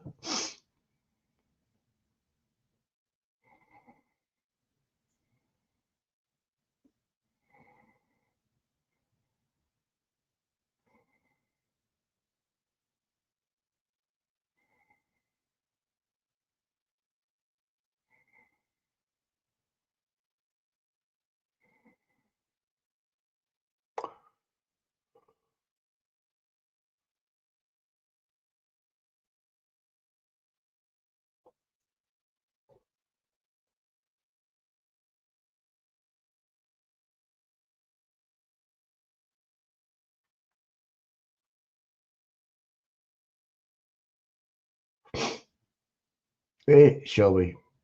Now you can actually chat. Yeah, getting all sucks. Bill Reed looks exhausted. Yeah, I would be too, man.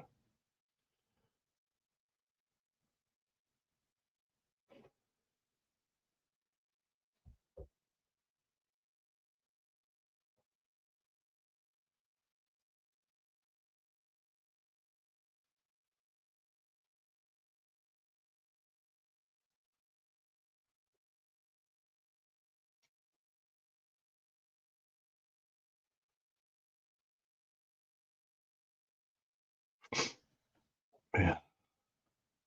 Everybody's just ripping him apart, man.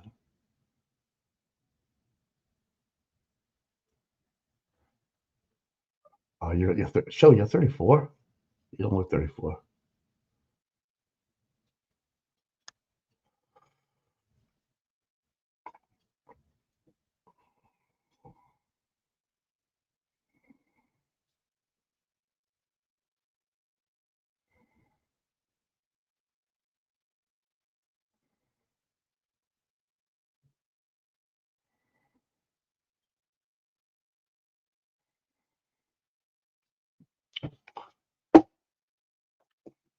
They're not even talking to one another. I mean, what can they put? Like, are they mentally telepathing each other what their thoughts are?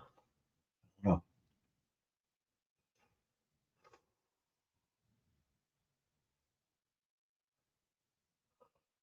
So who's gonna play Peg O'Keefe in the Netflix movie?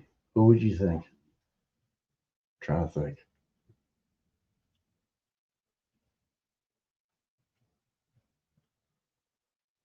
Shelby, what should we play during lunch?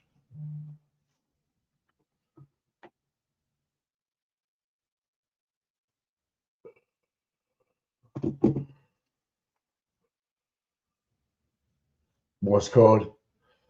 Okay. Doesn't it look Peg like she's going to the bathroom right now? Oh, Liza, I like the haircut. Look at that. The guy's got Yuri mouth going on next to a tiny table.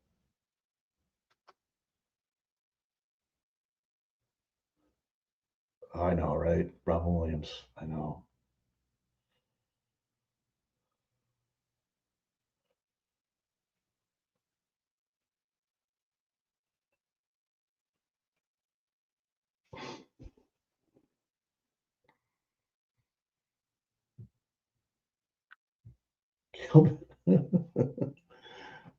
Who's going to play David Unetti?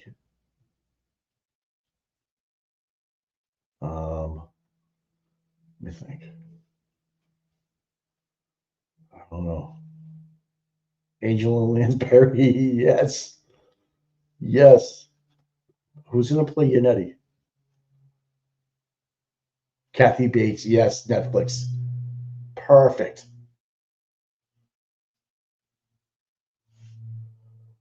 Robert De Niro. Yeah. Kevin Spacey. I like that. And Alan Jackson playing himself. Donnie Wahlberg, Al Pacino. You guys got some fucking nice. I think Auntie Deb can play Hank Brennan, Harvey Keitel, Al Pacino. Oh my God, Donnie Wahlberg. Christopher Maloney. Oh yeah. Yeah. Harvey Keitel, yeah. Joe Pesci should play. Oh,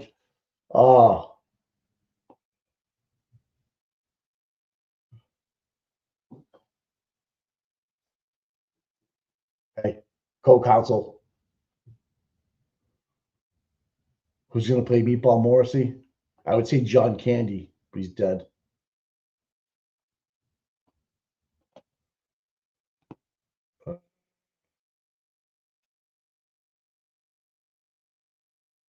Judge Judy to play Auntie Bev. Is she rolling a booger in her fingers? What's going on? That's gross. Yeah. Oh, look at that. She's like, oh, I nail stuff. Oh, look at her. Oh, gross. I got hardwood railing on my fingernails. Hey, Chin Chin, you're gonna ruin it now. You can't do that. You know, let me just stare her down. Hey, Dave. Look at her. Look at her. She's just staring. What's Karen? I want to be Karen so bad. I want to be her so bad. We used to be friends, but my husband's a cuck. Jack Black. Yes. I love it. Yeah. He was digging for earwax earlier. I know. I think he got some. Who plays Alessi? Stallone? Stallone.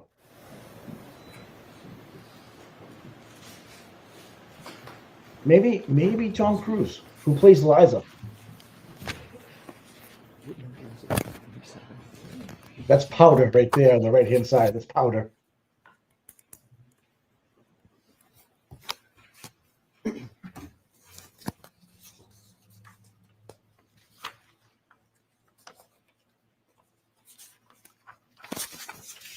Yeah, Your Honor? Yes. Thank you. I'm going to move to, for the moment, we'll come back to the other topic a little bit later. As we discussed earlier, you've got on various documents, you're a biomechanical engineer, but I've also heard you make reference to biomedical. Can you just tell me what you consider yourself, sir? Is Sure. it a biomechanical engineer something you consider yourself to be? Sure. My degrees are in biomedical engineering. The discipline within biomedical engineering that I practice is biomechanics. Right. And so is it accurate to say that you are a biomechanical engineer? In training. Yes. And you say that much in your report, correct? And the CV and resume I gave you. Right.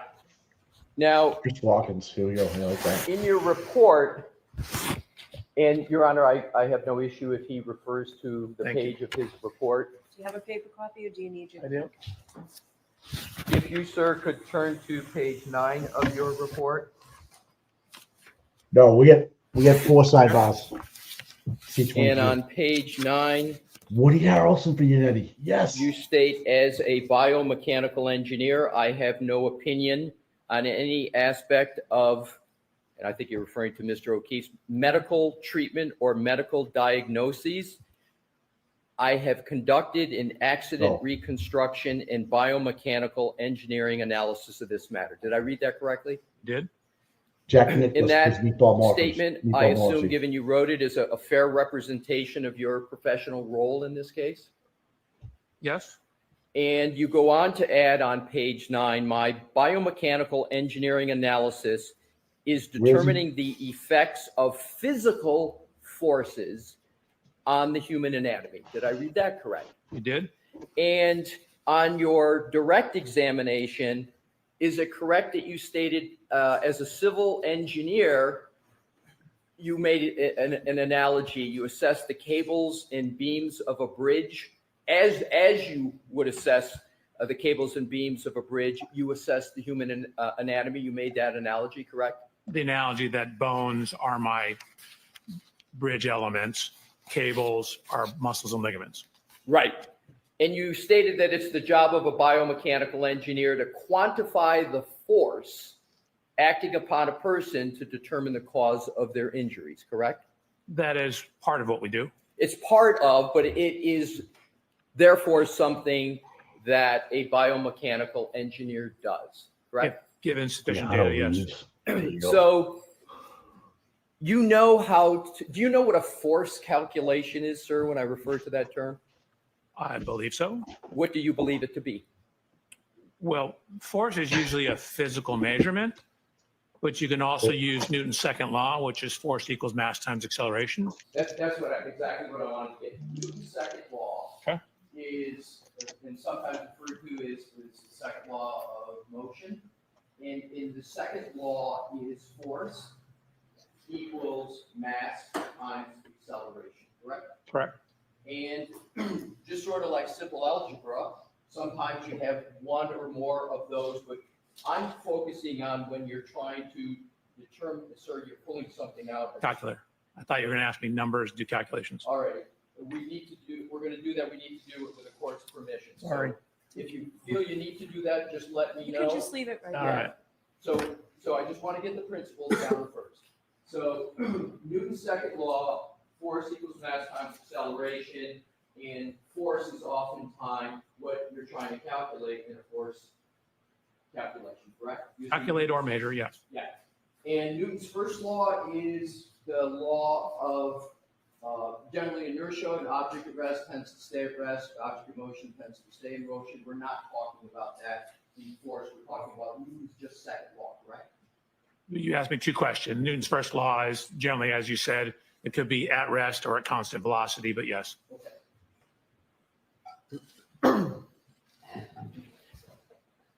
And that Newton's second law is generally just a mathematical calculation, correct? Yes. So what I'd like to do is to turn to page 11 of your report.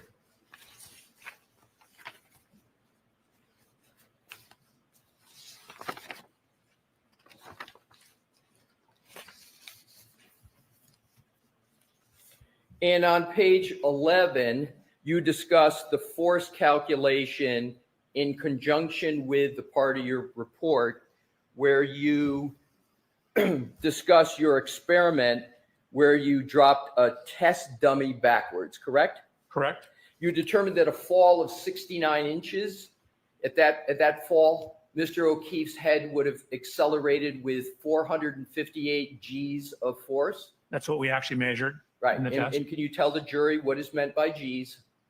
So G's is a measure of acceleration. If you take, usually acceleration is measured in feet per second squared. If you divide it by 1G, which is 32.174 feet per second squared, that gives it to you in G's. People often heard about fighter pilots losing consciousness at 6 or 7 G's, basically because your blood's getting sucked away from your head, not because you're being impacted. But G forces, or G's as they're more properly called, is a measure of the acceleration. It's just whatever the acceleration is divided by what we all feel when we're standing here, which is 1G of gravity. And you estimated Mr. O'Keefe's head weight of approximately 15.7 pounds. You used a percentage. Is 15.7 about right for the mass of, Yes. of the head? So if we apply Newton's second law, we keep F force open as the unknown. We take and apply the mass, which is 15.7, multiply it by the acceleration. You end up with a force acting upon Mr. O'Keefe's head of 7,200 pounds. Do I have that right? That's right out of your report. So that math is all correct. Falling backwards onto a hard surface from his standing height will give you approximately 7,200 pounds of force. In that 7,200 pounds is the previous unknown F in the Newton's second law equation, correct? Correct. So now we have an answer for F, 7,200 pounds. Now you then go on to note that the applicable scientific literature states that a fracture to the occipital bone, and just to review, the occipital bone is the back of the head right here, right? Correct. So you then, as I understand it, you go to scientific literature and you concluded that a fracture to the occipital bone can occur with an average force of 1,634 pounds from a fall distance of 40 inches, correct? I'm sorry. How many inches? 40. That's in your report? Well, you mixed two things together. There was stuff that reported force data. You had those numbers correct. a range of between 1,150 and 2,150, a mean of 1,634 pounds. And then it says, and a drop distance as low as 40 inches. Right. And is the number 634 pounds a proper number for an average force? Did you say 1,634 pounds? 1,634. Yes. Okay. So what I want to do is see if this is correct. So if you can get a fracture of the occipital bone in an average force of 634 pounds. No. 1,634. I thought that's what I said. If I did, I missed. Oh, I'm sorry. I just heard 634. No, 1,634. My apologies. And you compare that to the 7,200 pounds of force that you calculated, surely you're going to have a fracture of the occipital bones through that calculation in that comparison, correct? Correct. Falling on a hard surface can definitely fracture your skull. So I'm not getting at the manner. I'm just applying the Newton's second law. Newton's second law doesn't look at manner, does it? It just looks at force equals mass times acceleration. Newton's second law doesn't look at the surface, does it?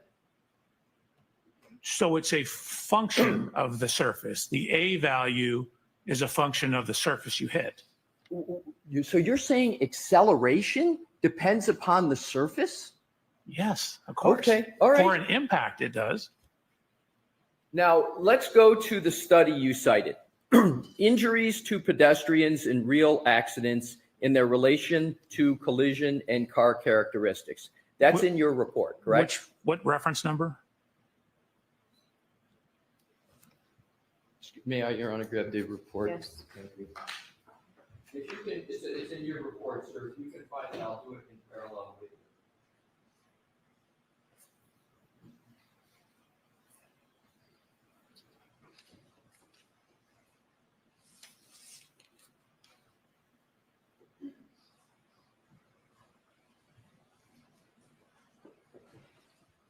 Is it number 25? That's the one I think it is. I just want to check your report. Would you like me to actually pull up the paper? No. Okay. Just want to get to the.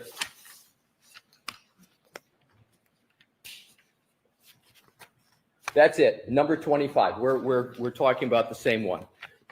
Now, isn't it true that this study states that head injuries are the most common injury type for motor vehicle collisions, constituting more than 61% of all injuries sustained from motor vehicle collisions?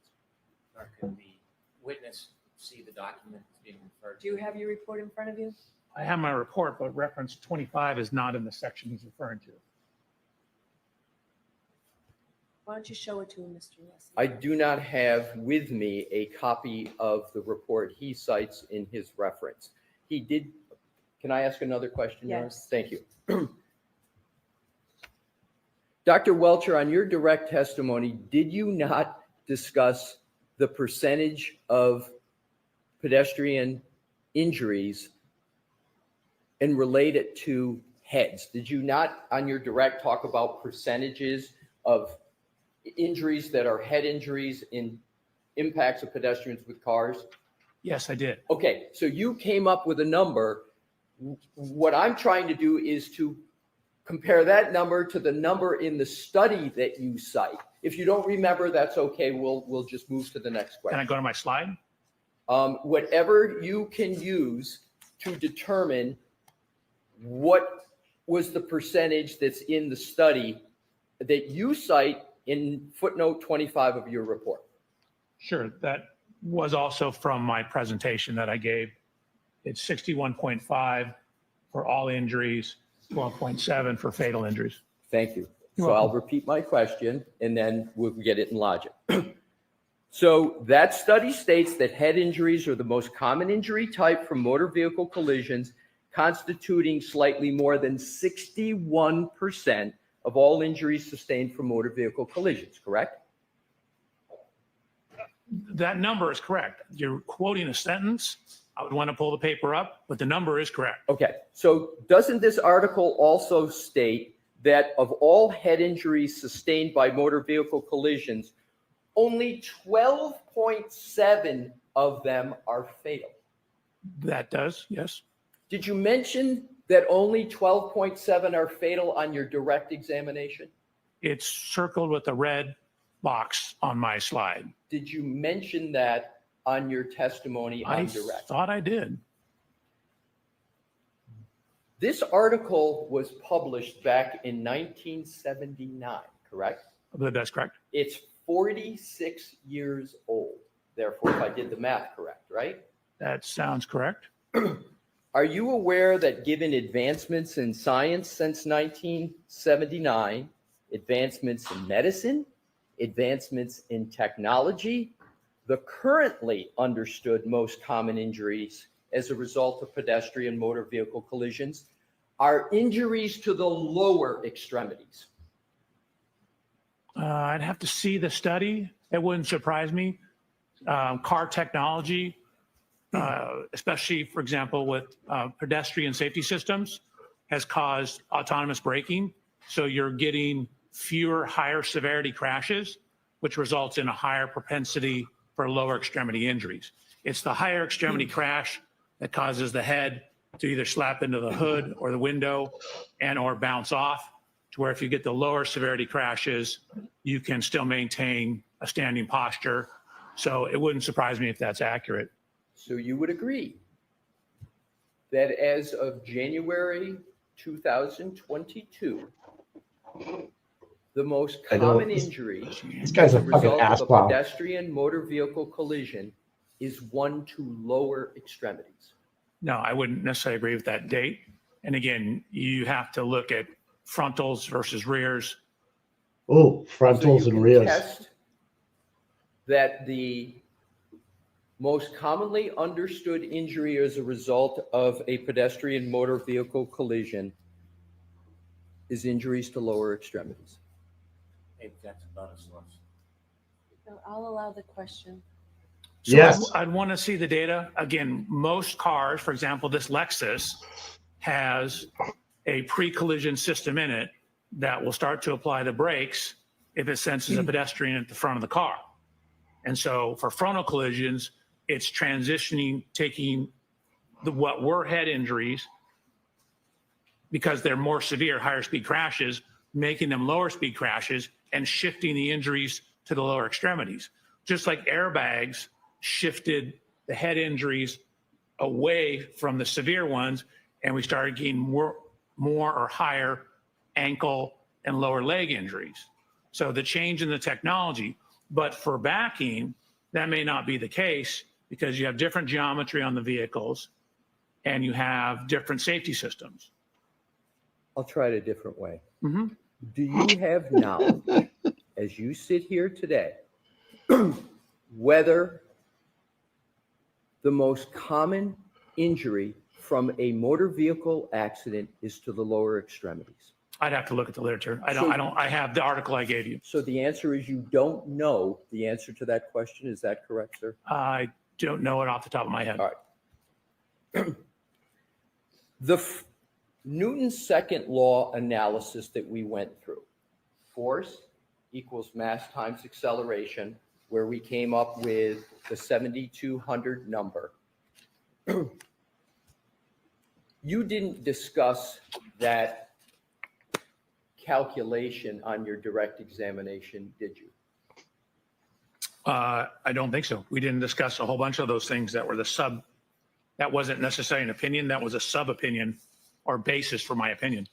You didn't discuss that Newton law calculation on your direct examination, did you, sir? So in a way I did, because I said my drop testing shows that you can do this. So I didn't quote that number, but we are going through the specific numbers now. But I absolutely did say, as a matter of fact, I showed a video of my drop testing and talked about how falling onto a rigid surface, a hard surface, can cause a skull fracture. Did you discuss on your direct examination applying 15.7 of the head weight to 458 Gs and come up with a number of 7,200. Did you do that on your direct examination? Those specific numbers, no. Thank the general you. concept of the drop testing and what it showed, yes.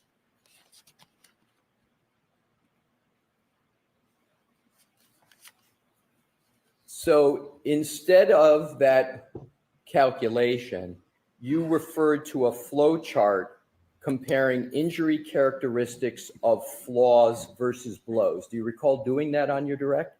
So you asked me two questions. You said instead of, so that's no, it's not instead of. They're two completely different topics.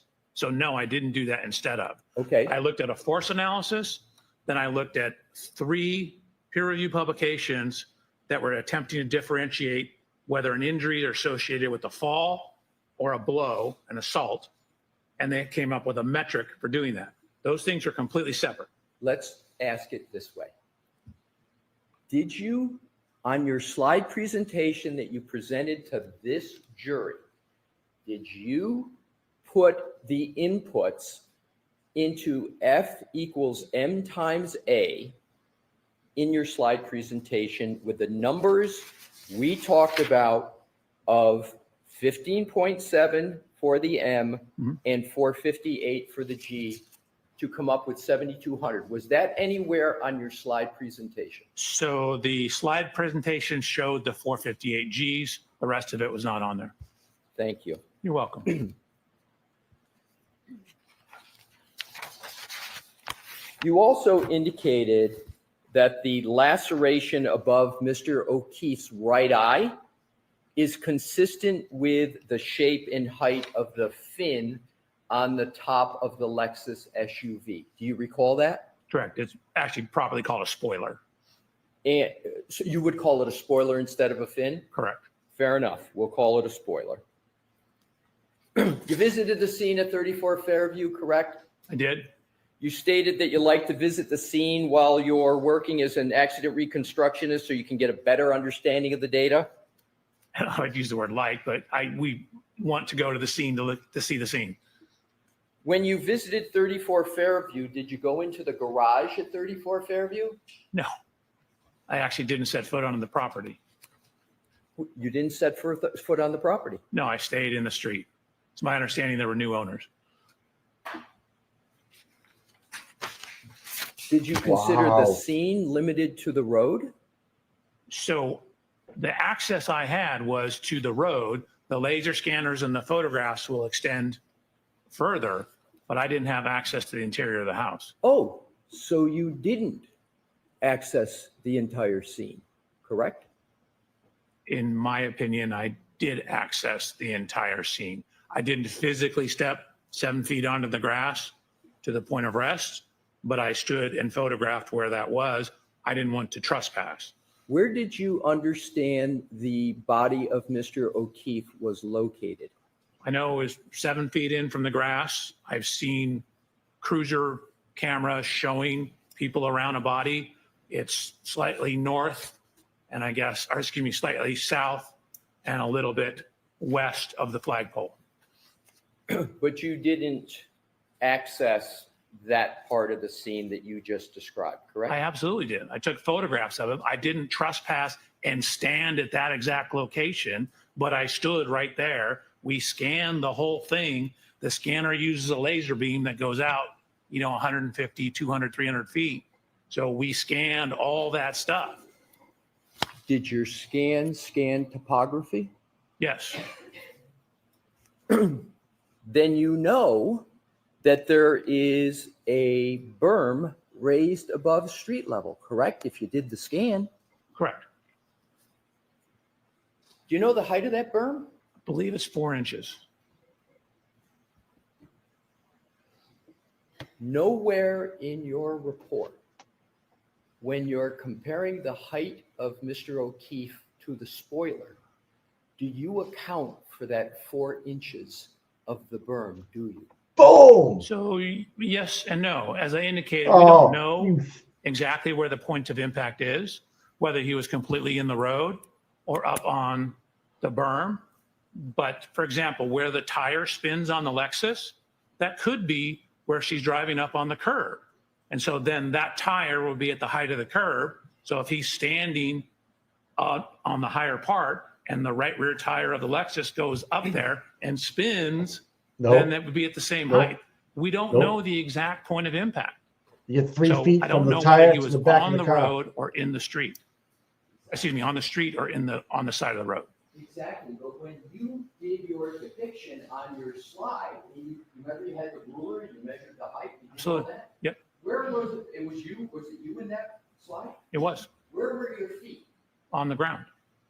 Not on the berm, correct? Correct. Okay, so you chose a measurement, which was the ground to the top toward the spoiler, and you took a measurement. And you said that approximates the height of Mr. O'Keefe, correct? Of the laceration of Mr. O'Keefe. Exactly, because what you were doing was you were trying to determine and present testimony on whether or not that laceration could be caused by the spoiler, and to do so, you had to take measurements, correct? Correct. So, you chose to place Mr. O'Keefe in your simulation on the ground. You didn't choose to put him on a berm that would be 4 inches higher, did you? Nor did I put the Lexus 4 inches higher. I didn't do Correct. either one of those. So the point is, it's certainly possible that if there's 4 to 5 more inches, that would take that eye out of the ability to be hit by the spoiler. Isn't that correct? No, because if it's 4 to 5 inches higher and he leans his head down or reacts to it, again, we don't know the exact position of his head. Did you, in your slide yesterday, describe the possibility that his head could be down? As I understand it, you're positioned in that photo just like this. You're not positioned like that in any photo you presented to the jury, were you? I'm trying to make it clear. We don't know his exact body position at the point of impact, nor do we know the exact position on the ground. So, which is part of the reason why I haven't tried to exactly simulate this, because we don't have enough parameters to do that. So I don't have that information. I'm showing the geometry relative to someone of Mr. O'Keefe's height. So you don't have the information to do that properly, so therefore you can't conclude that he had a laceration to the eye from the spoiler by your own answer that you just gave, correct? So it was done properly. We don't have absolute information to say where exactly he was. I'm pointing out that the physical evidence, the height, matches the height of the laceration. That is one data point of many data points. So you would have to at least concede that the level of his eye could be non-contacting that fin spoiler, because you don't have information as you just described. Sure, it could be from contacting the ground. Pardon me? It could be from contacting the ground. It could be from other things. But you don't have the information necessary to conclude with any certainty that Mr. O'Keefe at the time of impact had a level of his head in an upright such that it hit that spoiler. You don't have that information, correct? We don't have that level of certainty. We have that the height and geometry matches.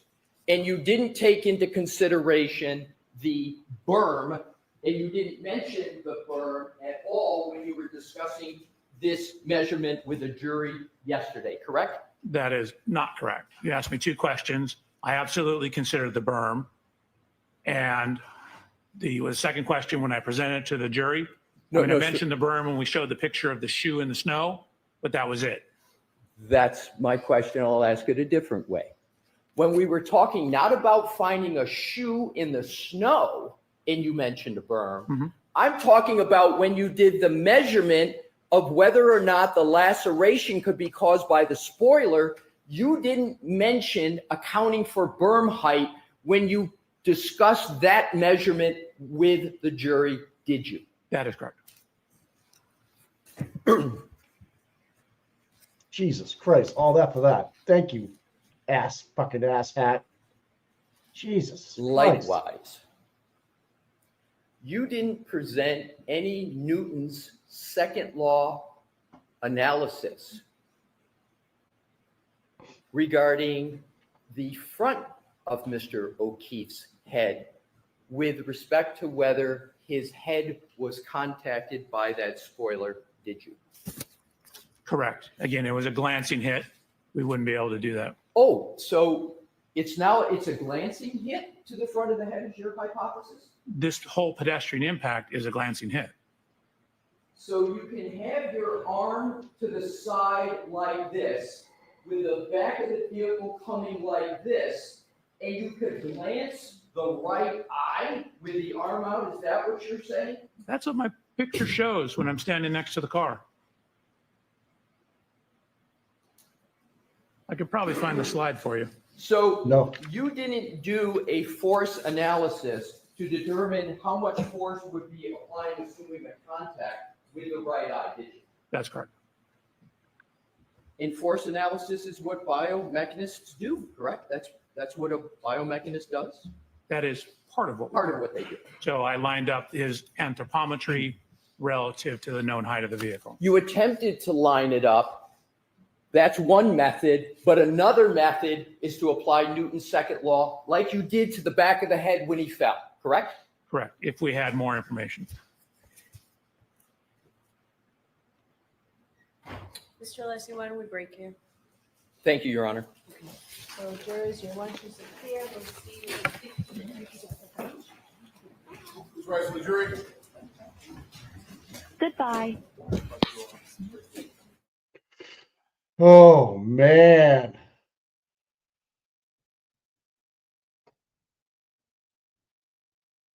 I'm at a loss for words.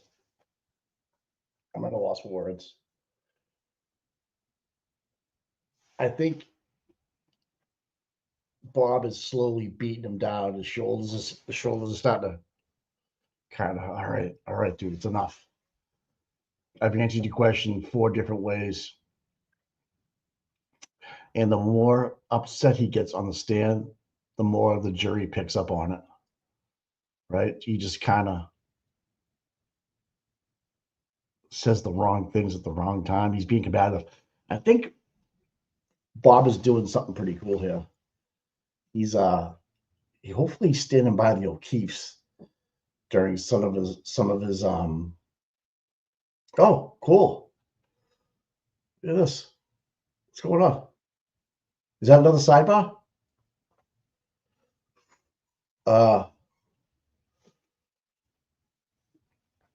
He's over by the O'Keefe's explaining, like, talking about his argument. Oh, there's Louis.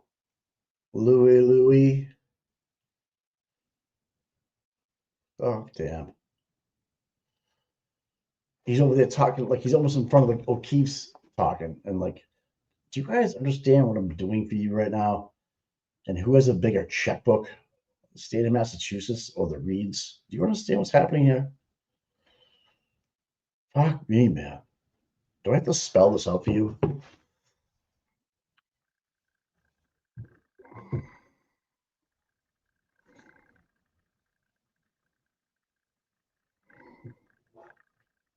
Okay, this guy's big enough. Oh, this Auntie Deb's new doll just came out. I love it.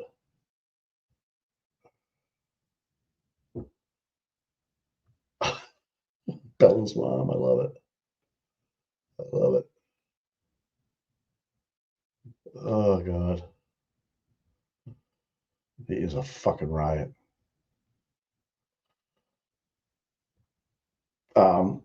Tommy, I don't think he'll be joining us for lunch.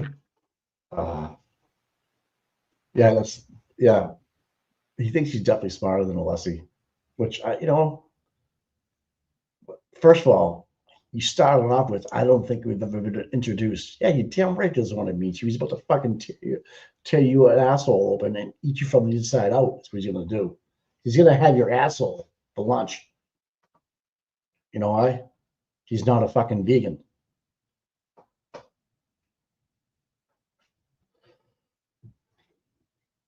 Yeah, good point, Dean. He's like, it's almost like Welcher is anticipating unless he starts asking him the question, he thinks he knows where it's going to go. And he's always looking through his paperwork to look for the answer before it's even asked. Or he's trying to answer before it's done. He's done finishing. He's finishing asking the question. I agree with that. Yes. So what's Jim Ice Cube McDermott serving for drinks today? Twisted teas? Kind of nice out today.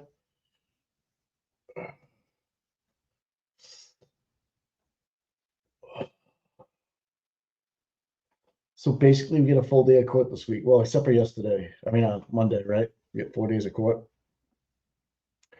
Is this the prosecution's last witness after the redirect? Is it over?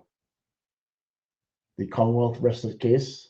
Do we have this could be the last one today. We might get defense tomorrow. Defense wins championships. That's what I've been told. Do we have anything we want to play at lunch? Yeah, what can we play? I don't know, Shelby. You want to play anything you want? I gotta take the dogs out, so I'll wait for you to find something. Any suggestions, guys? You guys want to put a movie on while I go talk to the teacher next door? My co-couch was barking down there.